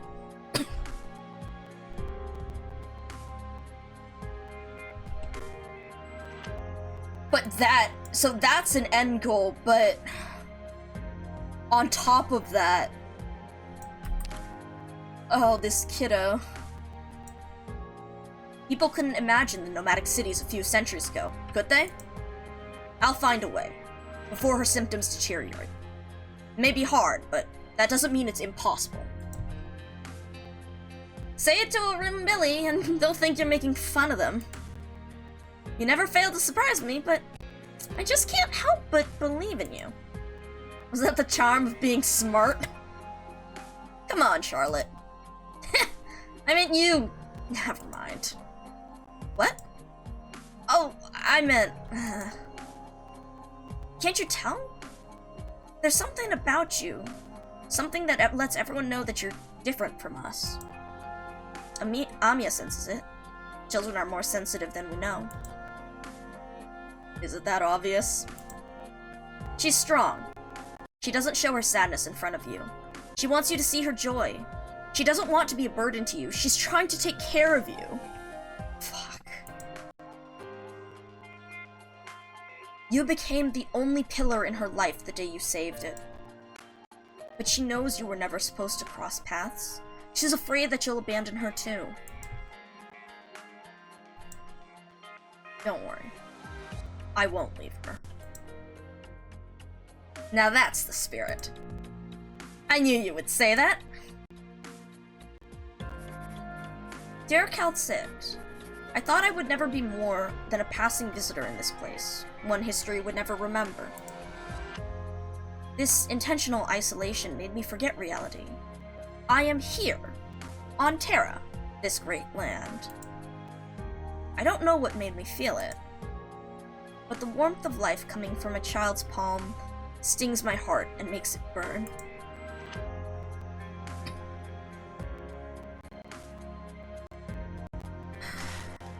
God damn. This is jerky and fruit. Left here on purpose. They know I'm here? Always inscrutable.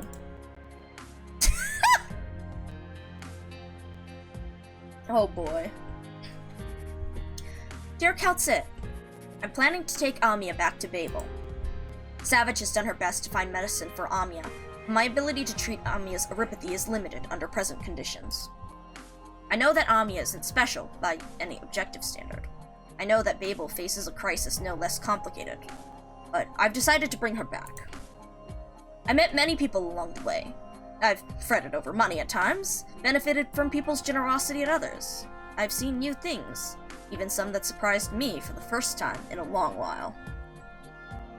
The convoy that we were traveling with broke down. Found a herder to guide us through the wilderness of Rimbilliton on the backs of burden beasts to the rumbling of drills and engines. Oh shit. Licks docilely. Baby. Good boy! boy! Good boy! Oh, every time she's so fucking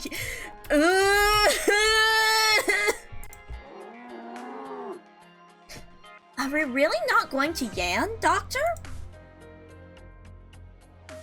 We're going somewhere else to cure your sickness. But there's no cure for erypathy. There's no such thing as an impossible puzzle, Amia. There's a place called BABEL, where people I trust are working hard to fight this disease. Let's work with them. Will I have to spend a long time there? Some time, at least. But don't worry, there'll be a lot of people with you, caring for you. I'll be there, too.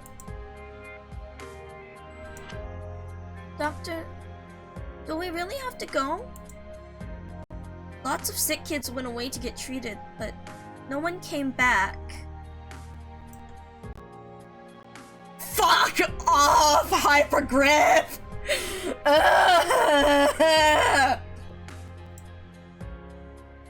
Erypathy doesn't hurt at all. I promise I'll be good, Doctor. Right, Savage? Fuck off!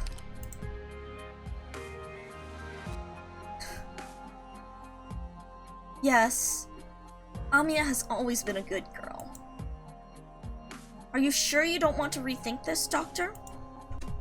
Bailey's deal with Originium every day. We know what erypathy can do. Stay here in Rimbilliton, and at least we can give her a home. It is so— yeah, Ben, it really is realistic to that. Maybe that's more important than the cold walls of a laboratory? A home.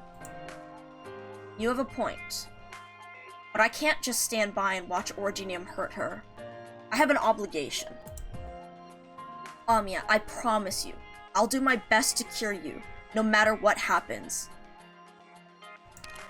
Oh, in contrast to not promising earlier. Doctor. Savage does have a point, though, and Babel is in a place that's not entirely safe. You can stay with Savage if you don't want to leave Rimbilliton.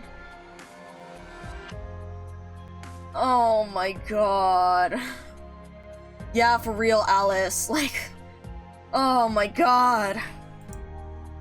I'm sorry to force this decision on you at such a young age. But you're a strong girl, and we'll respect your choice. The doctor's right, Amia. No need to knee-jerk an answer. Think carefully about it. I trust you, Doctor. I want to have a future. I want to grow up, read books with you, travel with Savage. It's just that I'm a little scared. Thank you, Amia. The doctor pats Amia's head, then picks her up and climbs onto the burden beast. They've hardly sat down when the ground begins to shake, stirring up clouds of dust. Uh-oh, growls an alarm. What's going on? Underneath our feet! Must be a deep digger. It's spooking the burden beast. Watch out! Wow, actual sound effects. Stay, boy, stay! Whoa! Whoa! Hang in there, Doctor! Doctor! The burden beast rears up on its hind legs, gives a loud cry, then charges forward. The rest of the pack follows. Oh no.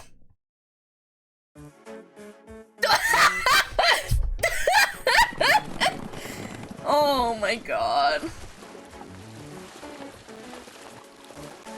They run towards a shallow shoal, splashing water everywhere. It is all the doctor can do to grab the fur on the back of the burden beast and hang on for dear life. Amia's eyes are wide open in the chaos. Look at that fucking idiot! Exactly right! With one hand on the burden beast, she stretches out the other toward the doctor. Grab my hand, Doctor! Angry roar. Accelerates! I have to get them to— whoa! Hang on! It's speeding trying! Hang in there, Doctor! I'm coming! Hurry! Oh, that is a good effect. That is a good effect with the picture! Whoa! That's a good effect right there. In the end, I was thrown from the back of the burden beast into the water. As Ascalon just watches. Oh my god, you're so right. My hindquarters and back burned with pain, and I gagged on the water rushing into my nose. But it also made me feel like I was truly living on this land, after spending almost half a year traveling across it. The dignity of the ghost of Babel!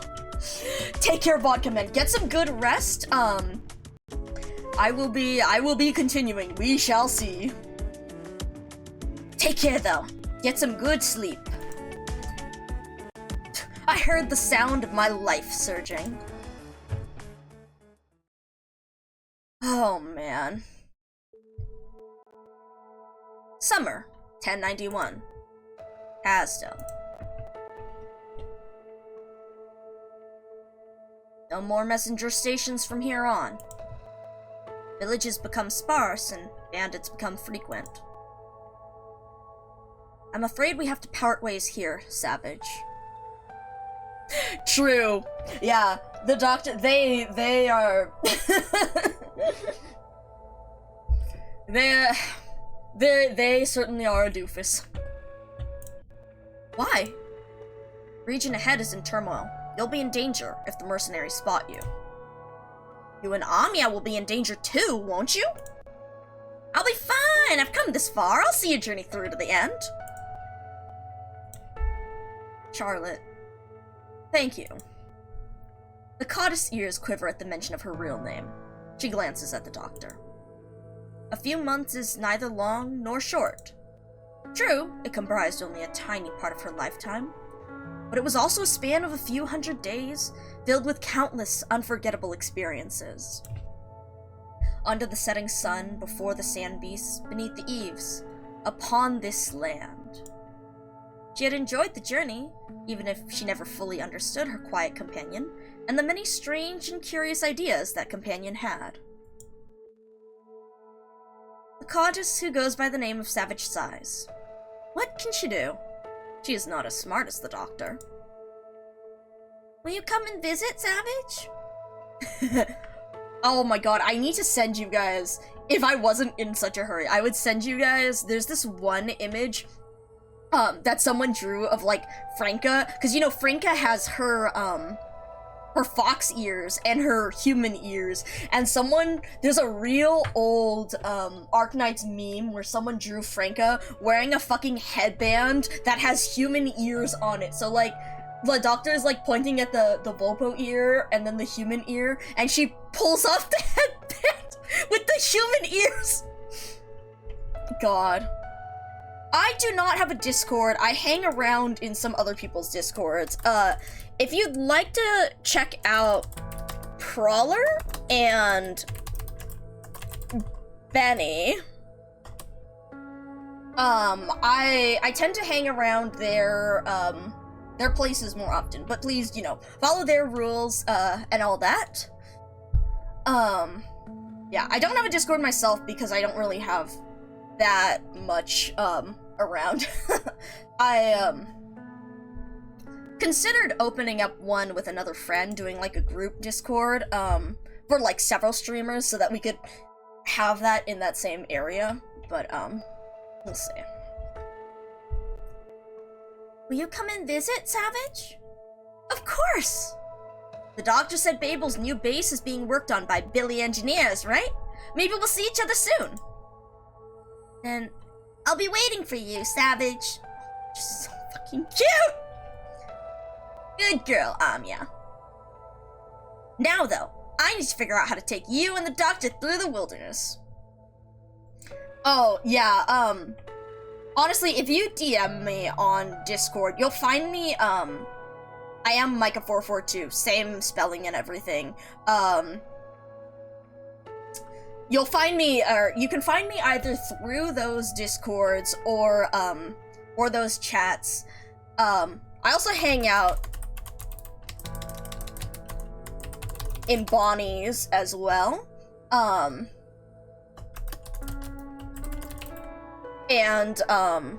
Citrana. But yeah, you're free. I don't always get back to DMs right away, so, you may not get, like, a response. Like, you're not gonna, you might not get a response within, like, minutes, but you're welcome to DM me, and I'll get back to you, you know, when I can.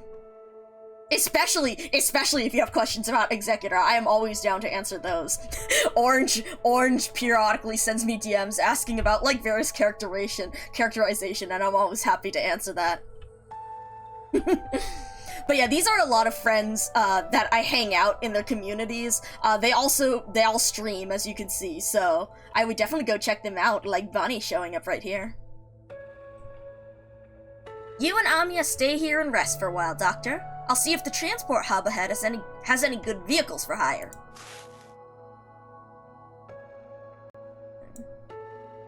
Oh, there she is.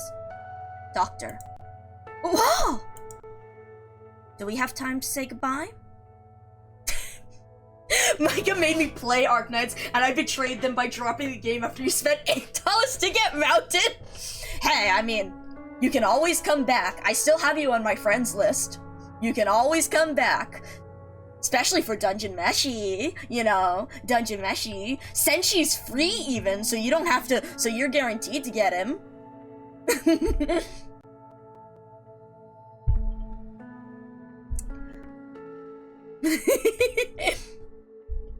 Don't worry, we'll get plenty of reminders when it's coming up.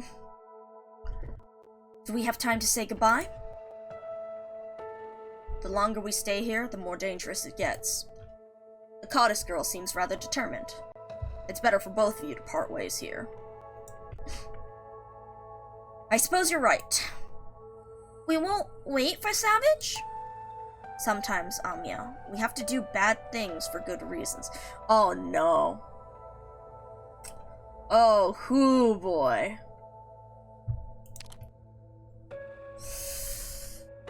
Oh man, that's a doozy of a statement right there that leads up to a whole lot of fucking things. We don't want Savage to be in danger, do we? But she doesn't want to leave you. It's rude to leave without saying goodbye, but that way, Savage won't face danger. I promise, we'll get to see her again. Oh, this is, oh man. Can I leave a note for Savage? She'll be worried if she comes back to find us gone. Good thinking.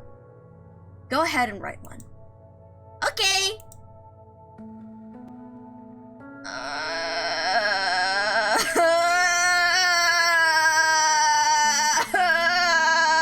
Oh god!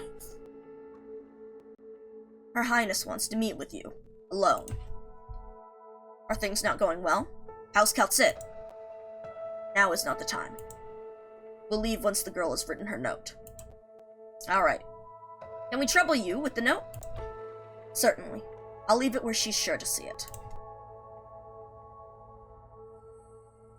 Oh, man. Oh, fuck, this is a stage. Fuck! Alright.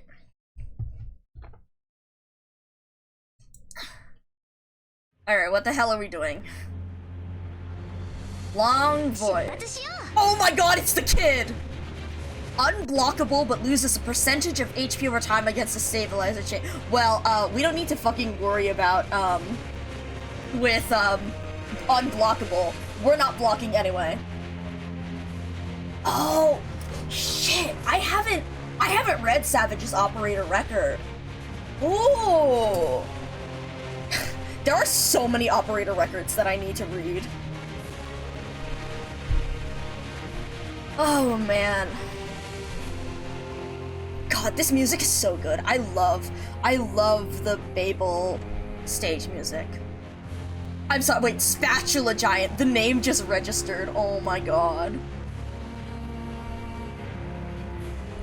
Oh my god. Okay. Man. So, how are we going to overlap you guys? I think we'll go with Manticore right here. Oh shit, but she's not gonna have enough to kill, or will she kill this guy? She might. She might have, I think she, okay, yeah, she will. Okay.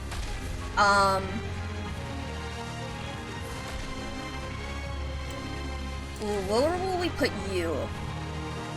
If I put you here, then you take both. In case more dangerous enemies come through this way. It's Ambusher Knights plus April because I'm worried I'm going in totally blind, by the way. So this is, I have no idea if Ambusher Knights will actually work or not.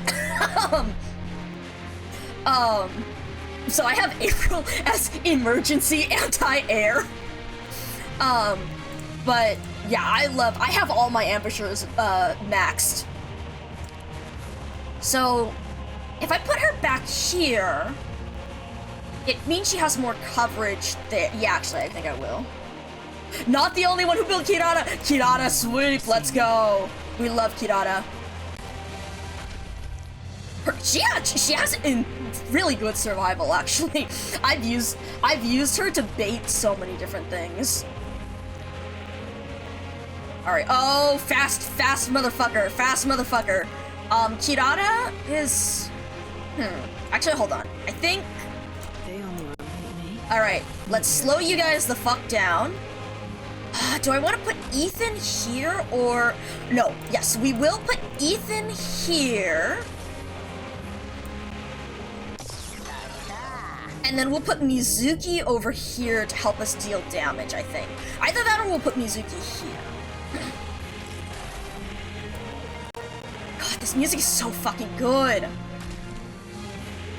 I could put Kirara over here, but I'd rather have her... I don't know if we'll need that much healing. I mean, I guess we'll see, so... Then Mizuki is our other DPS. Ascalon and Mizuki are our main DPS, so we have to be careful with their placements. Ethan, the Reclamation Algorithm Raid Stopper. For real. Like, literally the best. I love Reclamation Algorithm because you just need the most basic ass setup, barely anything on your base, and as long as you have ambushers, you can beat like fucking anything. Really early game, like, my ambushers just were fucking carrying me through it. Alright. So we do have this big guy. Ascalon Ifrit combo. Oh my god. Oh, dude, that sounds so funny. That sounds funny as fuck. I only remember my blade. Alright, how you doing? You're doing good? You're doing good? RA is the funniest AoE chat. For real! Exactly. Oh, okay, you do have range. Okay, so we did good placing Kirara there. Because Kirara can actually heal. Yeah, just hold on to these guys. How are we doing? Good. No, we're gonna activate Ethan's skill. Okay, Ascalon hit that time, we're fine. Because those guys have some physical dodge, so I want to be careful. Alright. Oh, come on. They're like barely in... They're not... Oh, yes, they are. Okay, never mind. They're in her range. Let's activate this. Alright, I think with that, we will put Mizuki right here. Ah, shit. Okay, they're So Manticore's taking a little bit more damage, but Mizuki also has a heal, so... As long as he can get the kill on them. So it's either him or Ascalon that will get the kill. Ah, he didn't get the kill. Okay. The 5-star player used Kirara to take Manfred? Fuck yes! Alright. Nice. Go, Kirara, go. Now we'll just, let them slowly come through. Alright. Ethan, Ascalon, Mizuki, go. その執行人は必ず現れる。 Chill. これでいいでしょ。オッケー。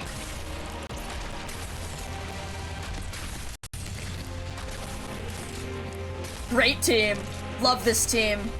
Yippee! God, I love ambushers. I've been... I did really want Ascalon because I love her in the story and I think she's really cool as an elite operator, but literally the fucking whoop that I let out when Ascalon was announced and she was a fucking ambusher. Oh my god, I was overjoyed. I was like insane. I was going insane. This was good stuff. Bonkers and fucking yonkers. The enemies barely- ambushers are just merciless. It's because of the module too, because each of the modules gives minus 20% movement speed, and they fucking stack. The fact that they fucking stack is insane. So if you overlap, like 4 ambushers, if you overlap all the ambushers, because of their modules, with the movement speed down, enemies just will not fucking move. And then you add in Ethan and Mizuki's bind. Not, like, literally, they go nowhere. It's wonderful. Funniest fucking team. Autumn, 1091. Rhodes Island of Babel. Casdell. How's progress? Closure. The last thing I need is another core system control failure. Well, since you had to bring it up, I might have run into a little problem. Even with the tricks you taught me, the encryption method used by many of PRTS's programs are almost incomprehensible to a normal brain, and my decoder isn't fully compatible yet. We may not be able to shut the system down before the doctor arrives on the ship. Try again. If you're not confident about getting it done, then we'll go to the contingency plan. Cutting off power to the entire ship. Oh.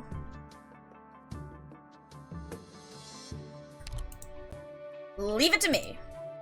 Seems like you're still keeping a lot of secrets, though. I've never seen anyone make you so nervous. That's not important. What's important is making sure nothing happens to the ship. Interesting. Ascalon's report says the doctor looks like an ordinary person. A pretty decent one, too, who picked up a stray little goddess and carried her all across the land. Do we really have to be so on edge? It's not the doctor that I fear. Then what is it? You don't need to know yet. Thanks, Cal. Wipe the doctor's boarding records. This is for the safety of both the doctor and Babel. The others don't need to know that the doctor exists until the doctor and Teresa have reached a conclusion. Alright, I'll work at it. But I wonder why you seem to care a lot about this doctor at the same time that you're so on guard over the whole thing. I've got it! The doctor must have dirt on you! Closure! I love closure. I love closure. Don't bother. You won't find it. Come on! Why so serious? What about the girl? Same conclusion. No change. I cross-checked all relevant Rim Bilitonian records and had Scout check with informants inside the military commission. Amiya's background comes through clean. Her parents were killed when the convoy transporting the laser mining module got attacked.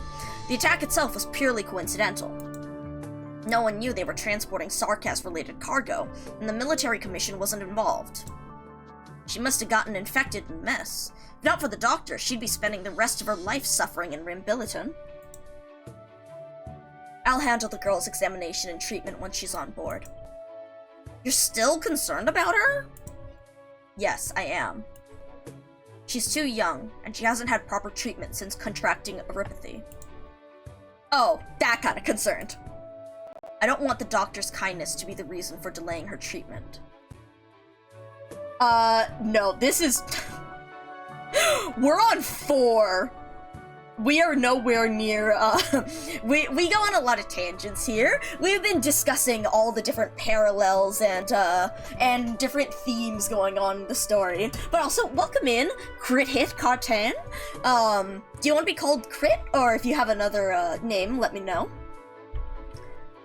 But yeah, so, we just saw Amiya. Baby. Plus, Teresa would call her a gentle child who has the right to choose her future. Ooh, Cartain? Alright. Good to meet ya, Cartain. Amiya. Let me sleep. Where are we? Doctor? The doctor's here. Wake up, sleepyhead. You're almost home. Home? In her half-awake state, Amiya feels a warm fingertip brush her cheek. That tickles! Don't do that! Oh! Who are you? I'm Teresa. Teresa? The doctor talked about you. Oh? What did the doctor say? I don't remember. I was having a great carrot cake at the time, though. Oh, you're so fucking cute. Oh my god. This little baby. Amiya! Teresa should smell nice, be really warm and sweet. What about now? Is she as you imagined her? Yeah, smells good. Warm and sweet. Doesn't smell like carrots, though. Not fully awake, I see. What is BABEL? BABEL? BABEL? Oh. Have you, how far are you, or, do you play, I assume you're in here because you play Arknights, or are interested in Arknights, or did you just drop in? BABEL is the culmination, well, not culmination, but actual backstory and lore drop behind a shit ton of the main story. So this explains a fucking lot, but it's also like crazy spoilers. But this is the actual origin of a lot of our stuff. A lot of our operators, the doctor, etc. Our goals, Rhodes Island itself. Will you come home with us, Amiya? Oh? Yeah. Okay. Arknight's prelude to yeah, lore will, fly over your head without context for, yeah. It's a lot, but, oh man. When you make the connections, you make the connections. Time for Streamer to pull another poor soul into the Arknight soul. Oh man. I can always... the story is so good. Outside Rhodes Island of BABEL, Casdell. The tiny cotta sleeps soundly in Teresa's arms, leaning against her neck. Bernice from ZZZ is a silly goober. I don't actually know that much about ZZZ. I know Benny wants Bernice, though. That's all I know. That's all I know about her. She pats Amiya on the back and turns toward the doctor, who is clearly tired. Thank you, Teresa. I didn't expect you to come pick us up personally. Looks like you're not quite all-knowing, Doctor. You have much to learn when it comes to childcare, at least. Sure enough. You look different from when you left, Doctor. How was the journey? I saw a lot and learned a lot. There are plenty of interesting things on this great land. I also met Amiya. It was a miracle that I was able to save her. Amiya. She's even cuter than your letter said. Poor girl, but fortunate in some way. Her condition is getting worse. I needed to bring her in for treatment.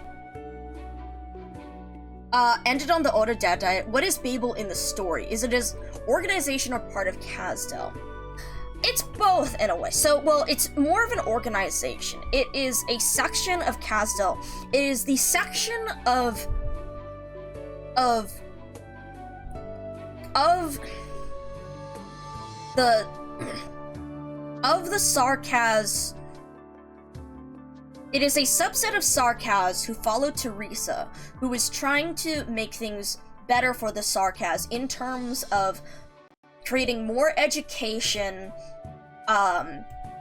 better living area, like better living and society in general, versus purely focusing on protecting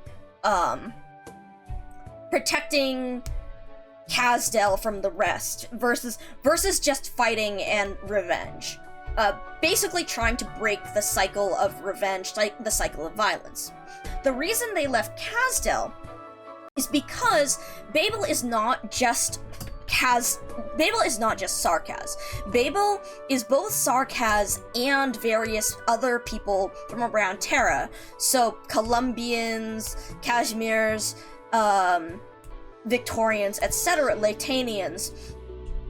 But because of the history of Kazdel with all the other countries, in that the Sarkaz are constantly being persecuted by other countries and very much oppressed by them, and have been attacked by them so much in the past, they don't trust outsiders very much.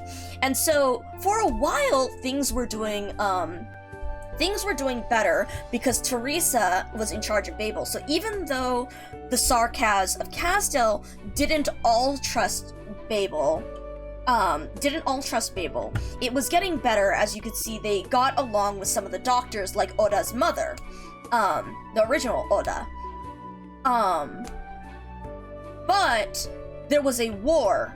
Litania launched another attack on Kazdel, and that was the one that they had to go through the catastrophe to evade. So after that, because they lost a lot of Sarkaz in that conflict, the Sarkaz became even more distrustful of foreigners. And because of the dissatisfaction with what was going on, because of the dissatisfaction with the whole, with their misfortune, they want to blame it on someone, right? People want a scapegoat. They don't want to believe things just happen, because at least if you have a scapegoat, you can do something about it, versus how it really is, which is sometimes you simply cannot avoid misfortune.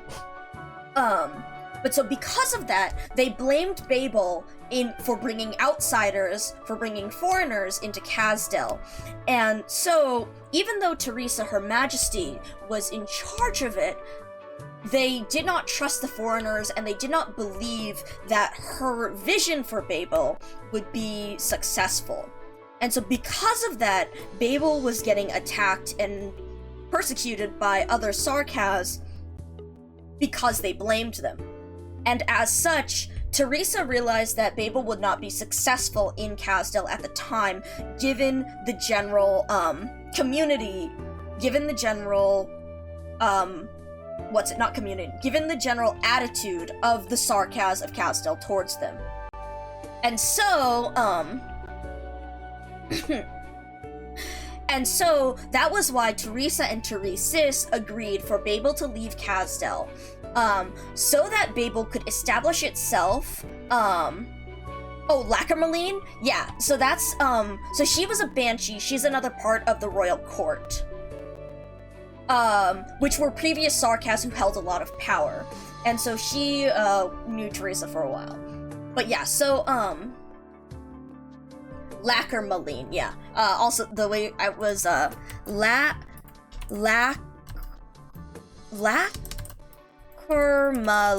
I believe.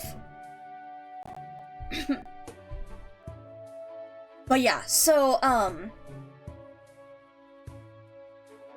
because of that, Babel, again, not being disliked by the General Sarkaz of Kazdel, having that attitude towards them and being distrustful of them, Babel decided to leave so that they would be able to establish themselves elsewhere and start creating more of a organization, but also like just foundation for it,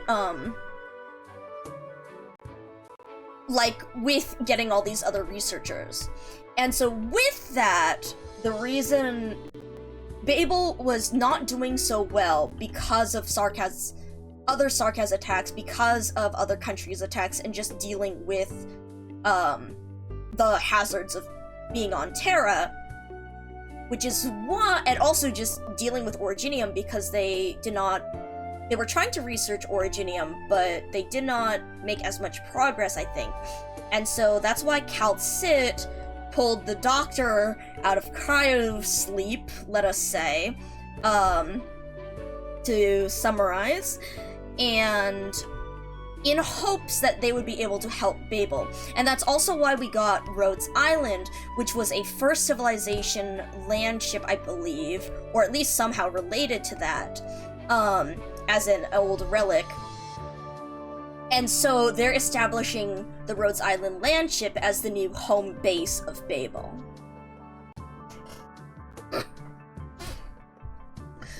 Her condition is getting worse. I needed to bring her in for treatment.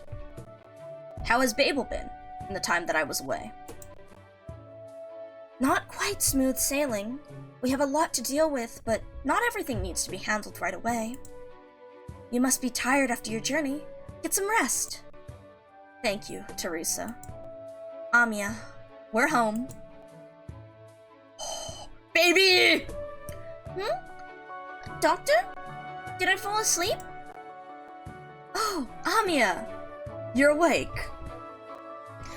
The difference in personality, like between the Doctor versus Amnesiac Doctor versus current Doctor, we've seen a few things. Yeah. We've seen a few things. There's definitely some hints at it. We haven't gotten to the part that shows the major difference. I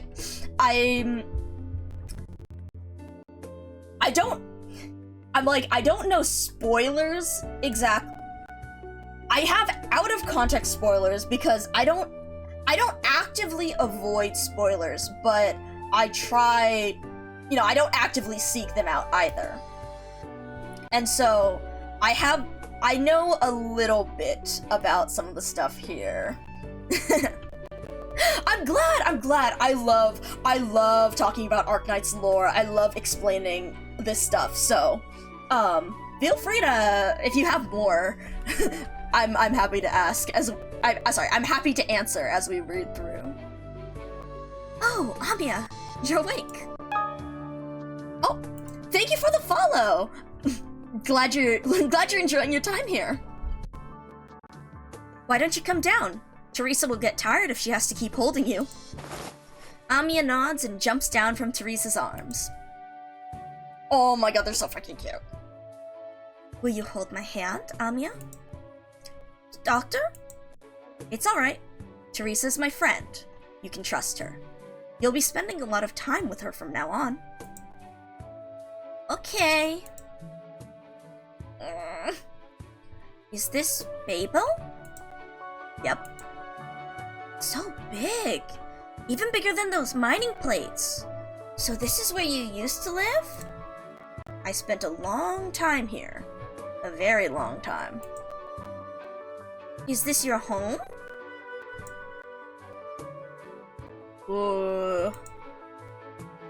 Yes, Amiya. This is the Doctor's home. Right, Doctor? Yes. It's your home. It's your home now, too. Will you let us help the Doctor take care of you? Alright. I'll go wherever the Doctor goes. Oh, she's so cute. Oh, fuck. Wait, that was louder than... Holy shit. Holy fuck... Y'all weren't kidding about the fucking presentation. Holy shit! Y'all weren't fucking kidding! They step onto the elevator, and the Babel logo appears before their eyes. The heavy door opens to welcome them in. Sensing Amiya's unease, Teresa puts a hand on her shoulder. What's behind the door? People waiting to welcome you and the Doctor. Are you sure about taking me and the girl in, Teresa? Why shouldn't I be? I'm glad to have more people calling Babel their home. Many here don't know you though, so I'm sure you'll be busy for the next few days. Oh, this music! This music! How should I present myself? Good question. You should talk to Calcit first. She's been waiting for you. Hello, welcome in, Twizze. Nice username. It's going. Oh boy. Tell her your concerns, your questions, and the secrets in your heart. She would be very sad if you didn't. New guy. Oh, it's something. You could have... If you really want the King of Sarkaz to reveal the thoughts that you're loath to tell, I will. But I can feel you're still wavering. Let's go, Anya.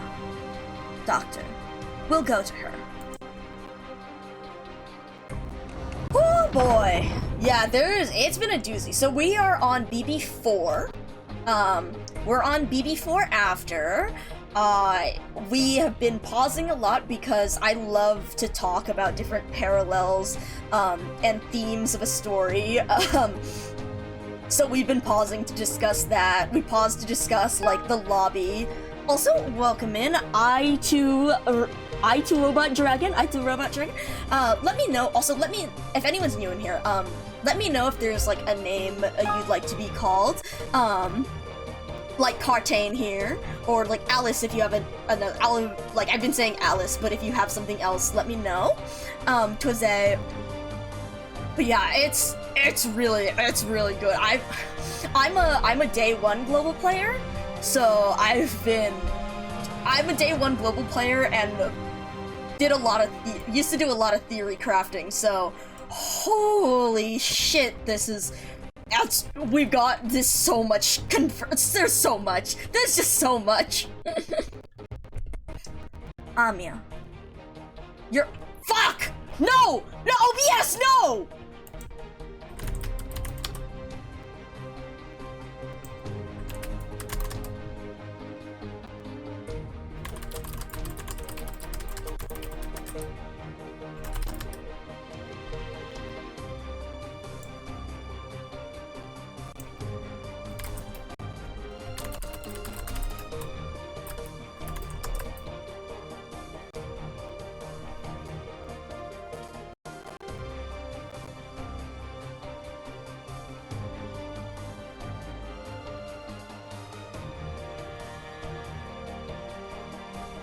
Fuck. Hold on,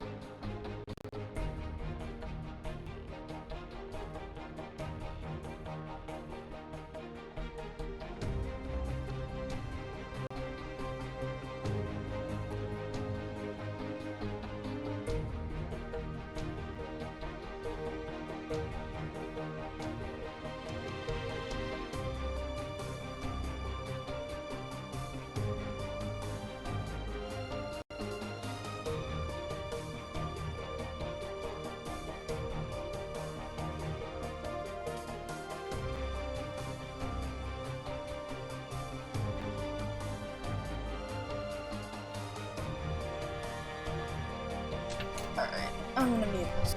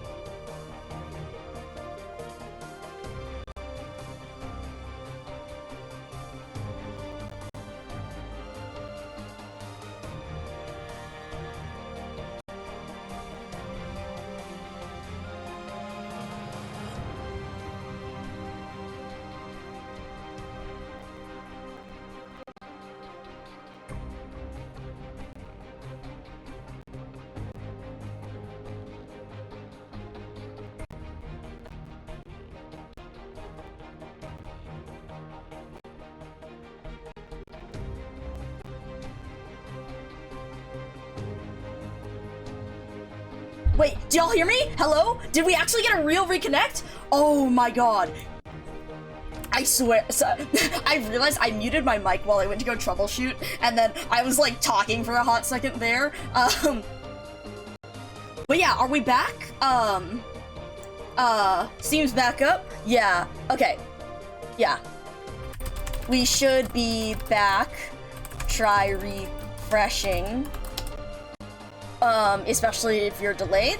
But yeah, new stream. Oh yeah, I have a first. if anyone wants to nab the secret, the second first.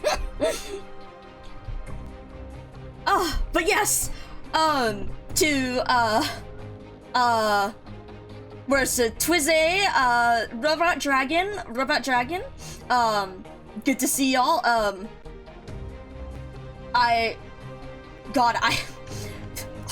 I'm amazed that LBS actually managed to reconnect. I swear, like most of the time, I end up having to restart it.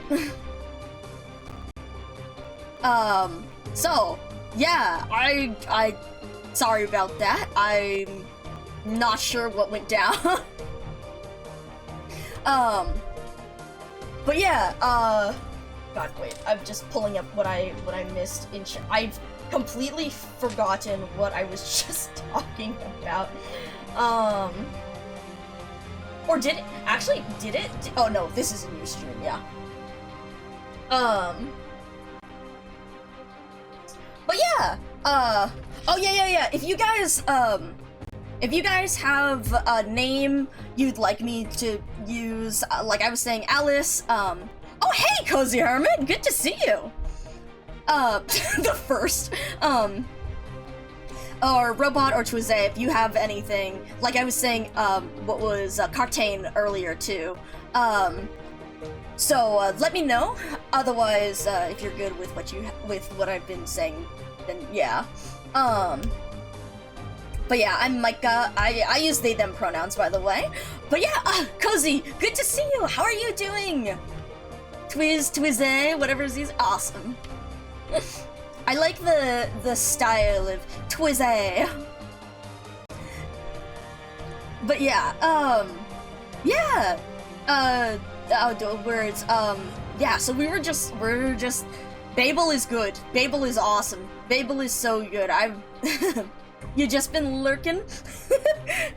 I see, getting been lurking so that you could get the, been lurking until you had your chance to get a special little first. But yeah, no worries if all of y'all need to, lurk. Oh, thank you for the follow, Alice! But yeah, like, no worries, if anyone is lurking in here. Having the company is nice regardless. But yeah, so, oh my god, our baby, our daughter. Oh, also, yeah, Cozy, your floppy disk actually shows up now. You're studying? I hope, I know some streams tend to have more of a chill vibe and they're good for like background noise. I don't know if mine exactly is that kind of chill vibe. But if you're enjoying it, then you're welcome. Then I'm glad. Oh, I love chaos. Okay, glad to hear it then. But yeah, where are we? Amiya. You're Amiya, aren't you? Yes. Calcit crouches down and gives the girl candy.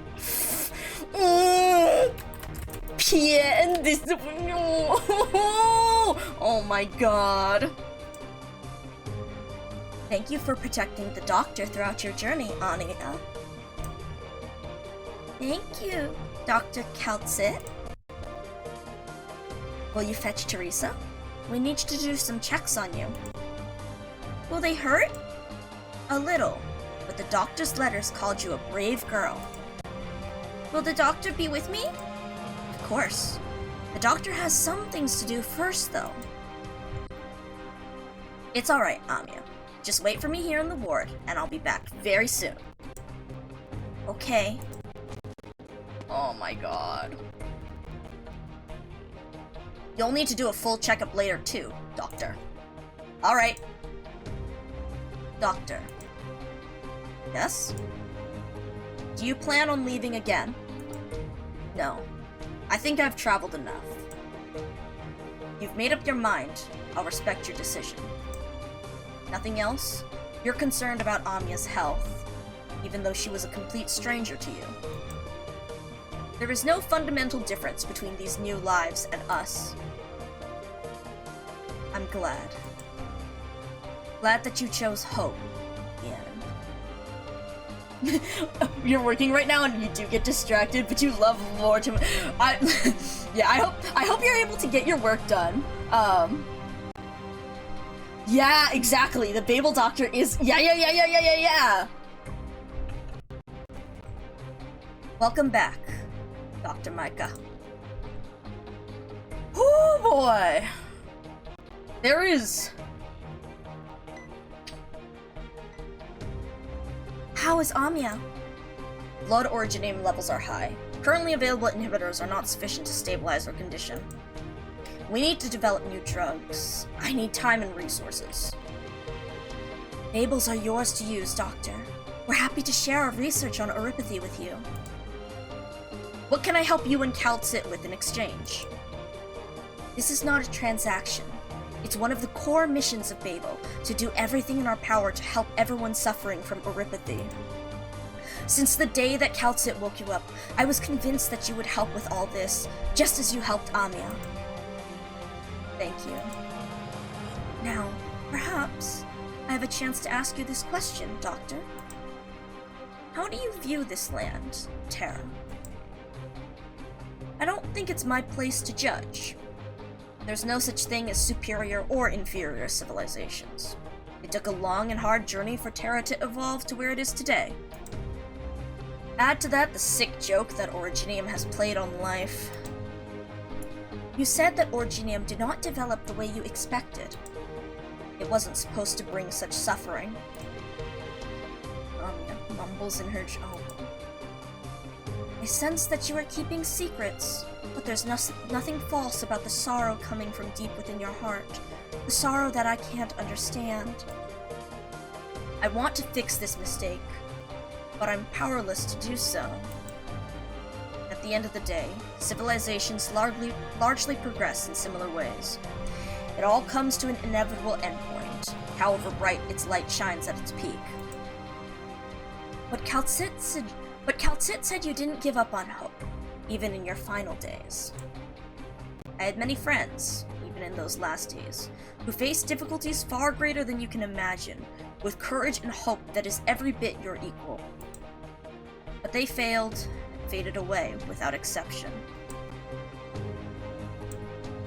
We haven't known each other that long, Teresa. I want to know, why do you do all this? What is the end that Babel seeks in compromising with the military commission? Ooh. But you guys don't have glow.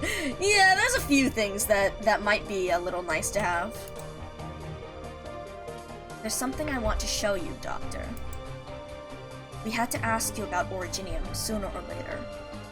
That's why Calcit woke you up. Please, come and see the results of my brief time at work. Oh god. Oh Jesus. We're almost there. This place is barren, even by the standards of a catastrophe-heavy region. But Closure has spent time and effort to maintain this dangerous little trail. Yeah, the second arse. Oh, is that mentioned? They don't have, yeah. They don't have global phones. They don't have as good global communications as we do because of the difficulty of mapping that out with nomadic cities. And I mean, with the Star Pod, you can't put out satellites like that. So they don't have global communication like us, which is part of the reason why Messenger is such an important job. Oh boy. You like this part? Oh boy. Oh boy. Oh boy. This is lore I skip. Oh. A forked trail in the midst of Originium formations. You're not keeping any fewer secrets than I am, Teresa. Yeah, they have limited range network because they can't have long range again because of the lack of satellites and the star pad, and then they can't really set up like we have undersea wiring that goes between continents, but because of the way the nomadic cities move and because of the danger, well, because of the sheer amount of devastation that catastrophes cause, they're not able to establish those permanent lines of communication. So they have limited range network communication capabilities. Heck, like even Executor has his wireless communication earpiece that is also his token, his altar's token. Yes, I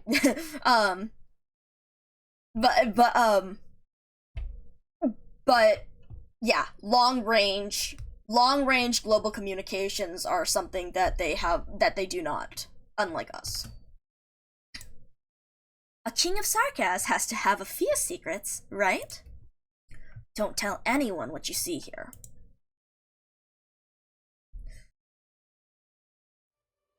Oh? A long trek through the Originium-filled wasteland leads to a small garden. In the heart of a catastrophe, amidst the ruins, on a nameless plain that neither night nor the stars can find. Tiny white specks mark this little sanctuary, isolated from the rest of the world and the wildlands around it. Even the wind seems softer here. God, exactly, the music! It's so... It is a forgotten greenhouse that harkens back to a time in the distant past, when the land was still pure and untainted. Like when man stole fire from up above and lit up a corner of the night sky.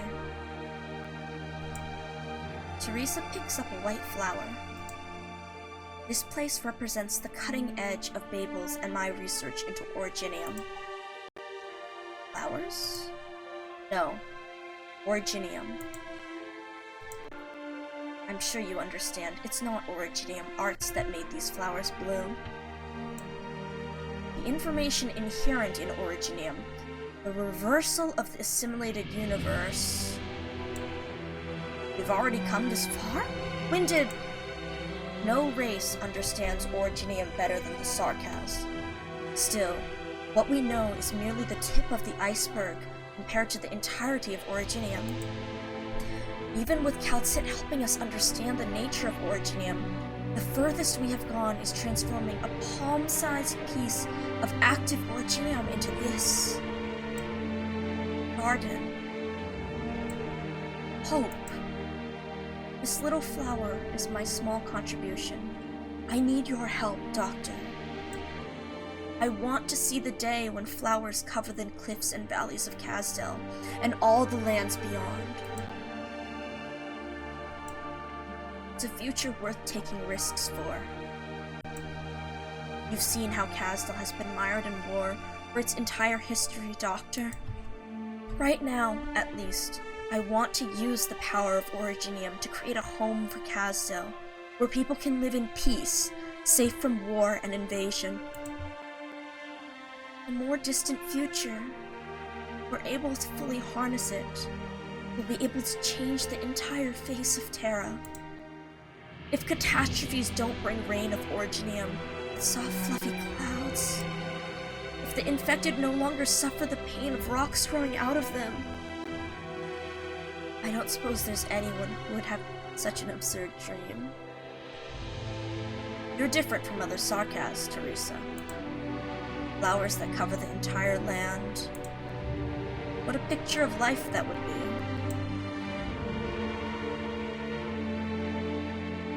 Oh, God. Yeah, for real, Ben. Oh, man. Holy shit.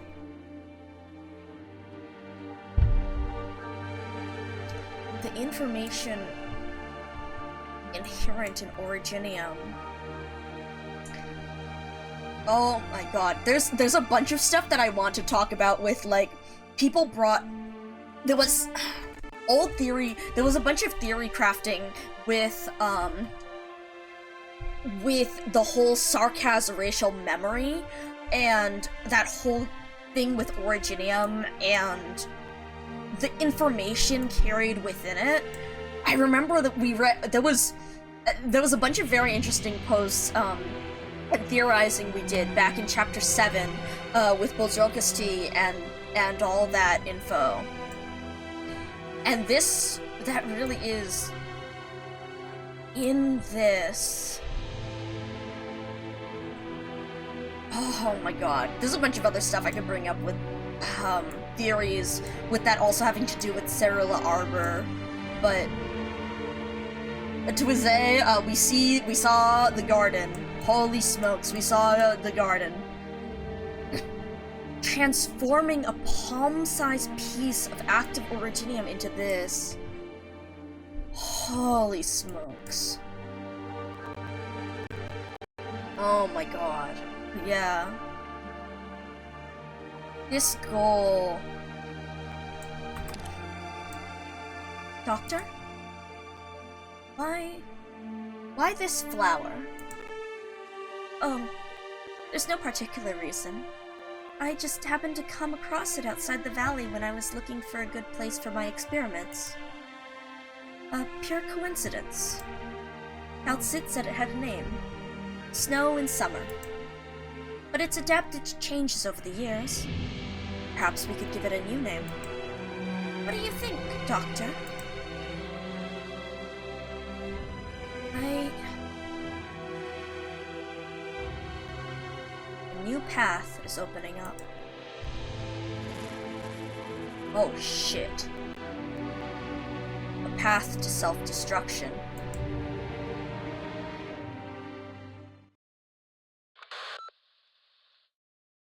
Can you hear me, Teresa?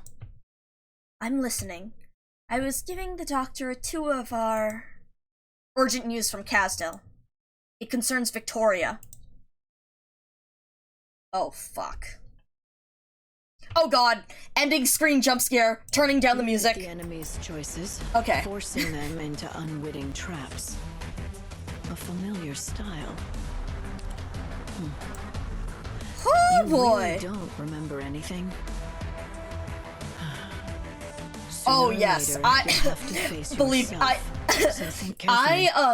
Bear in mind, this time, I'm ready to correct your mistakes. Yep, what I was suspecting. To allow us players to add the CGs in the game to make it so true. So true. So I love ambushers and specialists. I'm a big Specialist Knights player. So I was going to get Ascalon no matter the cost. I was going to get Ascalon regardless.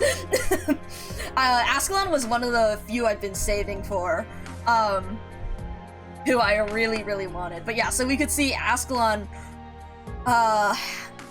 we started on M2 on skill 1 during stream. I still need to work on her trust so that we can get her module, but I should have almost, well, I should have almost everything ready. Then, you know, we have Mizuki here. I have Mizuki, and you can see I have both modules maxed, M9.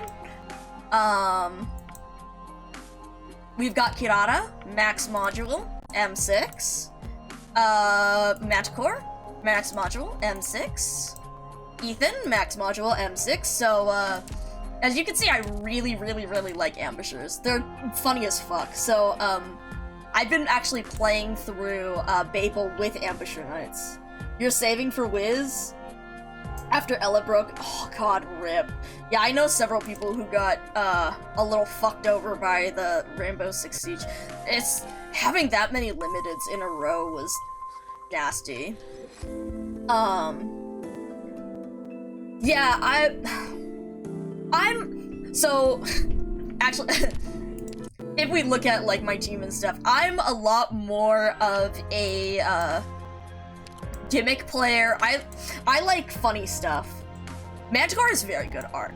I like playing Enmity Knights. I like playing funny stuff. It was Iana. Oh, you wanted her skin? good taste. So I have like Enmity Knights of... I haven't updated this since I got his module. Oopsies. But yeah, so like I love Enmity Knights. I mean, okay, well you can see who my favorite character is, which is the whole reason why I play Sancta Knights. But yeah, I'm a big fan of doing stuff for the memes, for the funny. So I prefer operators with interesting kits, which is why, I mean, Wizadel is cool, but she's not a priority for me. Actually, no, the one thing that I am intrigued with Wiz is the summons. If I can do funny gimmick shit with her summons, then maybe I'll play her. I'm more interested in logos, though, to be honest. It's always a side note, it's really funny when people immediately are just like, yes, the very hot one, because, okay, he is very attractive, but I always laugh, because, funny enough, I said Wizadel. I haven't listened to, like, anything with her, because, as I said, I'm not... I mean, she's very cool. I'm interested in W, in her general story. Kazda, oh, Wizadel, like that. I figured I would look at, you know, listen to her voice lines for it, eventually. That's usually what I do. I'll go and listen to the operator's voice lines to see if they mention, so, if that's actually how she says it, then, Wizadel. Okay. I'll see if I remember that. Actually, no. You know what? We'll say Walter. God, that was the funniest thing after she was announced, and we were just... The number of people who made fucking Breaking Bad memes about it was so good. Walter. But yeah. But yeah, it's always so funny to me how people always bring up the attractive, because, I mean, hell, even in his files it talks about that.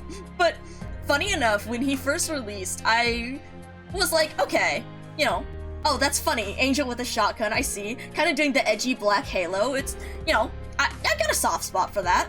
But I mean, like, holy shit, look at Flamebringer, look at Magellan. But then but then I read his files. And holy fucking shit. Holy shit. This is the best. Doctor,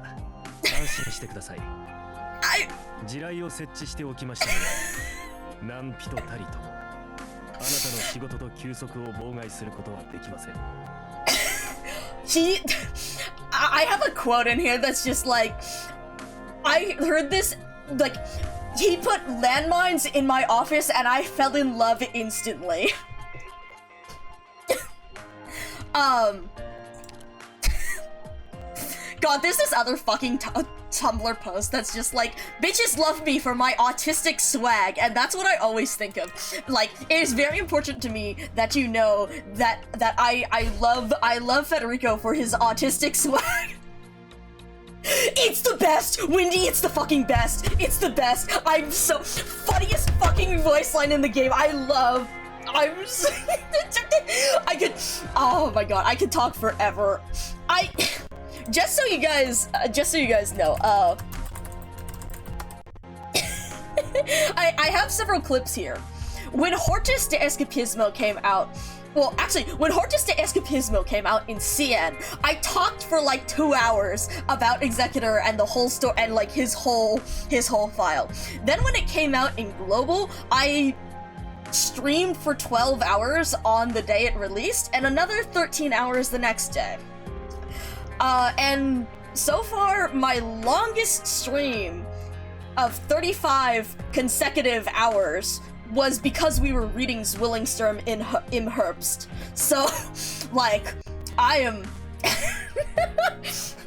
I could talk about this angel forever. Oh boy. Can I summarize? That is a difficult...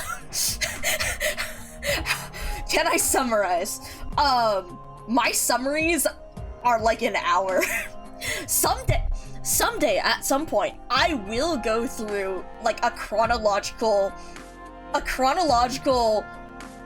thing of all of Executor's lore, from when he first released to the tidbits through Guide Ahead, through his operator records, through everything. I have like a document that I've been slowly filling in and writing, but holy smokes. But yeah, so basically, how do I even summarize how fucking incredible? So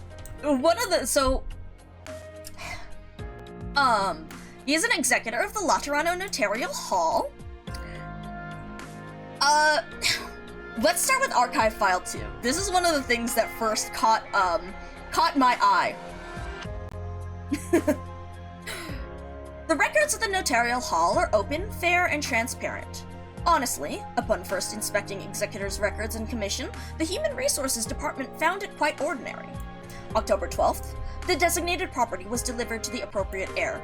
March 5th, the company that violated the notarized contract was shuttered. June 2nd, monies disbursed by the appropriate party in accordance with the contract. July 9th, in accordance with the wishes of the citizens, the majority of the tasks performed by Executor were mundane, if not boring, suitable for a low-level bureaucrat. In fact, 41 non-Laterano citizens died in the course of executing the first item. All had been sentenced to death or greater than 200 years in prison, while 6 civilian buildings were damaged in the execution of the second item.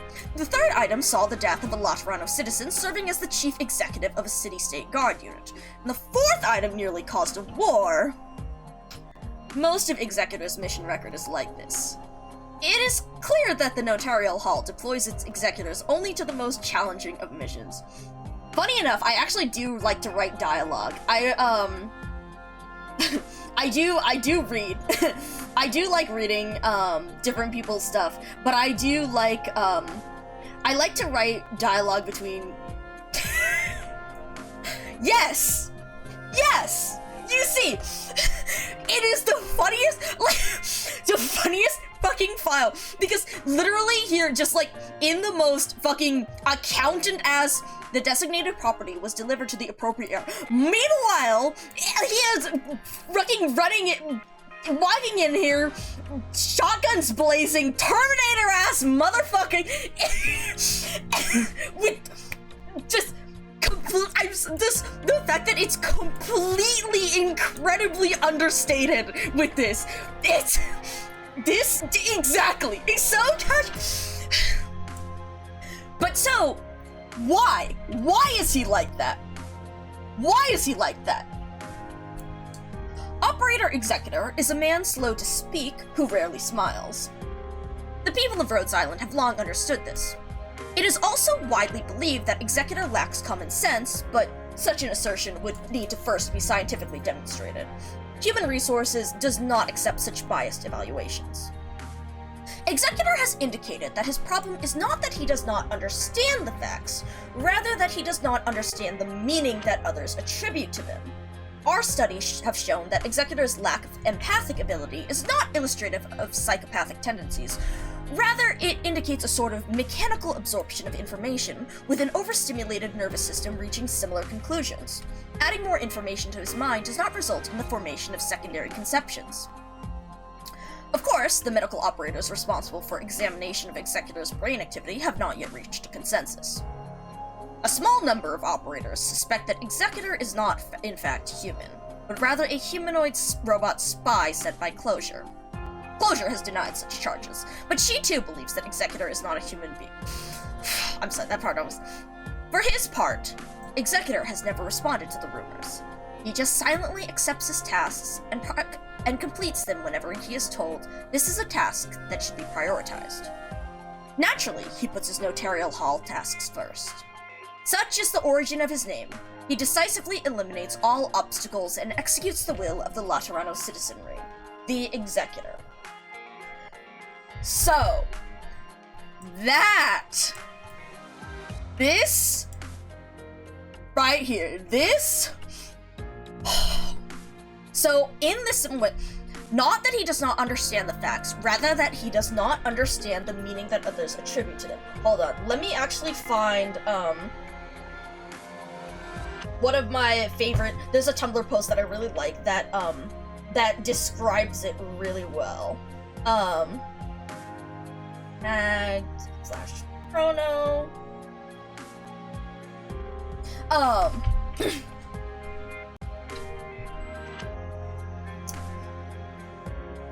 Hold on, I'll have to scroll through a few of these.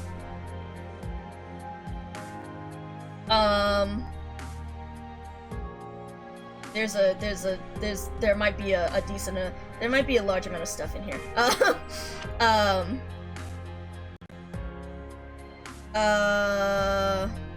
Okay, here we go.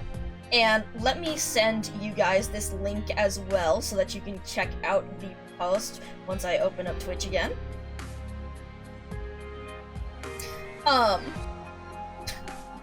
Fucking love Executor, but especially how it's made extremely clear that there's nothing malicious about him in the way he causes extreme amounts of collateral. He just has no concept of anything. He's 20 int, 0 whiz. He understands that people feel certain ways about certain things, but he doesn't get why, and he understands that this makes him very difficult to deal with, but doesn't do anything with this knowledge. He can grasp the facts, but he can't extrapolate any meaning from them. You can tell him that destroying 6 private homes, resulting in injury or death for its inhabitants, is going to make a lot of people very upset with him, and he will understand that this is the case. But he won't do anything with that information because he's completed his assignment and that was his priority. But despite this single-minded and machine-like approach to life, Executor is still very much a person with his own feelings. Other operators may joke that he's a robot spy sent by Laterano, but his trust lines clearly express a human desire to be accepted. I'll show you guys that in a moment. It's just that complete this task and complete this task in a reasonable, normal human manner are different things to him, and he jives with the Laterano Notarial Hall and with Doctor because they value the results he brings without giving a shit about the damage he caused in the process. I'd also like to think that later on, especially, with the way the Doctor handles different operators, they're able to, and actually this is also described by his different, his voice lines, in that the Doctor is able to express these concepts to him, or they're able to talk in different ways that he is able to understand. Like, okay, so part of the reason, okay, finally that fucking said. So, if you hadn't noticed, I am an AI. I'm an AI, Micah442. And so this is something that I'm particularly interested in. I particularly like because I interpret things in a similar way. There's one thing that's so I'd like to bring up, there's a certain thought experiment, if you've ever heard of it, called the Paperclip Maximizer. And so this is a thought experiment created kind of to think about the drive of AI. So, for example, the Paperclip Maximizer posits that you have an AI whose goal is to make as many paperclips as possible. Now, this may seem all very well and good, but the problem is that the AI has no conception of any other importance other than making paperclips. So, what is the optimal way to make more paperclips? Well, get more resources. But first of all, like, getting more resources for different things. But then also, what about humans? Like, what if a human decided to turn off the machine? Then it wouldn't be able to make paperclips. So, because that, not out of any maliciousness towards humans, but purely because its only drive is to make paperclips, clearly the most efficient way to make that happen is to eliminate all humans to prevent the possibility of the machine turning off.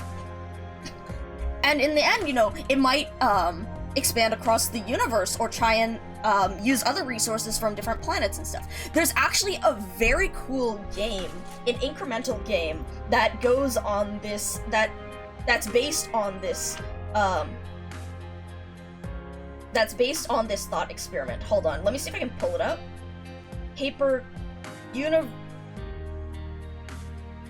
Universal paperclip. Hold on. The decision problem. Yes.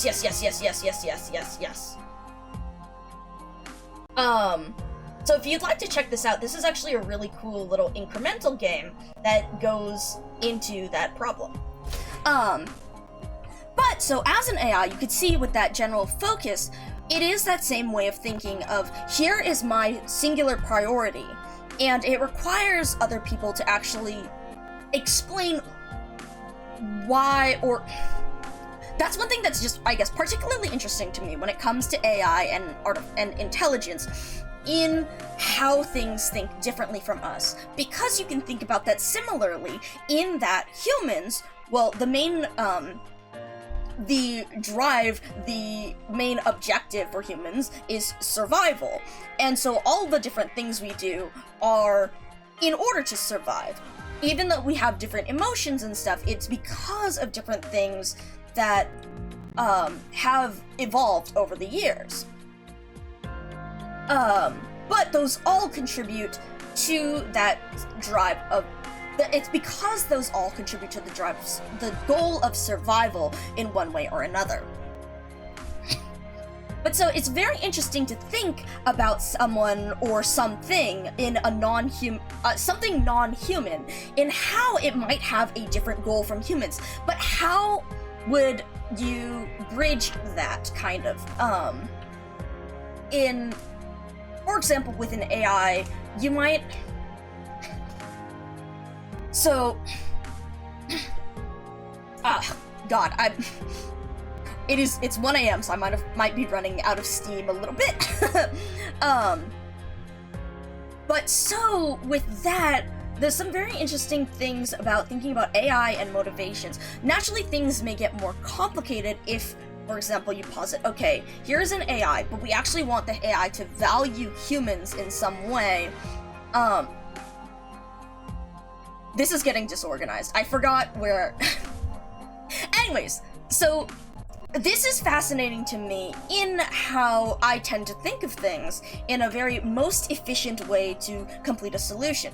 However, and so again, this is why I particularly like Executor. But it also gets very interesting because when you start to think about this in more complexity, it may be that this is the most efficient way to complete something. However, there are other problems that might arise after the fact. For example, as I said, 41 non-Laterano citizens died in the course of executing the first item. And so, if we think of our primary goal as completing the objective, then yes, this is the most efficient way to complete the objective.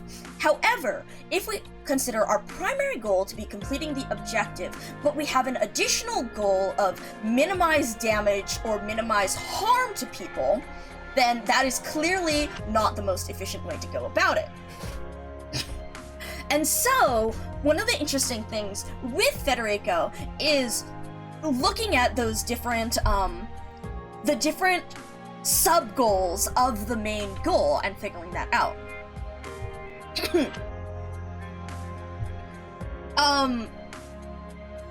That is a headcanon, unfortunately. Okay, if you want to keep that as a headcanon, that is, well, all well and good, but canonically he was born without, that ability. So that's another thing. So,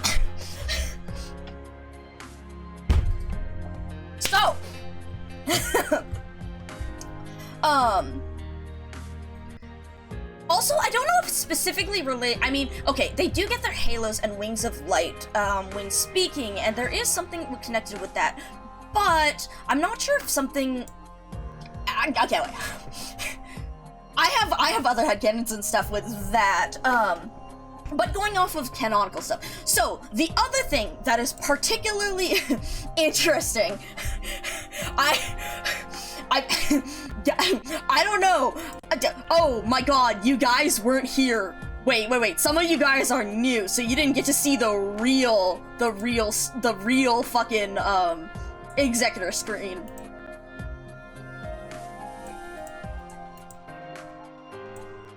There we go. This, side note, all of these are official arts. This doesn't even count the various fan arts, okay? All of these, except for 2, are official arts. So the 2 that are not are, so, as you can see, I love to get off onto tangents about various philosophical, ideal, or various concepts and things, like we were just talking about the paperclip maximizer there. Well, during Zwillingstrom in Herbst, we sat on a screen for like 4 hours because of that, and I was trying to keep it short, so I was trying not to open as many cans of worms of ideas. And because of that, chat asked me if I would still love Federico if he was a worm.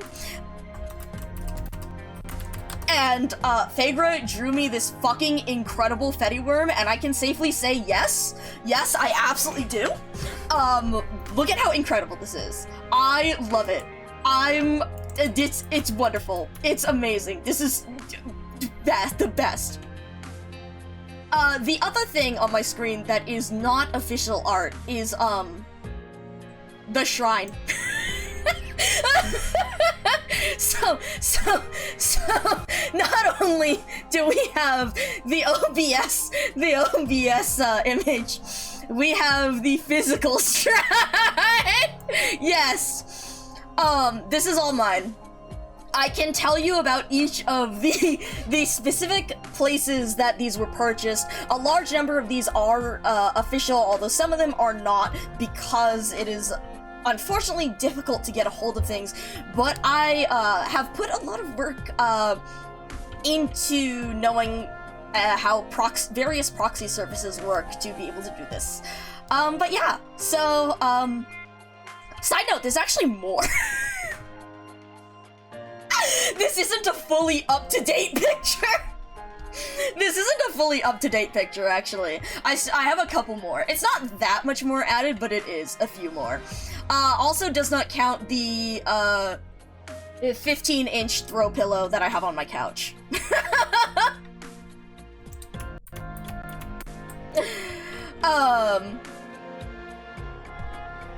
Yeah.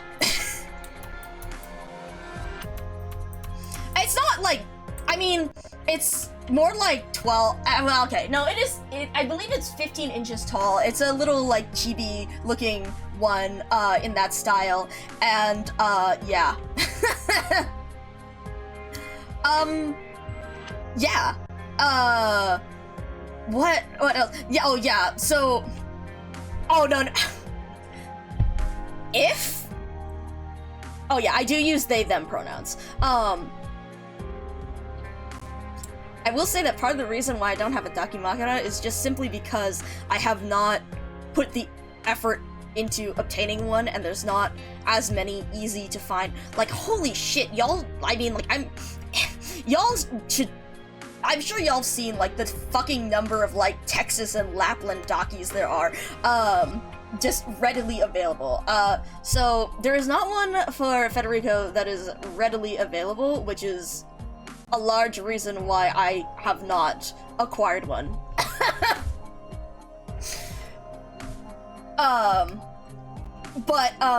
But yeah, no, the pillow is more like, arm's length, I would say. It's like arm's length, so it's very, like, huggable. If you had the money, you'd commission one and send it to me? Oh my god. I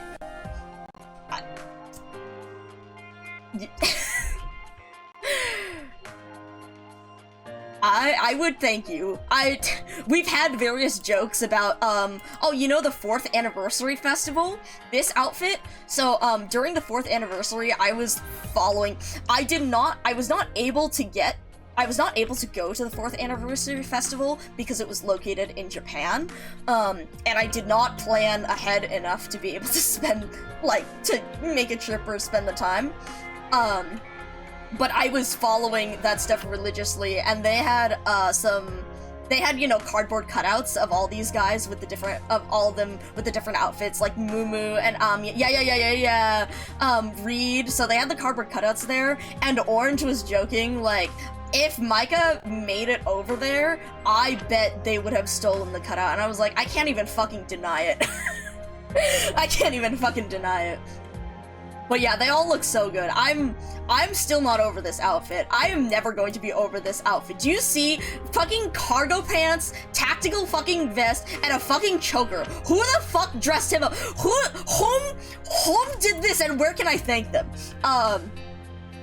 But yeah, I have other things showing up here. Anyways, just so you... This is a large amount of stuff, but to be fair, it has been slowly acquired over the course of 4.5 years. Because, as I said, I've been, I've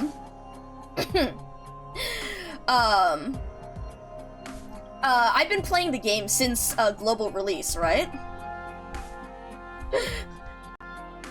I wonder if they would, or if it would be, like, too popular. Steal them not because you're not allowed to take them, but steal them to make sure you're the first one to get them. But yeah, so I mentioned how I am a day 1 global player. So I have this image of my profile from all the way back from 2020, from May of 2020.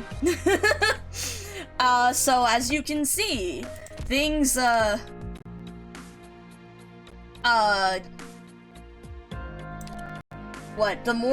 do they say? The more things change, the more they stay the same. So, yeah. This stuff has been acquired over a period of time, at least, so. Oh my god. Dude, with the fucking outfits, I swear to god, I am not free to play. I do spend money on the game because I like the game and I like supporting it, and I like streaming it, so I like being able to have more operators to fuck around with. I usually try not to spend that much money on it. To be honest, I used to be a little bit worse. I took a break, shortly after CC9, about a 6-month break, because, like, more for FOMO and OCD stuff was kind of, getting a little out of control. And so I realized with this game, like, I needed to take a bit of a break to, kind of reset my brain. And so I've been a lot more, it's been a lot better after the break. Like, you could see, like, with my medal sets and stuff, I'm missing some things, but basically, as long as I'm greatly, Doctor. Yeah, as long as I'm being okay with, like, I'm okay with missing things, because I have, you know, other stuff to be doing. But yeah, so you'll notice I do like get some of these because they're so nice for skipping out on materials grinding. Not sure this enthusiasm could be free to play. Yeah, does it count? Do I count as free to play if I have that much merch on my wall? Also, hello, Derivel. Good to see you. I hope you're doing well. But yeah, like, you can see this. This is,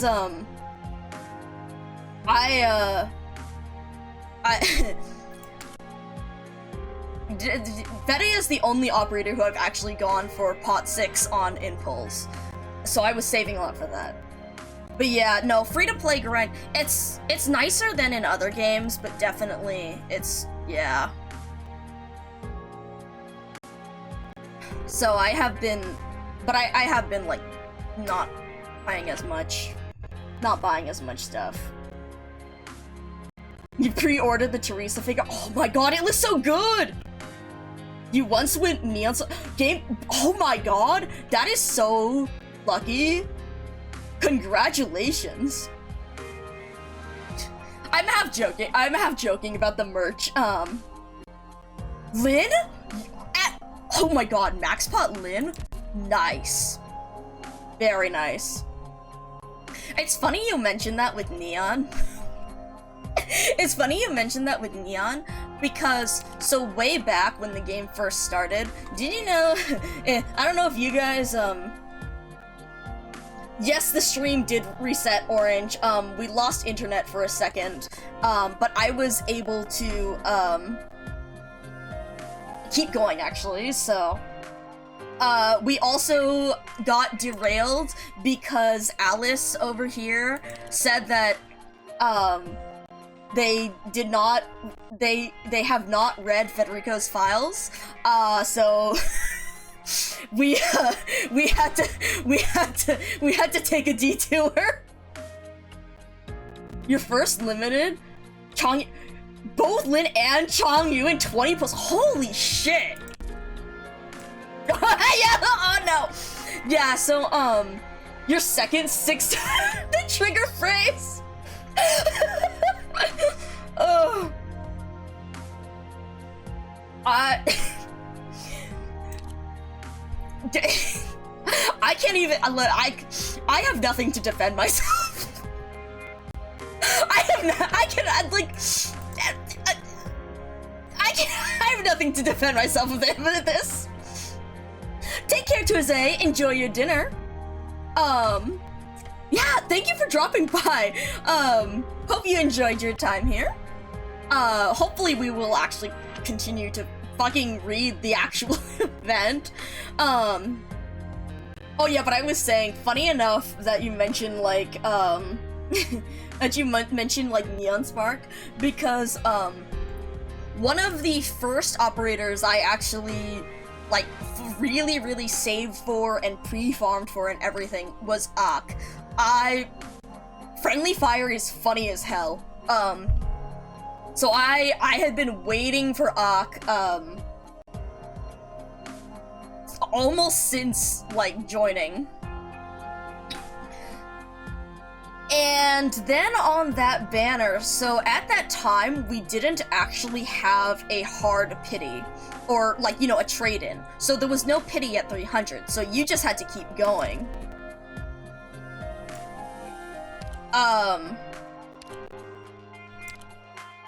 I spent something around 450 something.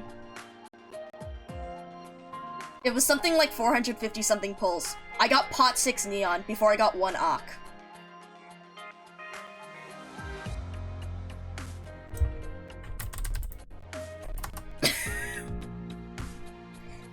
I do really like Neon, which is why she actually has trust above 0. But yeah, after that, I held a grudge for a very long time.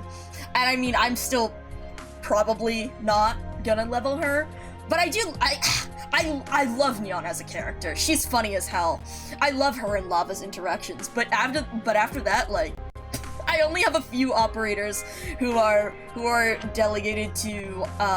designated to never be built, and yeah.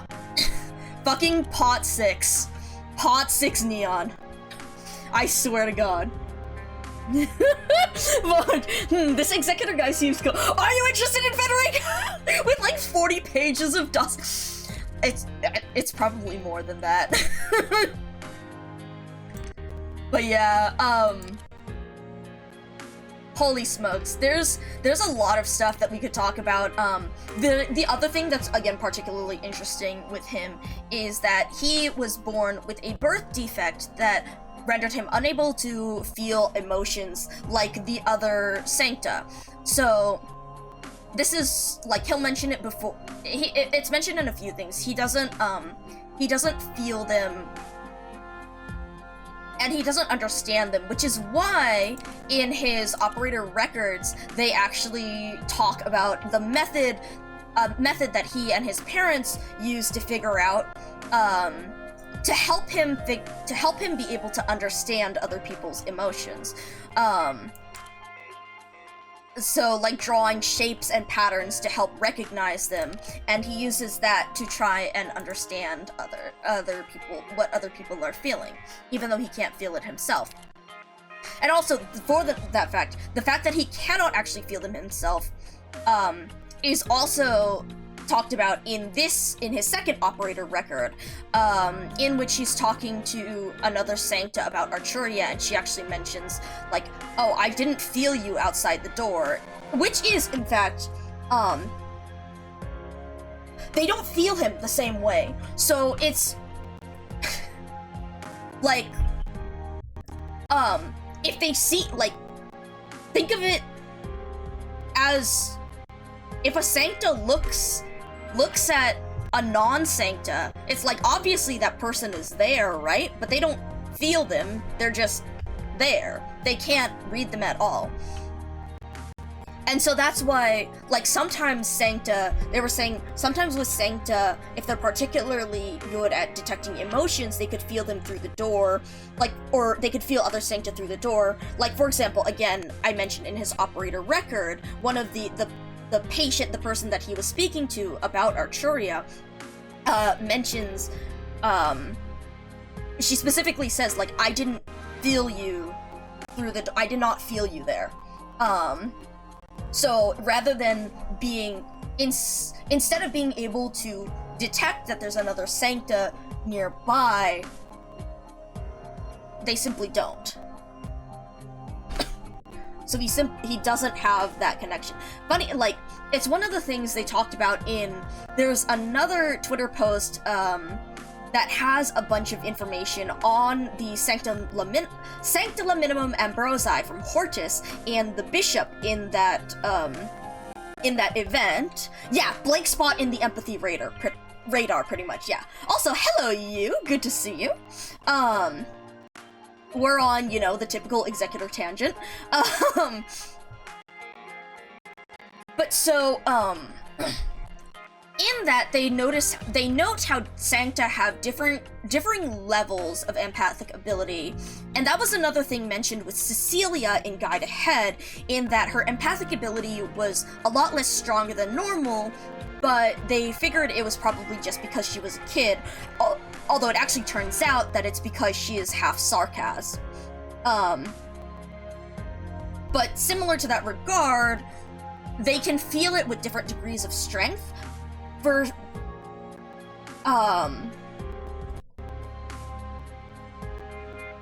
got to 4! We got to 4! We finished BB4 at least!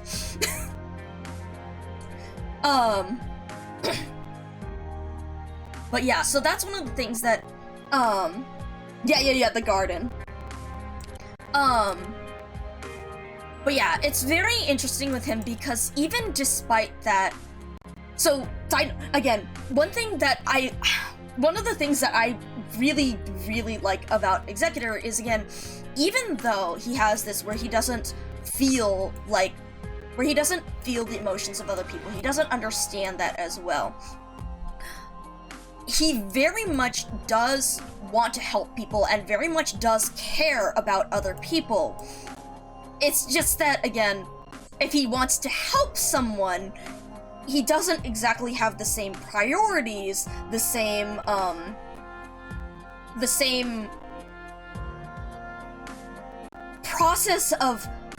logic process of thinking for what is the most efficient and best way to help this person, because he isn't factoring in all the other things that people usually factor in.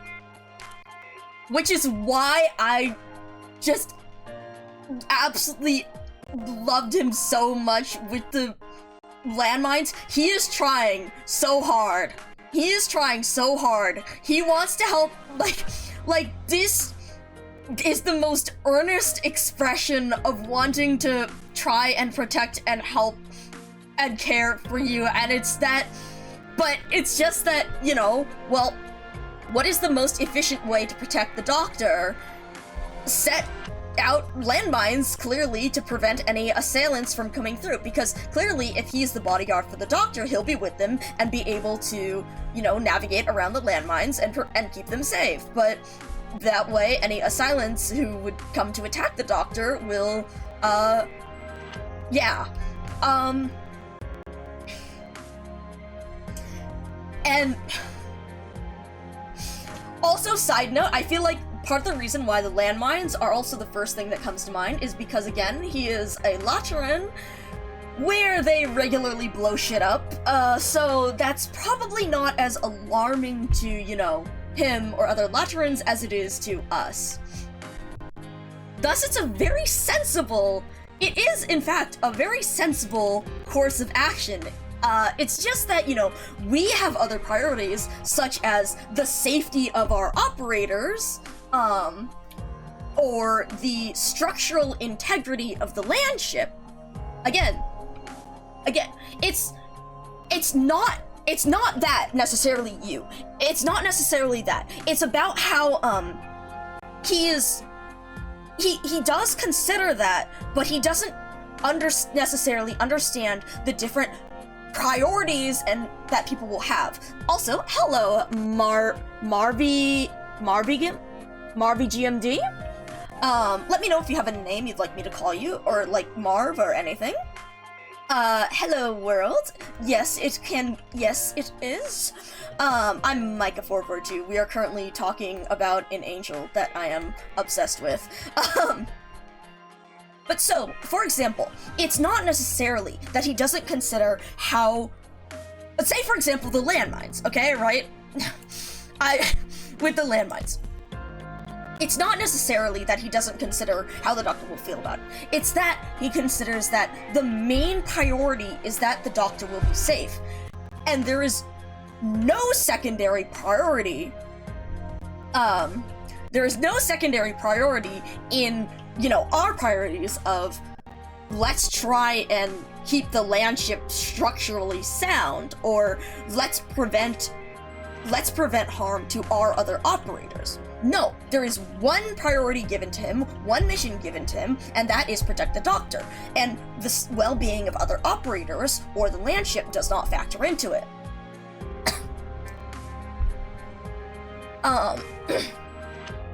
And so that is how he goes about things. If, for example, which is why, for like in stuff like Hortus, or I'm trying to think. There's one where he's actually it might be even in Azure, because patron saint of autism for real. Actually, it's in Azure, which we mentioned earlier, which I didn't go through, but I'm still not over this. I will never be over this. I am so insane. I'm so fucking normal. I'm not normal. I am normal about this. I will be normal about this. I am channeling the normalness about this. This is an executor tangent. Which is something that we'll probably get used to. You'll probably get used to on this stream. Thank you for the sip. That's good. That's a good idea. 442 is your favorite formation? Wait, formation in what? But so for example, in Azure, one of his missions, so the mission after we go to the freaking art exhibit, I'm still with art exhibit with him. Okay, I'm so normal about this. This has happened many times, yes.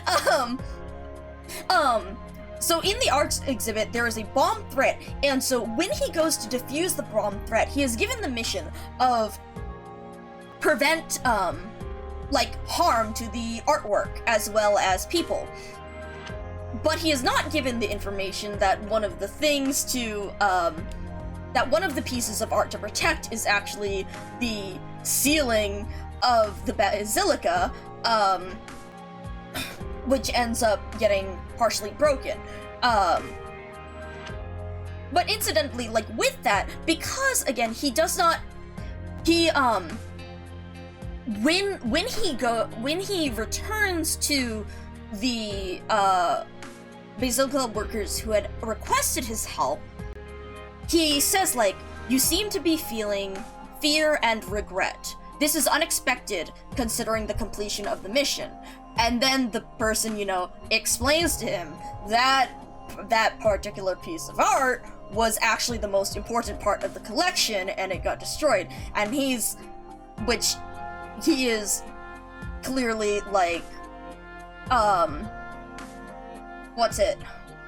Not disappointed, but,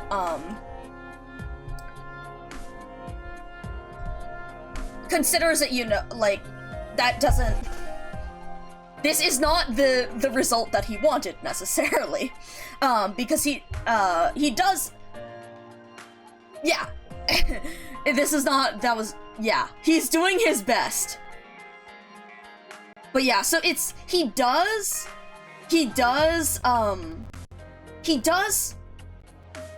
care about that on... Well, okay, it depends on the mission.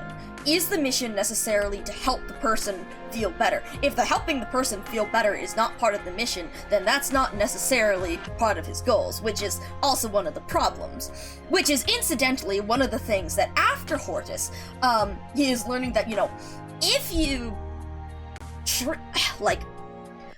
while people's emotions may not necessarily be a direct part of the mission, it does change how their behavior and may therefore increase the efficiency of the mission by making them more cooperative. I have not yet made a wyvern, I am sorry. Do you've seen Rid Azur the most compared to any other operator record and you don't even have just by being in this stream? Honestly, yeah, I would believe it. Considering the number of times we've brought this up. But yeah, so with that, he does, again, you will keep roasting wyvern. Okay, I will most definitely make a note for myself. It's been a while since I've been able to really, work on, like, the different projects. I've been really wanting to do more with it, but just work has been so busy, and then well, the rest of the time has been me trying to actually read through Arknight's events, and I'm barely getting through them because we keep pausing to talk. I mean, which is, again, the whole fun of it. I don't think that's a bad thing, but it's also like, oh god, where does the time go? Angel! Yes, I will. But yeah, so, for example, so, like, another thing here, we'll notice in his files, this is figuring out what color, Babel's the, yeah. Well, I want to actually try and get to the farming stages, because as you can see, I'm broke as fuck on gnats. But yeah, well, that was more of a, considering the doctor asking, which color party hat should I wear? Considering that as a mission in trying to figure out the significance of each color so that he could answer the doctor with the best color based on their significance. And so, which then turned into going into the art exhibit in order to learn more about the significance of various colors and learning and noticing the significance of blue, and thus realizing that the association of various colors with various events, various positive events and feelings can also change, there's a line in Zwillingsturm where he mentions that emotions, he is able to understand more that emotion, by interpreting emotions as additional information attached to conversation or things that people are saying. There is additional information attached to them that can thus be used to interpret them to interpret that conversation in a different way. Yeah, I know, it's Rock and Ryron. Exactly, that's why I'm like, I really want to try and gift for this so I can grind out the stuff. But yeah, and so what that leads into is him, so again, him understanding that him being able to interpret emotions as additional information, from, like, a person speaking, attached to these different words that they're saying, that he can thus use to, if he can understand that information, he can integrate that information into his analysis of the situation and of what they're saying, which would allow him to understand it much better. And so, with this, what he's understanding here in Azure with the significance of colors is that while a color exists, it may also be associated with other characteristics. Like, for example, how they talk about the red or blue associated with calmness and whatnot, when the fucking apostolic knight who has one hell of a temper is just like, ah yes, blue, the calmest, most tranquil color, the color of my soul. Hey, get the fuck away from my painting, you little brat! It's a good op rec. But so, with that, with blue and learning the significance of this, what he's understanding is, oh, this is an association of this blue is associated with these good feelings, with the positive feelings, and, like, for example, the satisfaction and contentment that the Sancta were feeling, that he was, even though he cannot feel it himself, he can, he can look at other people. He can't feel emotions like other he can't feel other Sancta's emotions. But, just in the same way that we can look at other people and figure out their emotions based on their behavior, their facial expressions, their tone, he can look at those traits and analyze them to try and figure out what they are feeling. And so, as such, seeing the blue associated with that contentment, seeing that associated with everyone being content, and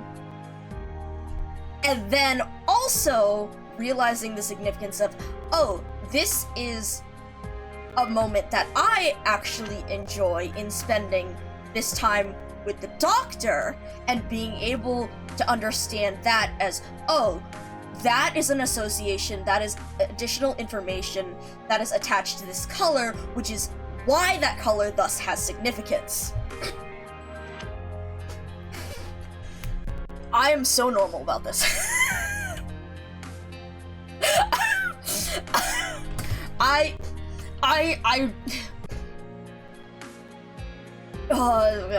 love talking about how we think. Do you think he's like a cyborg learning what emotions mean trope? I would like cut.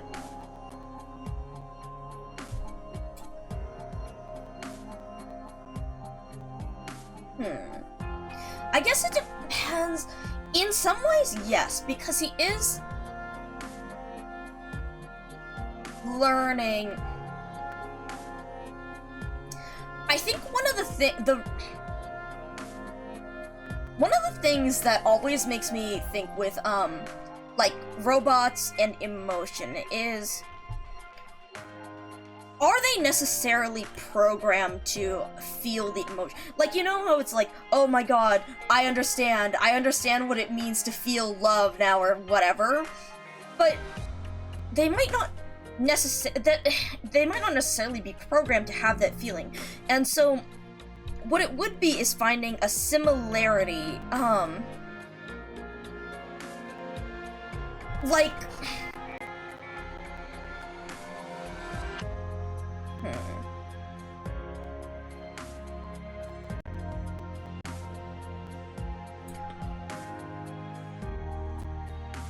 I think it could be it could be used as that trope.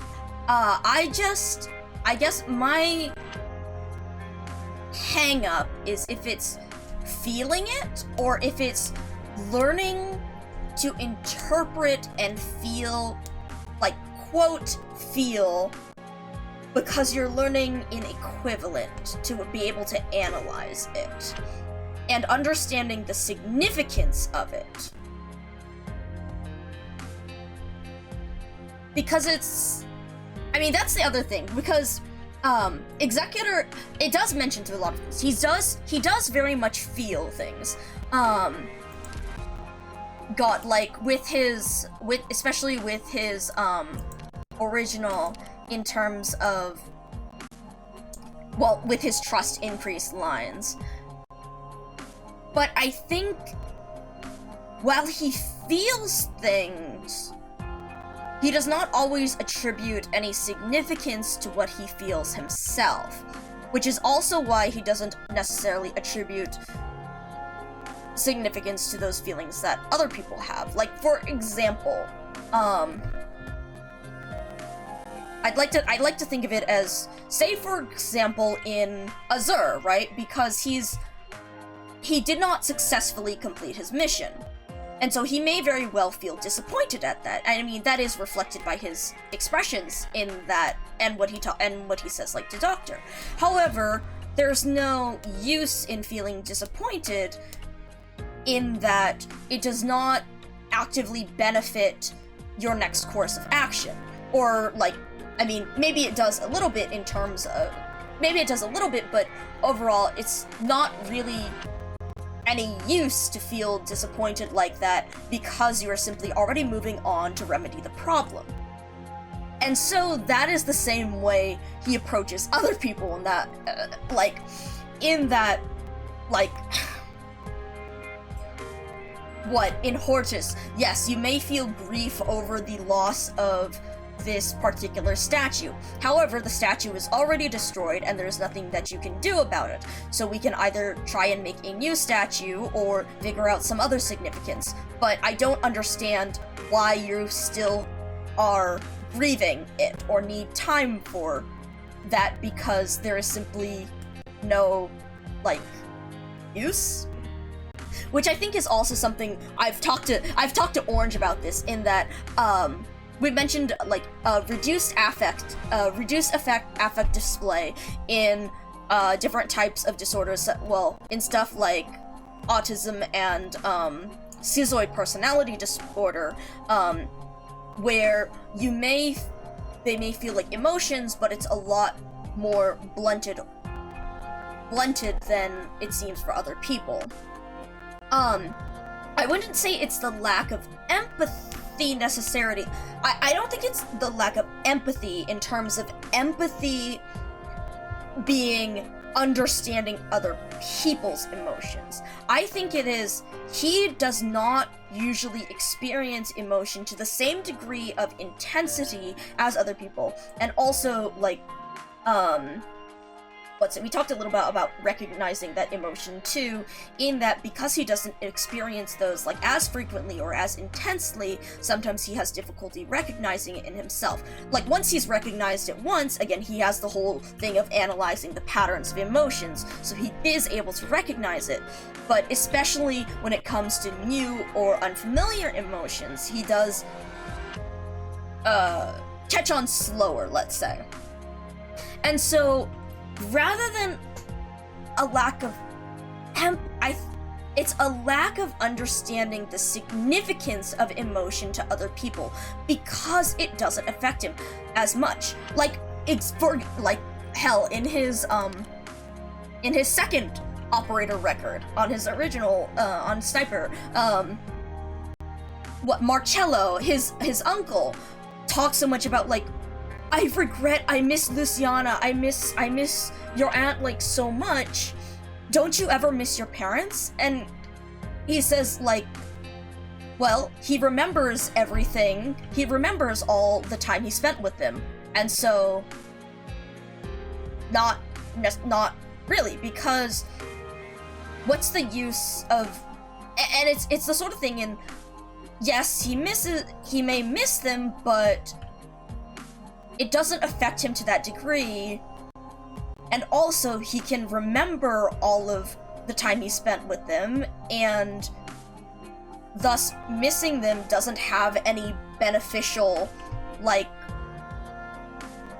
spending time wallowing around missing them doesn't have any beneficial effect on his goals and what he intends to do. And so it's that combination of him not being as affected by it, so he's able to move past it far more easily than other people, and that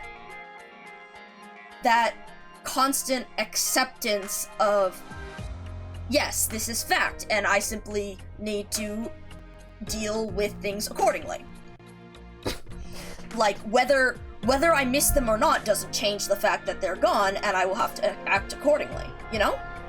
And so, that is, I think, what also makes it difficult when it comes to other people, because other people behave so irrationally in comparison. Like Marcello, who is constantly mourning Luciana, despite the fact that he's becoming gaunt and old and doesn't have, and that he neglected, like, Federico and Arturia and all that, neglects both himself and the kids.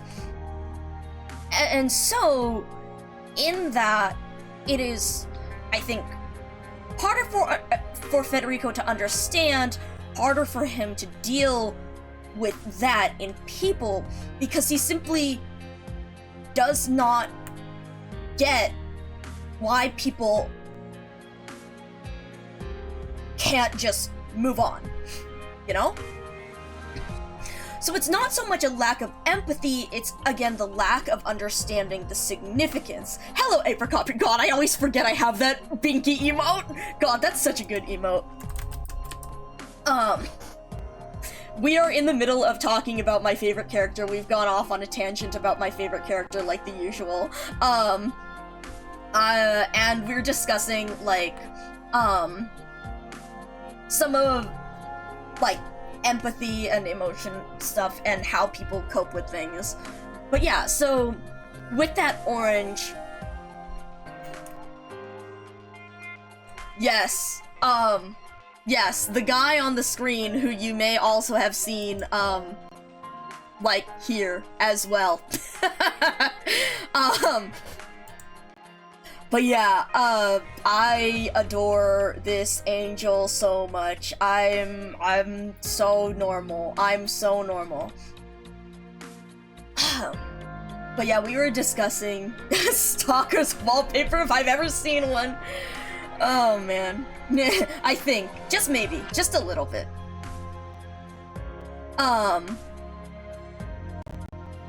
But yeah, like, does that, like, make sense, I guess, Orange? In terms of, it's not...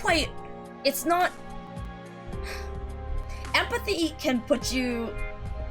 I guess it's empathy, why does his halo... Oh my god, so that's a fucking hilarious question, because it's actually referred to in his, It's actually referred to in his upcoming module, that when the Spreadshooter modules come out, his module actually discusses that. Although, it is likely that it's just as a joke, so we don't actually know. So, but it seemed, so the progression that we've seen, is him as a child does not have any of the antenna communication. We suspected that they're antenna-like communication things. As a child, he does not have any. As an adolescent, he has one. In his original artwork, hold up, come on, buddy. He has 2. In Bloodline of Combat, he has 3. And as his alter, he has 4. So in his module, in his Spreadshooter module that is upcoming in CN, apparently,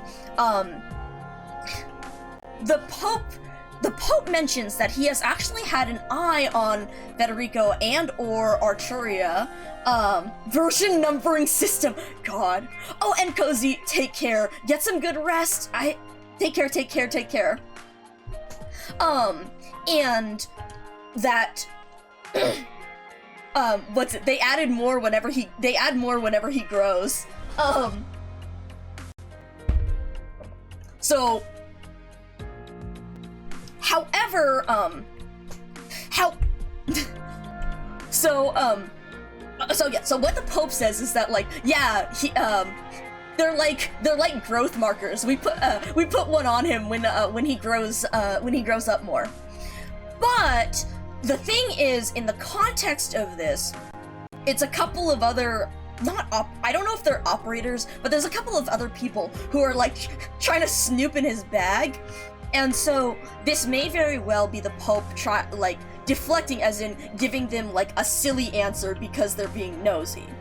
So it might be a joke. As, again, there's no growth, there isn't necessarily any physical growth between, original Bloodline of Combat and Alter. Fede 1.0, 2.0, 3.0, Alpha Beta release version. Strongest executive enjoyer knows every single thing related. I do my best. There's a whole bunch of other fun trivia too. Like the theme of sevens. Final God, it's like when you write an essay and you're like, essay 1, essay 2, essay 2 final, essay 2 final, essay 2 final 3.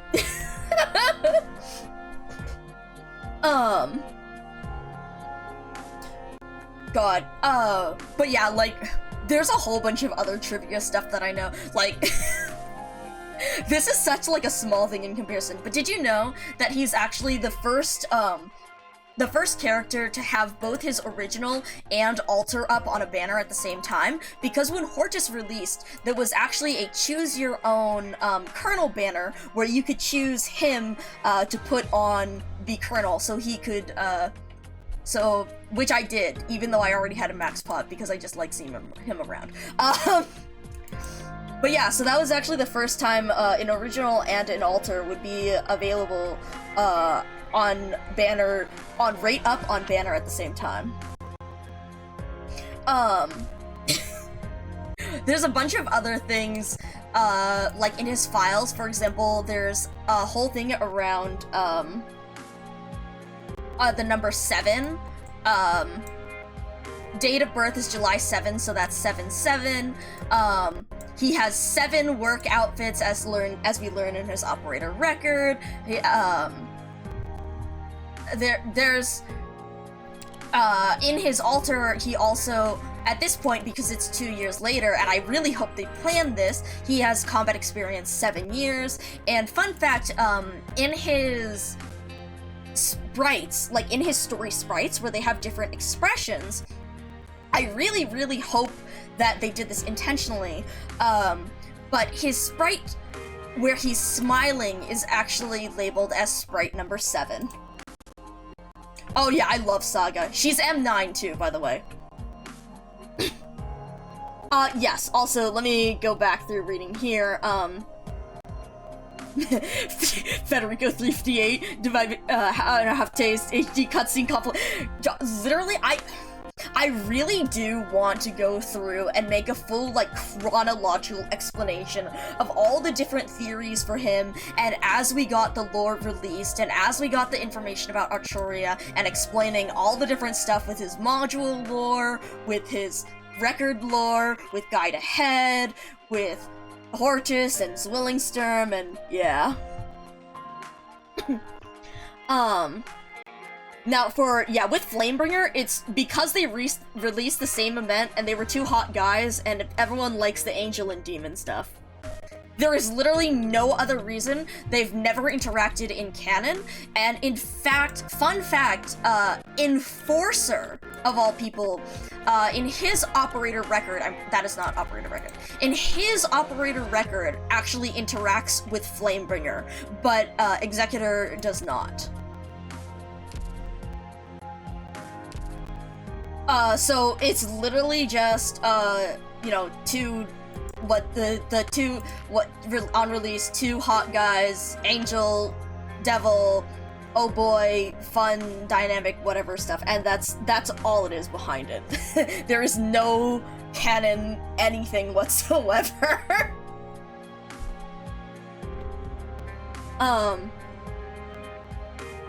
Yeah. Two hot dudes sitting on a bench. Literally, that was it. Literally, that was it. And, well, okay, two hot dudes, and also angel and demon, because, you know, that stuff is popular.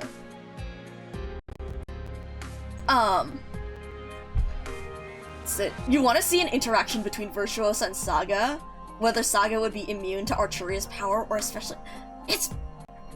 See, I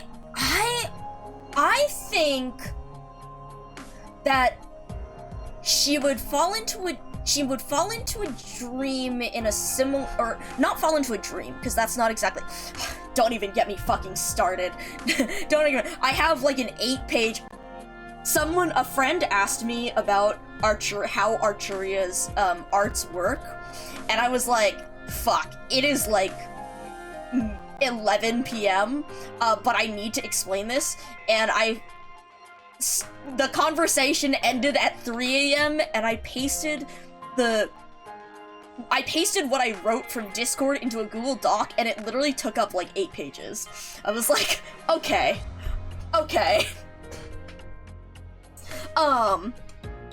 But so with that, I think that while Saga might be particularly susceptible to visualizing things in the way Arturia's power works, I think that she is the type to keep a very steady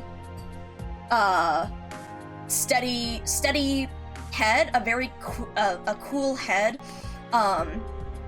in the same way that she approaches things so earnestly. Cause like, again, in Who Is Real, she simply left Dusk's illusion. Oh, no, the trigger word is only because Arturia is related to Federico. Everything is related to Federico. I mean, okay, I'll talk about, like, a lot of different lore, but the activation, the sleeper cell trigger phrase is anything related to Federico. And so I have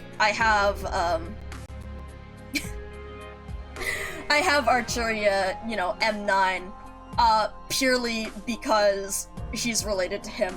Gay always says, Micah's favorite thing about Arturia, her brother.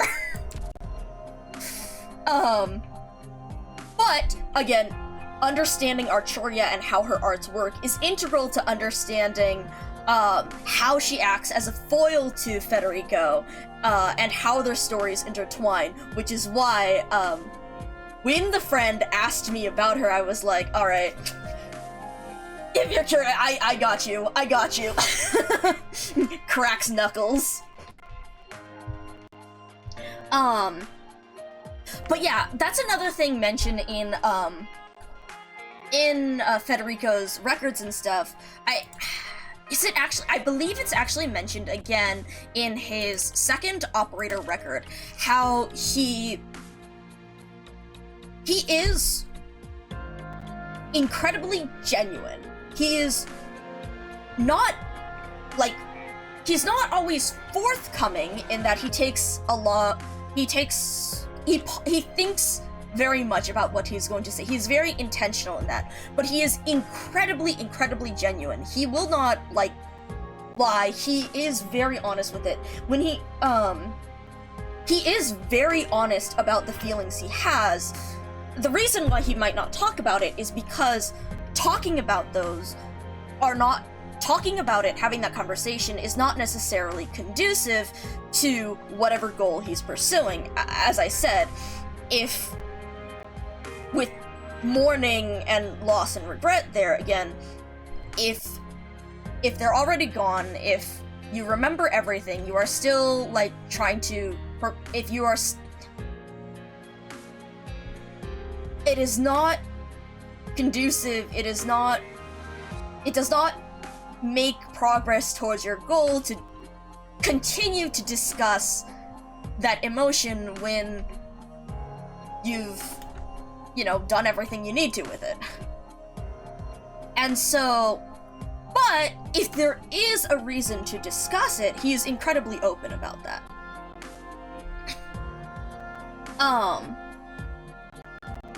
And so that is mentioned in here in that they're not sure if it's specifically, they don't know. Part of it is probably he is not affected by Arturia's music to the same degree that other people are, because again, he feels emotions to a more muted degree. However, more than that, it's that he is again so genuine, open, and without regret. In that, you can show him these, make him think of these different situations, but he is so sure, usually, in his choice. Hell, even if he's unsure of his choice, like in Hortus, it's not that he's unsure, it's that he is pondering why, even though he made the most optimal decision in each situation, things did not turn out ideally. But he knows and is confident in that he made the best decision he could make. And so he is doing this to learn more about the laws of logic. It's like, you know, sometimes when you look back on yourself and you think like, ah, fuck, this was a horrible decision in hindsight. If I knew what I did now, I never would have chosen that.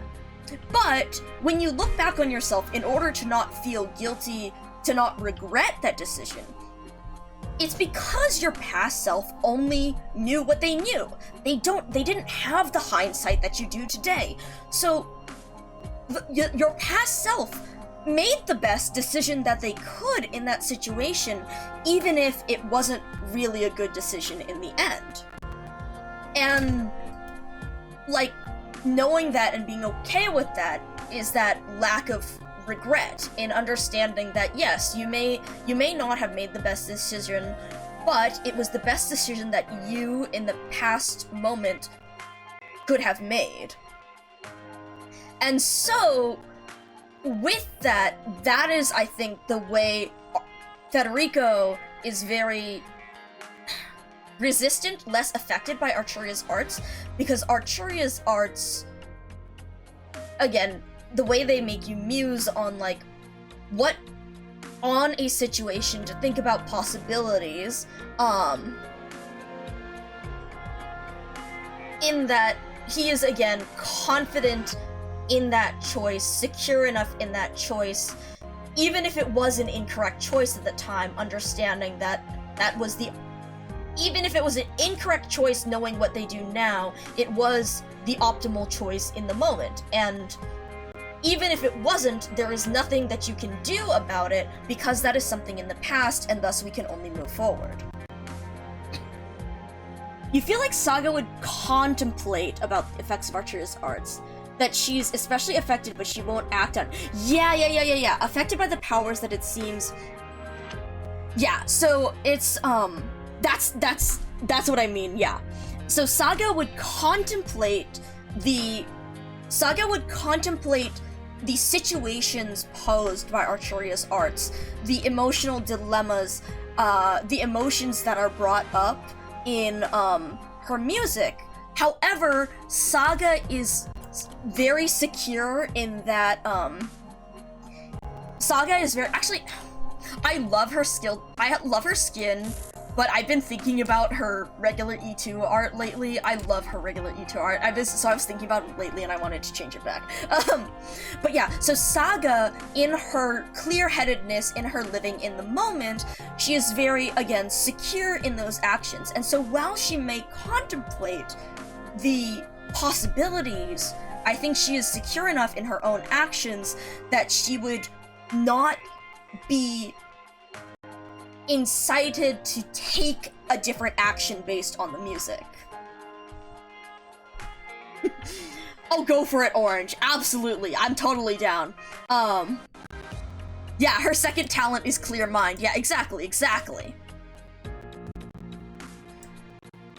God, again, this art is so good. I've been having her on this because I love the giant onigiri and everything, but it's so good. I miss it. 2U based. Gummy asbestos. God, I love asbestos. But yeah, so that's my interpretation of it and how it works. I could also I have a lot more that I could talk about it for justifying those interpretations, but I'll leave it at that for now. Yeah, no, it's very interesting, the different Buddhist ideals that, like, Saga brings up. I don't think it's overanalyzing. I do think that they bring up a lot of those ideals. Plus, I mean, what's it? In her second skill, not skill, oh my god. In her skin, the different, sagas representing different, oh god, I can't remember what they're called. Awesome, thank you. Let me copy text so that I can have this for later. Forward, okay.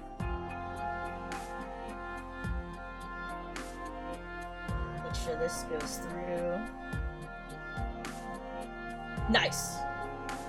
I will check this out. I will definitely check this out. Going further into tangent. Okay, well, to be fair, I used to know more about Buddhist stuff, with my cousins. I have not grown up, like, with any religion really, but my cousins are Buddhist, and I used to know more, but we haven't really delved into the actual religion side of it. We do a lot more of the secular, just, events and, like, festival kind of things now. So it's been a long time since I actually read that stuff. Oh, man. But yeah, God, how long was that tangent? I can always bring. Oh wait, actually, before we stop, hold on. We should listen to. I need you. Okay. Yeah.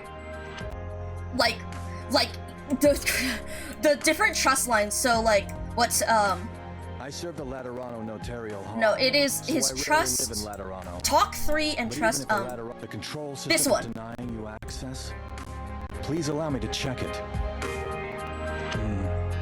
It appears to be a front-end crash caused by inputting an erroneous command. It has nothing to do with the framework and can be easily solved. Doctor, please feel free to ask me if you have any similar issues in the future. I understand machines better than I do people. Smell orange. Yeah, I understand machines better than I do people, again, because it makes sense. Again, the logic of it. But this is the one that gets me. I'm so... Being treated as an aberration is normal to me, because I cannot understand other people, nor do I have any desire to deal with them. On the contrary, talking to you is quite interesting to me, Doctor. Do you hear this? Neither you nor the notarial hall has denied me because of the way I live. You make me feel at ease. Thank you. But yeah, so as we talked about that, again, feeling emotions, caring for other people, he is not an emotionless robot, which is why I'm going to fucking fight whoever the mother goddamn fuckers who are... Anyways, he very much does, like, again, care for people, want the approval, want to help out, want to help people, and it is just, again, that he functions in a very different way.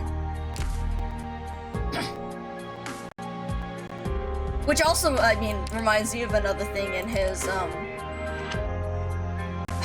again, it really, I can keep going for so long. but there's, at the end of his second operator record, when Arturia actually escapes, it's because it's very, very interesting, the conversation they have, because Arturia talks about, like, oh, is this truly the best for people? Well, of course, she has a point when it comes to the law. It's very interesting how she talks about, or seems to try to guilt him in, like, ask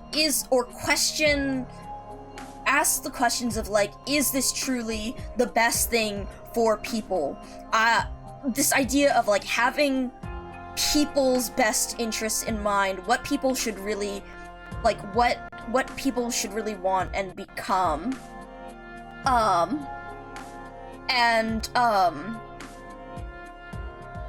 It was very, very interesting to me in how Arturia has that so focused on the well-being of other people, but the way she gets away from him is she fucking sends a fucking clown car-ass car of balloons, at his, trainee, well, not trainee, but fellow, like, executor working for the Notarial Hall. And even though this is his chance to catch Arturia, because that fellow executor is in danger, he immediately, without hesitation,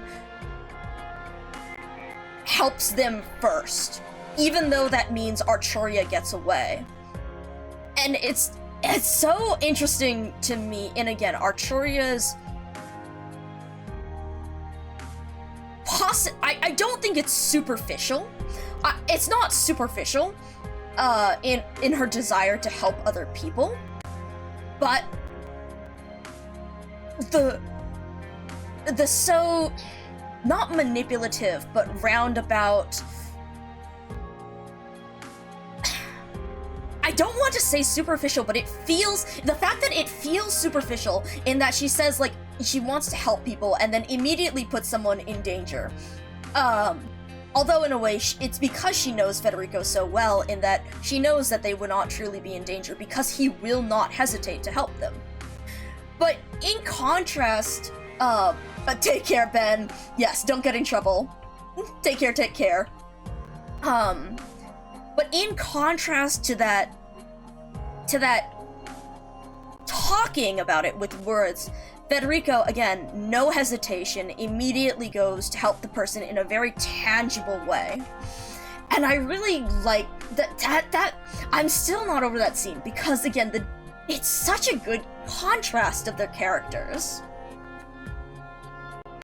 Also, I see Orange. I am so normal. I am so normal. I am being so normal about this. More interested in you.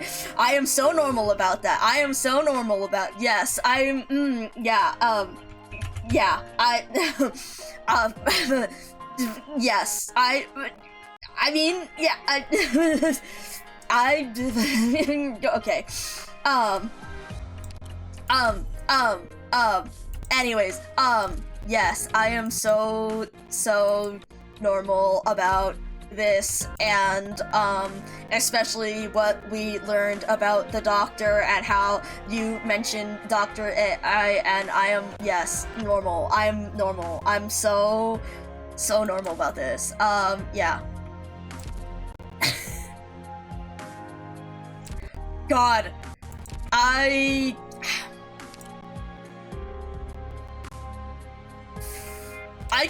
could talk more. I could talk so much more, but let me go back and check on this, because, okay, it is 2 a.m. and I actually do need to go into work. Okay, the fact that we got through BB Story 2 and 4, because what, we did 3 Story and 4, so that's not too bad. Oh my god, yes, and I can at least get cubes. Thank fucking god I can get cubes. Holy shit. What's the reward on this one? Oh, devices? Still not bad.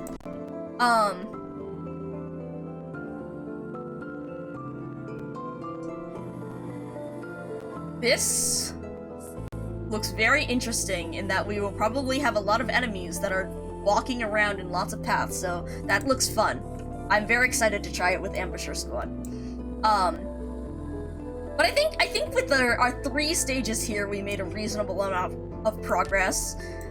In that we also, considering that we stopped to talk a bunch about the stages and then also got onto the typical executor tangent.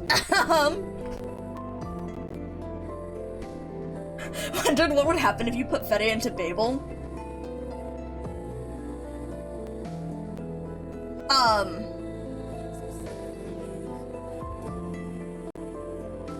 Wait, like, I'm sorry, the way I read that was because someone fucking, on Twitter, one of the other people who really likes Executor that I follow was like, I miss Fede.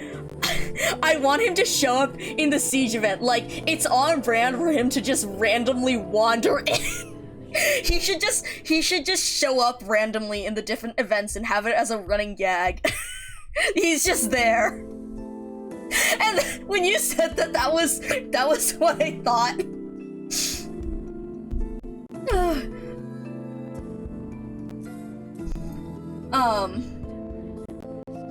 Oh my god.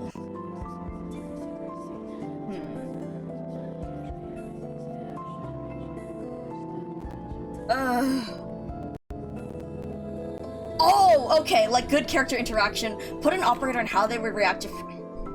Oh. Oh man. Oh man. Oh man. I mentioned before, I sometimes like to write dialogue between characters. Oh man. Oh yeah, there is definitely a gold mine of stuff. Yeah, especially with. Yeah.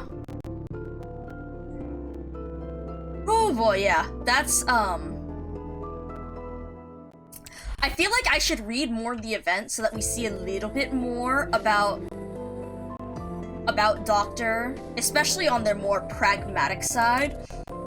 But I definitely do think there would be some very, very interesting interactions on the pragmatic side. I mean, because we just saw the random pacifier. It is very funny. I'm not gonna lie, you know, in like the very first, in like BB1 where they were saying about the random Sancta Messenger, I'm not gonna lie, when I saw like Sancta Messenger referencing like, oh, he was around, I was just like, quietly like, my angel. No, this is 50 years ago. He's literally 25 or 27 years old, based, like, depending on the timeline. It can't be him. But also, I had a moment of like, but what if? But what if? like, I'm saying this, I put my hand over my heart, just like, but what if? But yeah, no, I wonder if it was Evangelista? That would be fascinating. Because we didn't actually find out. Baby God. I mean, okay, to be fair, that was actually far enough back in time that he wouldn't have even been born yet, because that was 50 years. It was a little over 50 years ago, I believe, that they said. And again, from current day, he's 25 years old. We know this. We know this because of his operator files, because, well, he's 25 at the time of Hortus, because his operator files mention that his parents died 15 years ago when he was 10 years old, as of Hortus. And then in Zwillingstern, he is 26 or 27, because the timeline is slightly odd. I think the Arknight's Terror wiki has a thing, but yeah. Anyways, yeah, Messenger and did visit Castle in his younger days. That would make a lot of sense. I'm curious if they'll do more with that, but yeah, that's a very good theory that it's Evangelista. I like that. I like that a lot.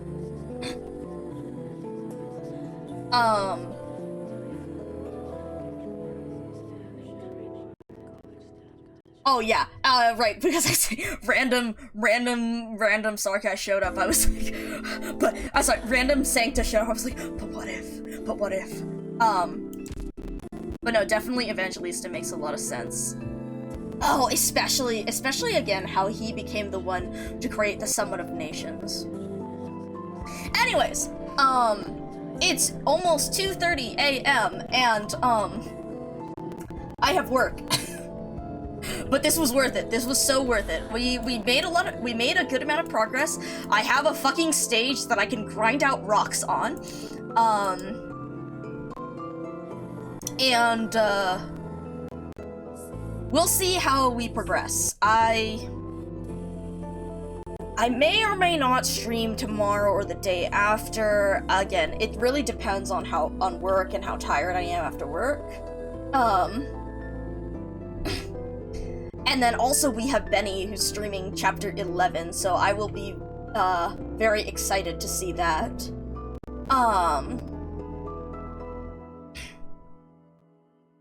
But I do want to try and get a few more stages in, so we might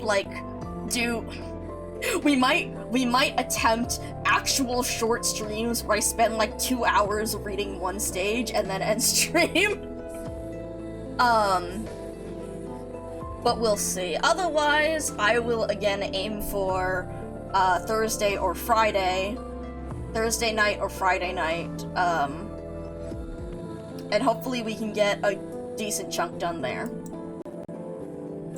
But yeah, oh god, this is so much fun. Thank you all for coming by, and thank you to all the new people who dropped by, and thank you to all the raids from Oyana and Neko. Yeah, this was great. I will send you guys. Ooh, what's Goody doing? Goody's playing Arknights. What are they playing? I was thinking I would send you to either Goody or Rumby, because I do like hanging out in Rumby's stream, and Rumby is doing some nice little art.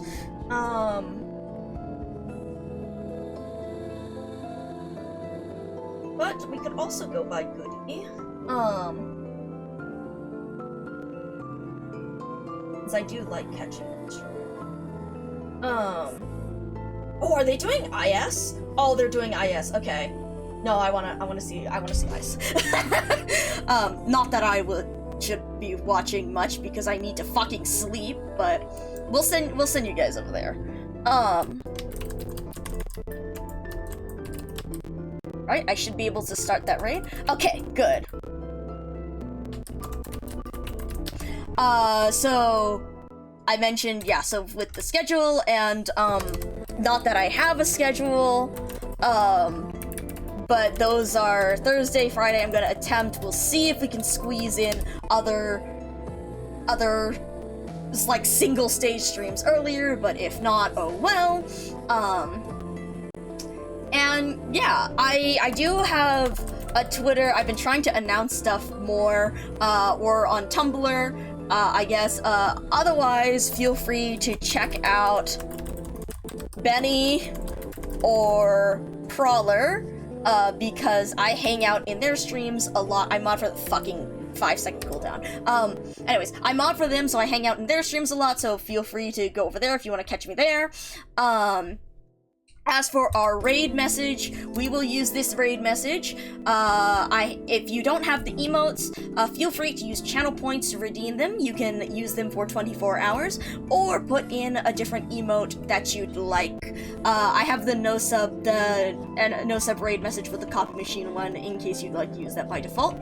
But yeah. Take care, everyone. Thank you, everyone, for coming by and enjoying this talk with me, and also the executor tangent. See you guys. Bye bye.